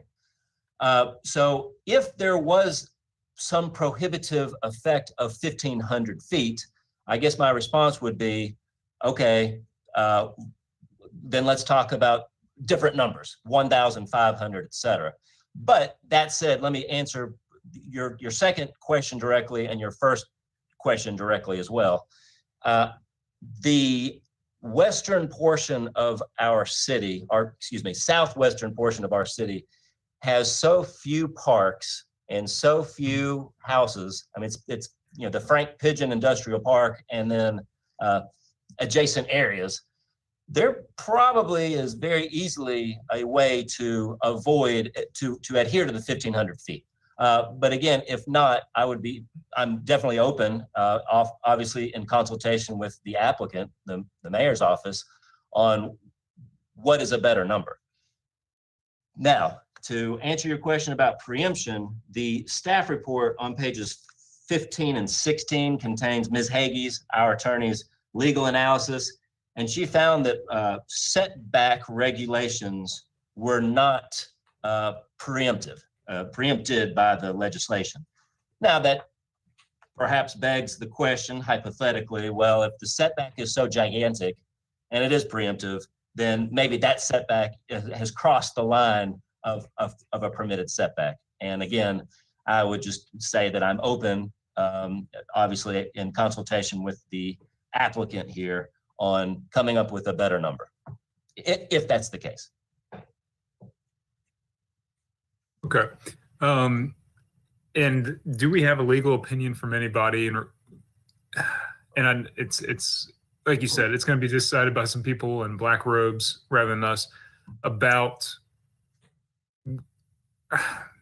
or just any direction about the certainty or possibility that this would apply to Byhalia, or are we really talking about future pipelines?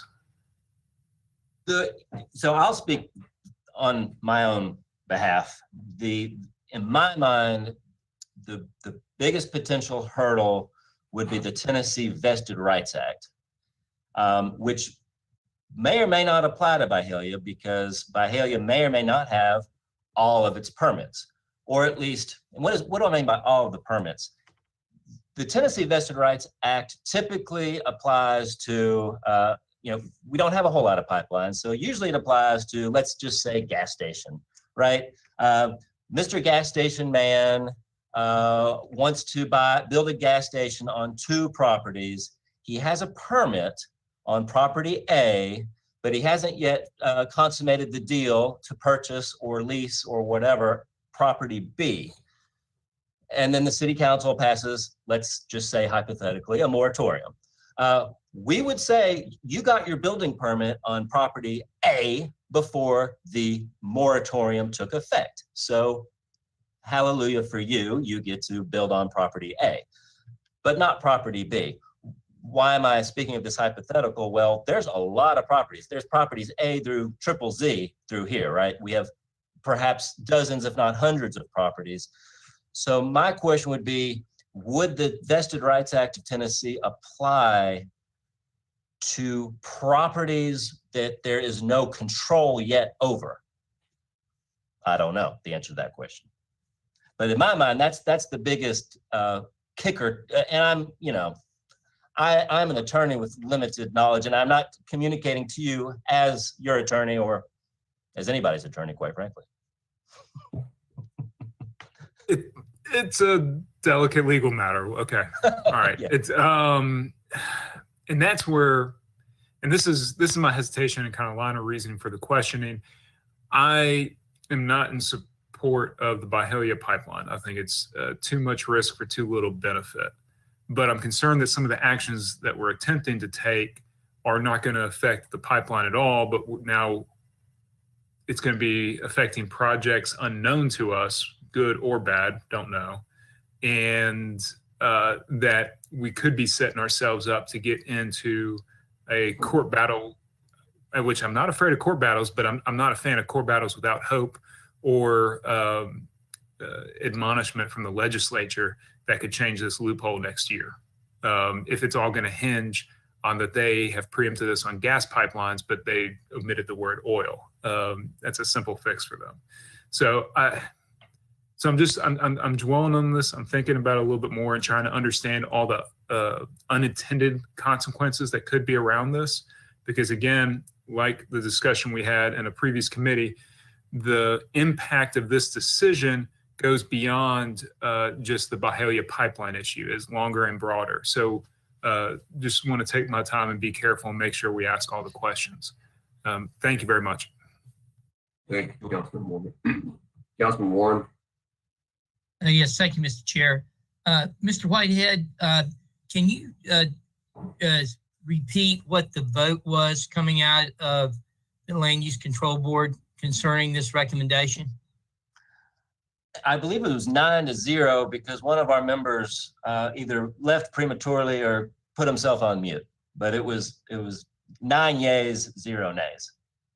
Okay, and during that discussion, did we have any of the same questions that Councilman Morgan just brought up during their discussion? And if so, can you recall how that discussion went? I think I recall there being very little discussion. But I also need to amend my previous answer. I think we had 1 recusal, so it was 8 voting aye, 1 recused, and 1 abstention. 1 abstention. Absent.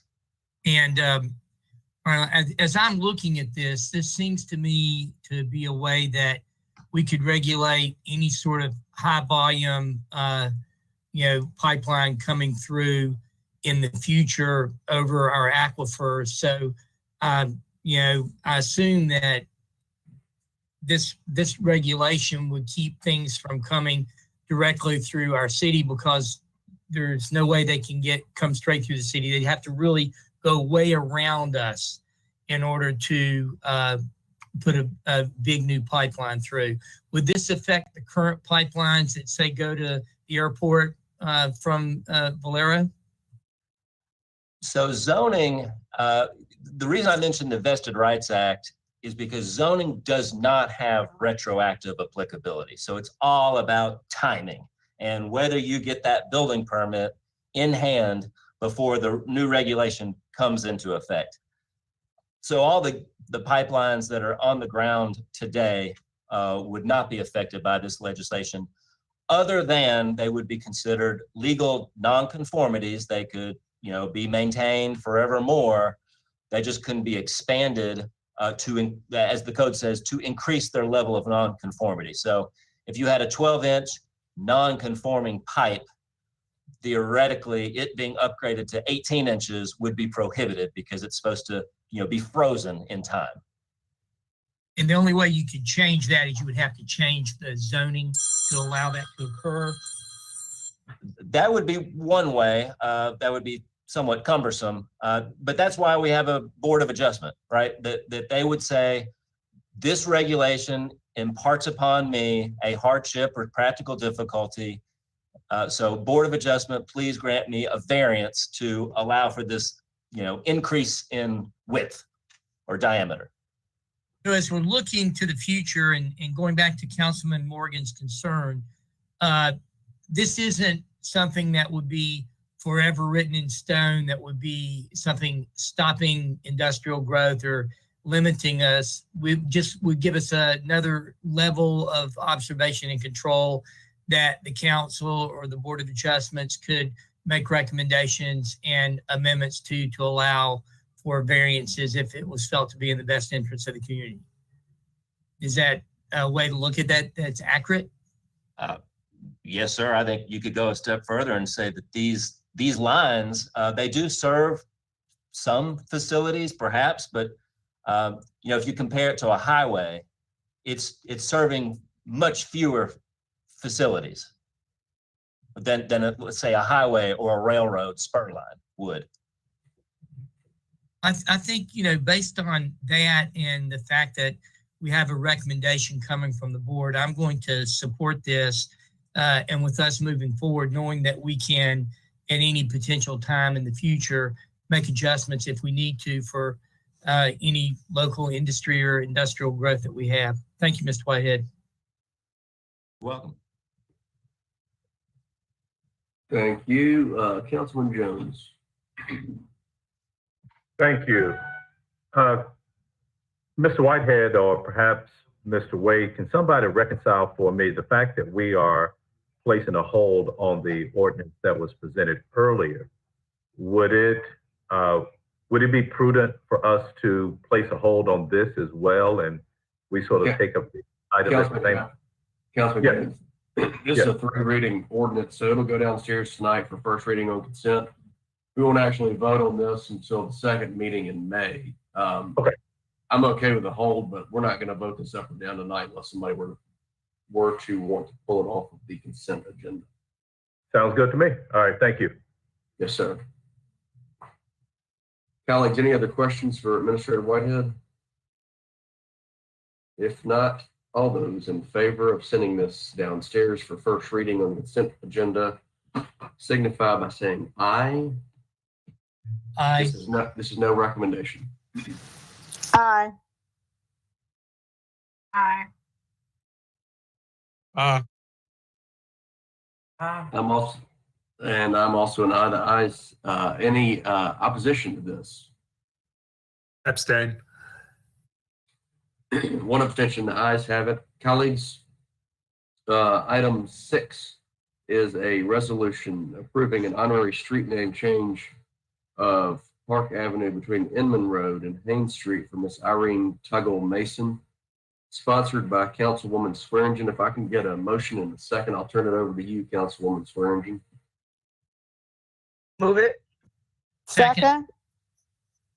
Moved by Swearingen, seconded by Robinson. Councilwoman Swearingen, you have the floor. Thank you very much, Chair. Miss Irene Tuggle Mason is the youngest girl of 11 children, a graduate of Jita High School, a kind-hearted and loving person. Miss Mason has always desired to be an entrepreneur in her community.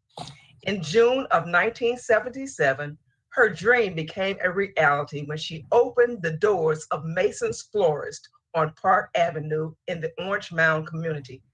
She has been spreading love throughout the community with flowers for all occasions. She's the wife of the late John Mason.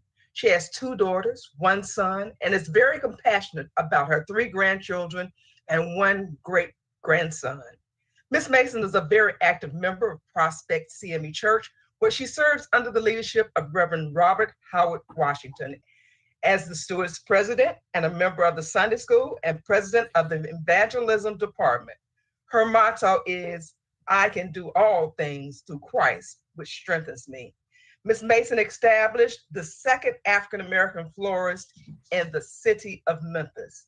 And I am honored to say, now therefore be it resolved that Park Avenue between Inman Road and Haynes Street be declared Irene Tuggle Mason Avenue in honor of her exemplary contributions to the city of Memphis.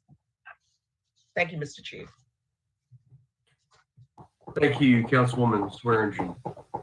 Colleagues, all those in favor of sending this downstairs without recommendation, it will also be on our consent agenda. Please signify by saying aye. With same night minutes? I'd like to send it down with a favorable recommendation then. All right, colleagues, without objection, we will send this downstairs with a favorable recommendation. It also has same night minutes, Councilman Robbins. And All in favor? Well, point of personal privilege, if you would, Mr. Chairman. Yes, sir. Okay, I just want to say thank you to Councilwoman Swearingen. Mrs. Irene Tuggle Mason is my paternal great aunt. She is my late grandmother's basically somewhat almost only surviving sibling. And so she turned 92 on yesterday. So it's a great honor. And I want to thank you so much, Councilwoman Swearingen, for honoring my aunt, Deet, as we call her, my aunt Irene, with this honor. Thank you. Yes, sir. All those in favor? Signify by saying aye. Aye. Aye. Aye. Aye. I'm an aye as well. The ayes have it. I'm assuming that there's no one opposed. Colleagues, the last item on planning and zoning is a resolution approving an honorary street name change of Lanier Lane between Willow Road and Mallory Avenue for Dr. Lula M. Hedgeman. It is sponsored by myself. If I could get a motion in a second, I'll briefly speak on this item. Move it. Second. Moved by Colbert, seconded by Robinson. Colleagues, Dr. Lula M. Hedgeman was a world-renowned choral director at Overton High School from 1976 until her death in 1997. Under her leadership, her choirs won first place in every national and international competition, ranked #1 in the state of Tennessee for 21 consecutive years. One of the many accolades of Dr. Hedgeman was the recipient of the Walt Disney Company's Salute to the American Teacher, Most Outstanding Performing Arts Teacher Award, presented by Oprah Winfrey, among many other highlights and accolades to her very wonderful established career. And I think it's worth noting, colleagues, that I found out yesterday that Dr. Lula M. Hedgeman was also an honorary city councilwoman in year 1990. So now therefore be it resolved by the Memphis City Council that Lanier Lane between Willow Road and Mallory Avenue be declared Dr. Lula M. Hedgeman Lane. All those in favor of sending this downstairs with a positive, favorable recommendation signify by saying aye. Aye. Aye. I'm an aye as well. Anyone opposed? All right, the ayes have it. Colleagues, unless there's any other business that you wish to bring before planning and zoning, we hereby stand adjourned. Thank you, colleagues. Chairman Canali, just also clarify, your item 7 is same night minutes, correct? Yes, sir. That's correct. Thank you. Just wanted to double check. Thank you.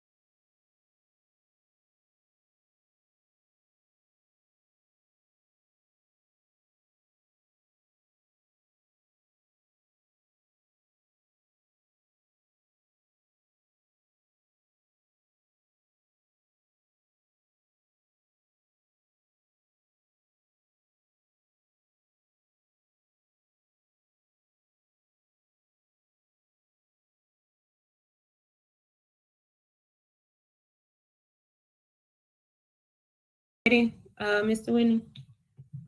Yes, ma'am. All right, good afternoon. Memphians and colleagues, the April 20, 2021 meeting of the Public Services, Arts, Youth Initiatives, Libraries, and Neighborhoods Committee of the Memphis City Council is hereby called to order. Mr. Whitney, can you please call the roll? Councilman Canale. Councilman Carlisle. Councilman Colvette. Here. Councilman Ford. Councilwoman Johnson. Present. Councilman Jones. Here. Councilwoman Logan. Present. Councilman Morgan. Councilwoman Robinson. Present. Councilman Smiley. I'm here. Councilwoman Swearingen. Present. Councilman Warren. Present. Carrie Thomas. And present. Thank you, Mr. Whitney. So item number 1, you all, is a presentation regarding Angel Street, Memphis. And this is requested by myself. And I took it upon myself for my committee, since youth services is a large portion and very integral to what we do in the city, to be able to showcase and highlight wonderful organizations around our entire city that are doing the things to move Memphis forward as far as it concerns our youth. So we have Angel Street Ministries here, and Ms. Smith, if you can give your full name and your address for the record for your presentation, and they'll give you presenter's rights, and the floor is yours. Hey. Good afternoon, everybody. Ruth Abigail Smith, and the my address is the address of the organization.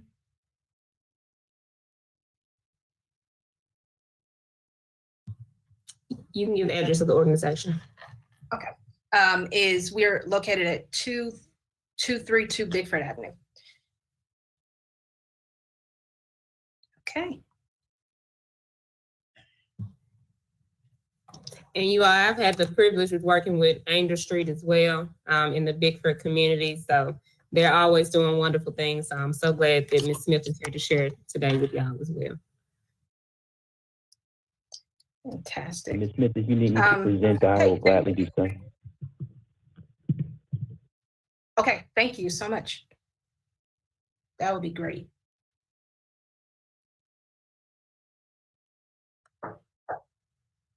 Thank you. Thank you, Councilwoman Issa Thomas, for the opportunity to share a little bit about what we do. And thank you all for everything that you do. And so I'm Ruth Abigail Smith, and I'm the Executive Director of Angel Street, Memphis. And I want to begin just sharing a little bit with a story. So last year, we hosted our first vocal boot camp, which is an opportunity for girls to dive a little bit deeper into musical training. And so at the end of one of the sessions, one of the girls came over to this pink piano, and she started playing a little tune. And it sounded really cool. And I play piano as well. And so I went over there and I said, hey, can you do it again? And so she did it again. And then I started playing a little, putting some chords to it, and she played it again. And so we started to create this this melody together, and creating a little bit of a chorus together. And so as we were getting that together, she said, I really want to put words to it. And so she looked at this block. Hopefully you can read it on the top of the piano, and it says, I want every girl to know that her voice can change the world. And so she created, she used those words, put it to her melody. And so we created a little hook. And so it was really fun to hear her creativity match with what it is that we believe as an organization. Because ultimately that's what we want to do. We want girls to know that their voices can truly change the world. We can go to the next slide. So our mission is that we develop girls by providing musical training in communities with limited artistic opportunities. And so our vision in doing that is that girls will understand their value, discover their purpose, and become creative leaders. So we use music as a vehicle towards the destination of leadership. We've been in the North Memphis community for about 7 years. And in that 7 years, we've had the opportunity to impact on some level around 200 young women. And it's been an incredible privilege to do that. So what exactly do we do? So we can go to the next slide. We do a ton of different things. We have kind of 3 beds of programming that we work with. We have a choir, performing choir, and we have something we call Flock, which is really diving into character development, particularly for middle school students. And then we also do something called Power Partners, which is our opportunity for girls to have mentors and be mentored by women in the community. And so in those 3 things, we do a ton of different activities. And so we probably cover a good 400 hours during the semester and during the summer time that we get to spend with young women. And it's not just about keeping busy. It's not just about giving them something to do, but it's about creating an opportunity that young girls, creating intentional opportunities that young girls don't necessarily have direct access to. Like performing, sometimes in front of hundreds and thousands of people, doing music videos, doing songwriting and recording, doing field trips, visiting recording studios, working with artists, professional, local, sometimes even national. And being a part of an all-girls choir, which a lot of them have never done before, and developing, again, mentor relationships with women that are in professions that they might be interested in. And so those are some of the things that we're able, some of the activities that we're able to do with girls all throughout the year. And if you can't tell through these pictures, we have a lot of fun doing it. And so those activities are really in service to the growth of young women. And so there are about 5 different areas that we really want to see girls grow in. We can go to the next slide. And those areas are confidence, courage, love, leadership, and sisterhood. And we believe that if we can impact girls on those levels and impact the growth of those things, then we can really play a role in impacting our city. And so right now, so then how do we move Memphis forward? And so we kind of see us playing a role in moving Memphis forward in 3 particular ways. We can go to the next slide.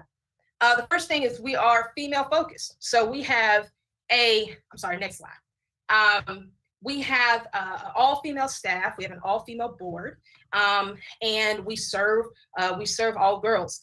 And so we are currently, to our knowledge and understanding, are the only female focused, arts focused program in the community that provides free musical training. And so we are really happy and proud to be able to do that here in the North Memphis community. So why girls? Why is it important that we focus, that we have a focus on girls? So a study done in about 2018, you can see it there. There are some really startling statistics that happen with girls and between the ages that we're really focused on. Between ages 8 and 14, we see that girls' confidence drops by 30%. We see that 3 and 4 girls worry about failing. And we see that in between their tween and teen years, girls' confidence drops 46%. And in that, we see when girls are confident, that really impacts who they are, impacts how they see themselves and how they put themselves out in the world.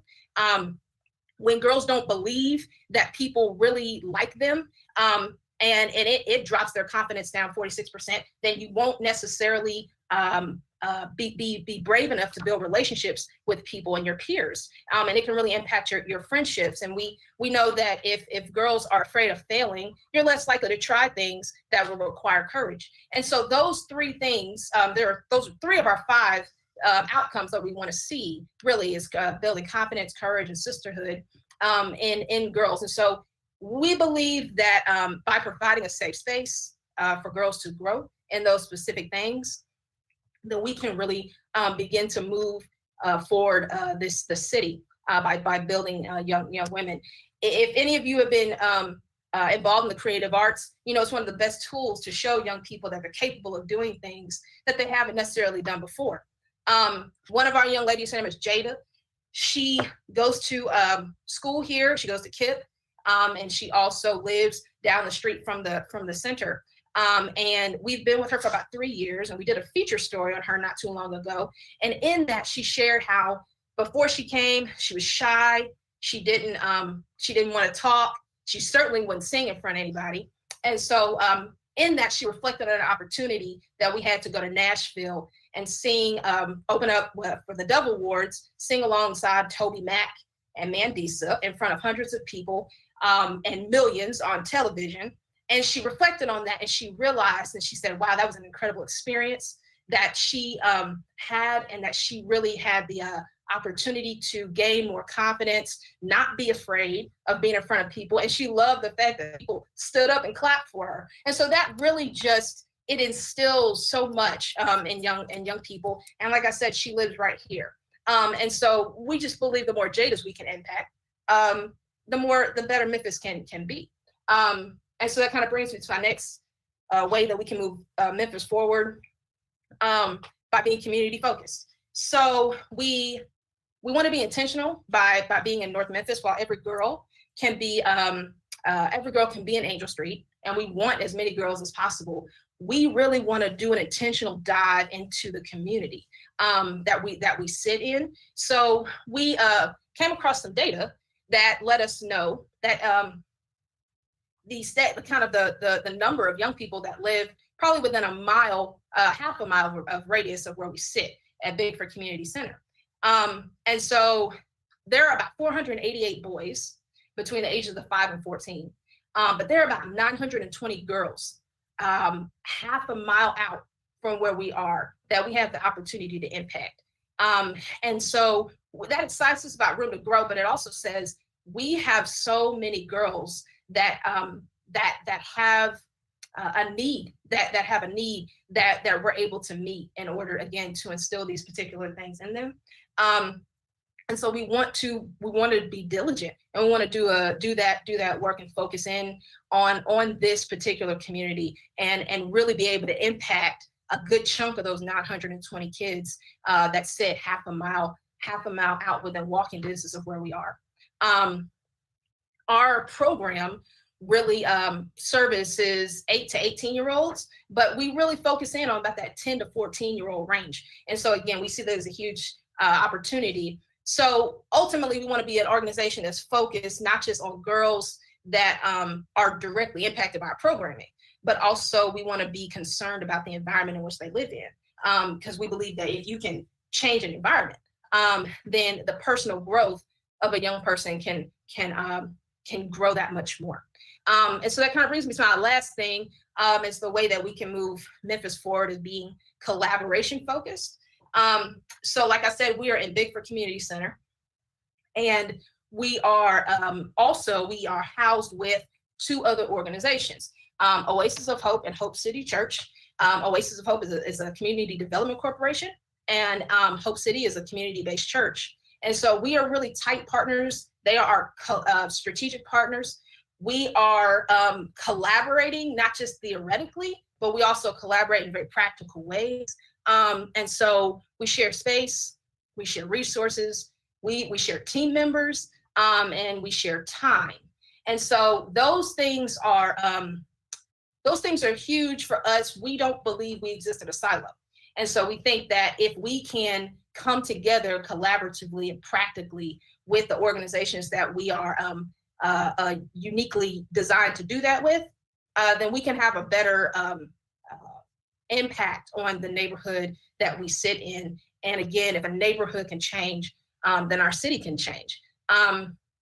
So we are wanting to leverage the influence and power that comes with organizations, not just for ourselves, but also to raise that that level in the case of residents, people that live in the community, so that they are able to contribute. We can contribute to the impact of a community and to the decisions that are made about that community. And so we want to play our part as an organization to do it, and we don't do that by ourselves. And so we want to be able to do that well together, and do that in very practical ways. We collaborate. We just got finished doing a meeting this morning about summer programming and how we're going to collaborate pretty deeply on that and impact a ton of kids with some new opportunities that we certainly haven't done before. And so we're getting a chance to do that. So those are the ways in which we believe Memphis can move forward. Let me go back to the story with the young lady in the beginning. So what I didn't share with you is that that's this same young lady. About 3 years ago, when she came to the program, we were in a retreat. It was our first real event that she did with us. And we were told by some of the other girls that she was found choking herself. And they obviously came and they told me. And I took her to the side and I said, you know, are you okay? What's going on? And she said, I said, why were you choking yourself? And she said, because I'm ugly. And we sat there, we talked, and we called her mom, and we began to really pour life into her, share with her who she was, that she wasn't ugly, that she was worthy. And we've been able to do that for the last 3 years. And as of last couple of weeks, we had our leadership retreat, the first one that we had for our girls. And it was about 8 of them, 8 select young ladies were at this retreat. And during that retreat, we had one of the activities was to share who in Angel Street were leaders to you, what girls showed up as leaders. And out of the 8 participants that were there, 3 of them named this young lady. And they said that the reasons were because she always speaks up, she sets a good example for her peers, she always talks to new girls and makes them feel welcome. So it's that same young lady who did not feel as though she was worthy, who felt it necessary to make an attempt on her own life because she felt that she was ugly. And so to see that kind of growth and that kind of transformation, she's one of our biggest spokespeople now. So is Jada. Now in our program, not afraid to sing a solo, not afraid to raise their hand and speak, not afraid to speak on behalf of the organization. The shirt that I'm wearing today was designed by another one of our girls. And so it just continues to underscore the point that we are about lifting voices to lead.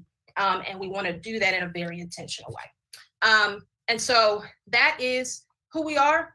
That's Angel Street. Thank you again for having me and for allowing me to share a little bit about what we do. Thank you, Ruth Abigail. I hope colleagues and constituents who are listening, just thinking of the fact that we have so much business and so many items during our council meetings, but we can't do it all.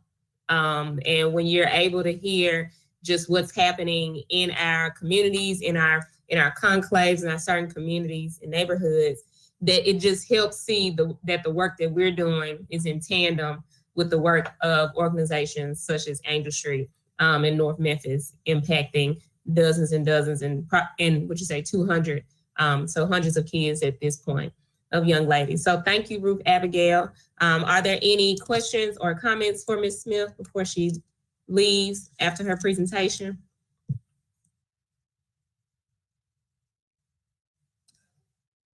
Okay. So thank you, Ms. Smith. Seeing no other business. I'm sorry, what was it? Councilwoman Logan is in the queue. Oh, okay, I'm sorry, Councilwoman Logan. I just wanted to also thank you as a council member for the work that you're doing. We really appreciate how you help the girls. I'm very familiar with your organization through the previous ED. But just want to thank you for the time and how you pour into the girls' lives and change the lives in North Memphis. Thank you. Definitely. Thank you, Councilwoman Logan. And definitely, Ms. Smith, looking for our next female leaders for our city. So thank you. Seeing no other business, the Park Youth Services Libraries Committee is in adjournment.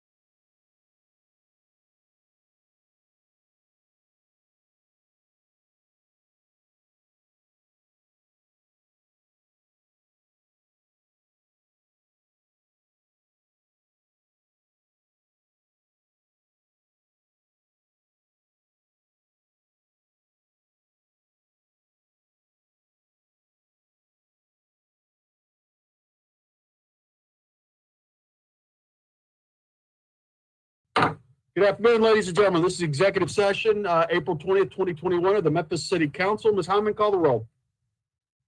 Councilman Canale, Here. Councilman Carlisle, Here. Councilwoman Easter Thomas. Present. Oh, thank you, Councilwoman. Councilman Ford.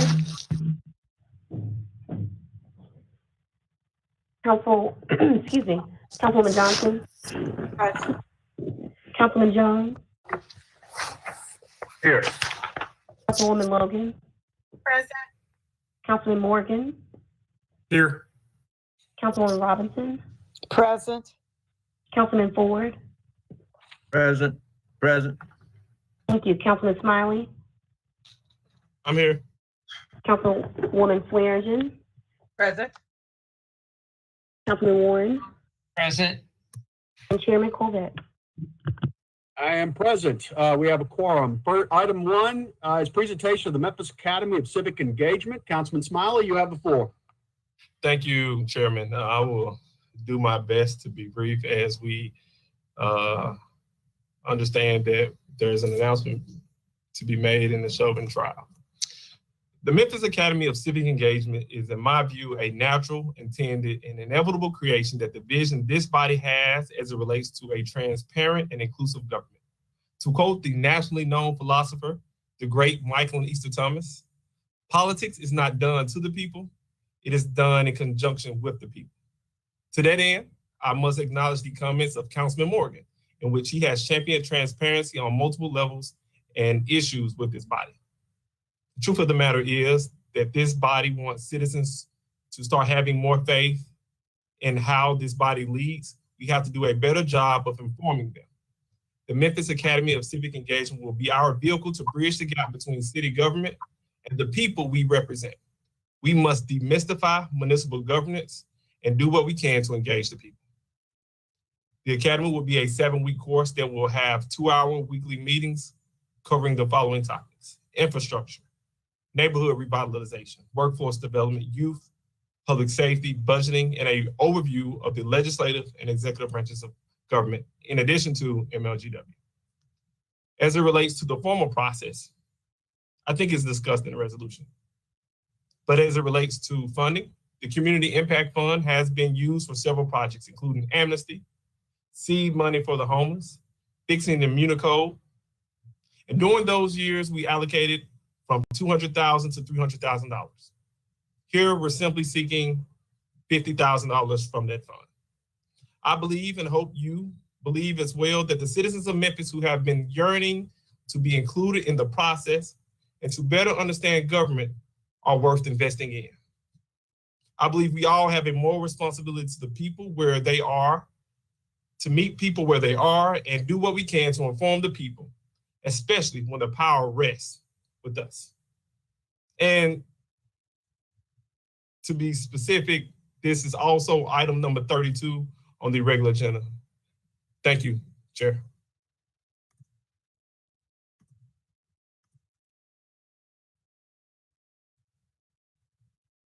You're muted, Chair. I'll get this one day.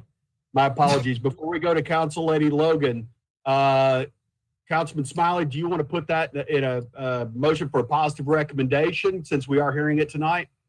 Sure. I so move. Jones, second. All right, been moved by Councilman Smiley, properly seconded by Councilman Jones. We go to the queue. Council Lady Logan, you're recognized.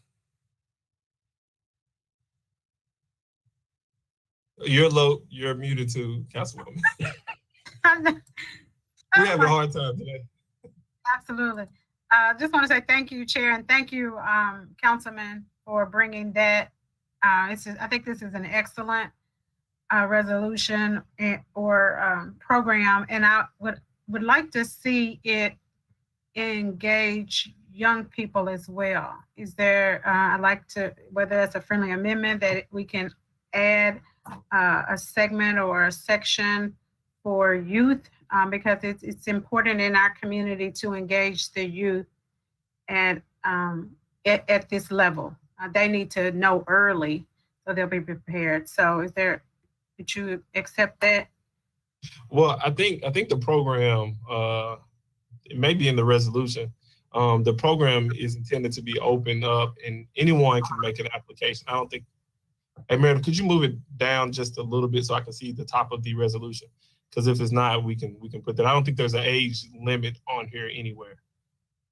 Will the curriculum be age appropriate, or will you have curriculum for adults, and can there be a curriculum for youth as well? So the way that I intend, and I will let this body understand. So Councilman Carlisle brings up a good point. We have the youth city council, but as it relates to this, the way that I intended it to be, I want it to be high level stuff because it's going to be a 2-hour course during the middle of the week. And it's going to be, to get to the nuts and bolts of city government. Some things may be more difficult for the younger generation to understand. We want to make sure we have an informed voterate so they can better understand how city government works, and also make sure we're transparent in the process, because we want people to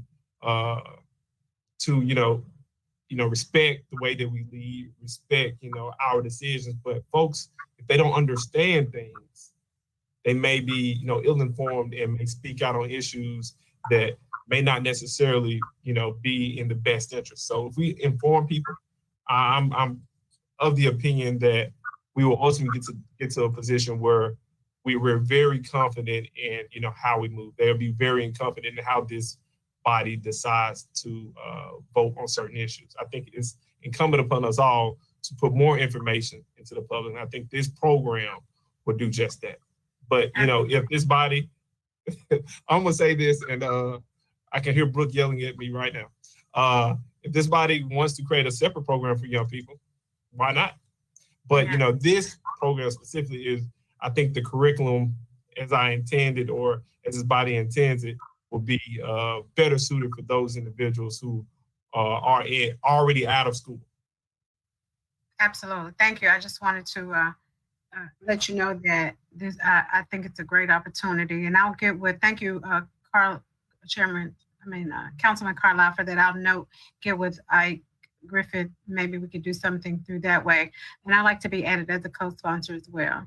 Absolutely, and I would like to let my colleagues know I've already, my inbox is starting to fill up with people excited about the opportunity to participate in this program.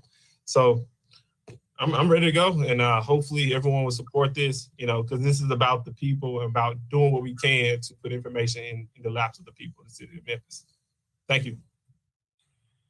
All right, colleagues, I have Council Lady Logan, Council Lady Robinson, and Council Lady Easter Thomas as co-sponsors. Obviously, the table is large if anybody else wants a seat there.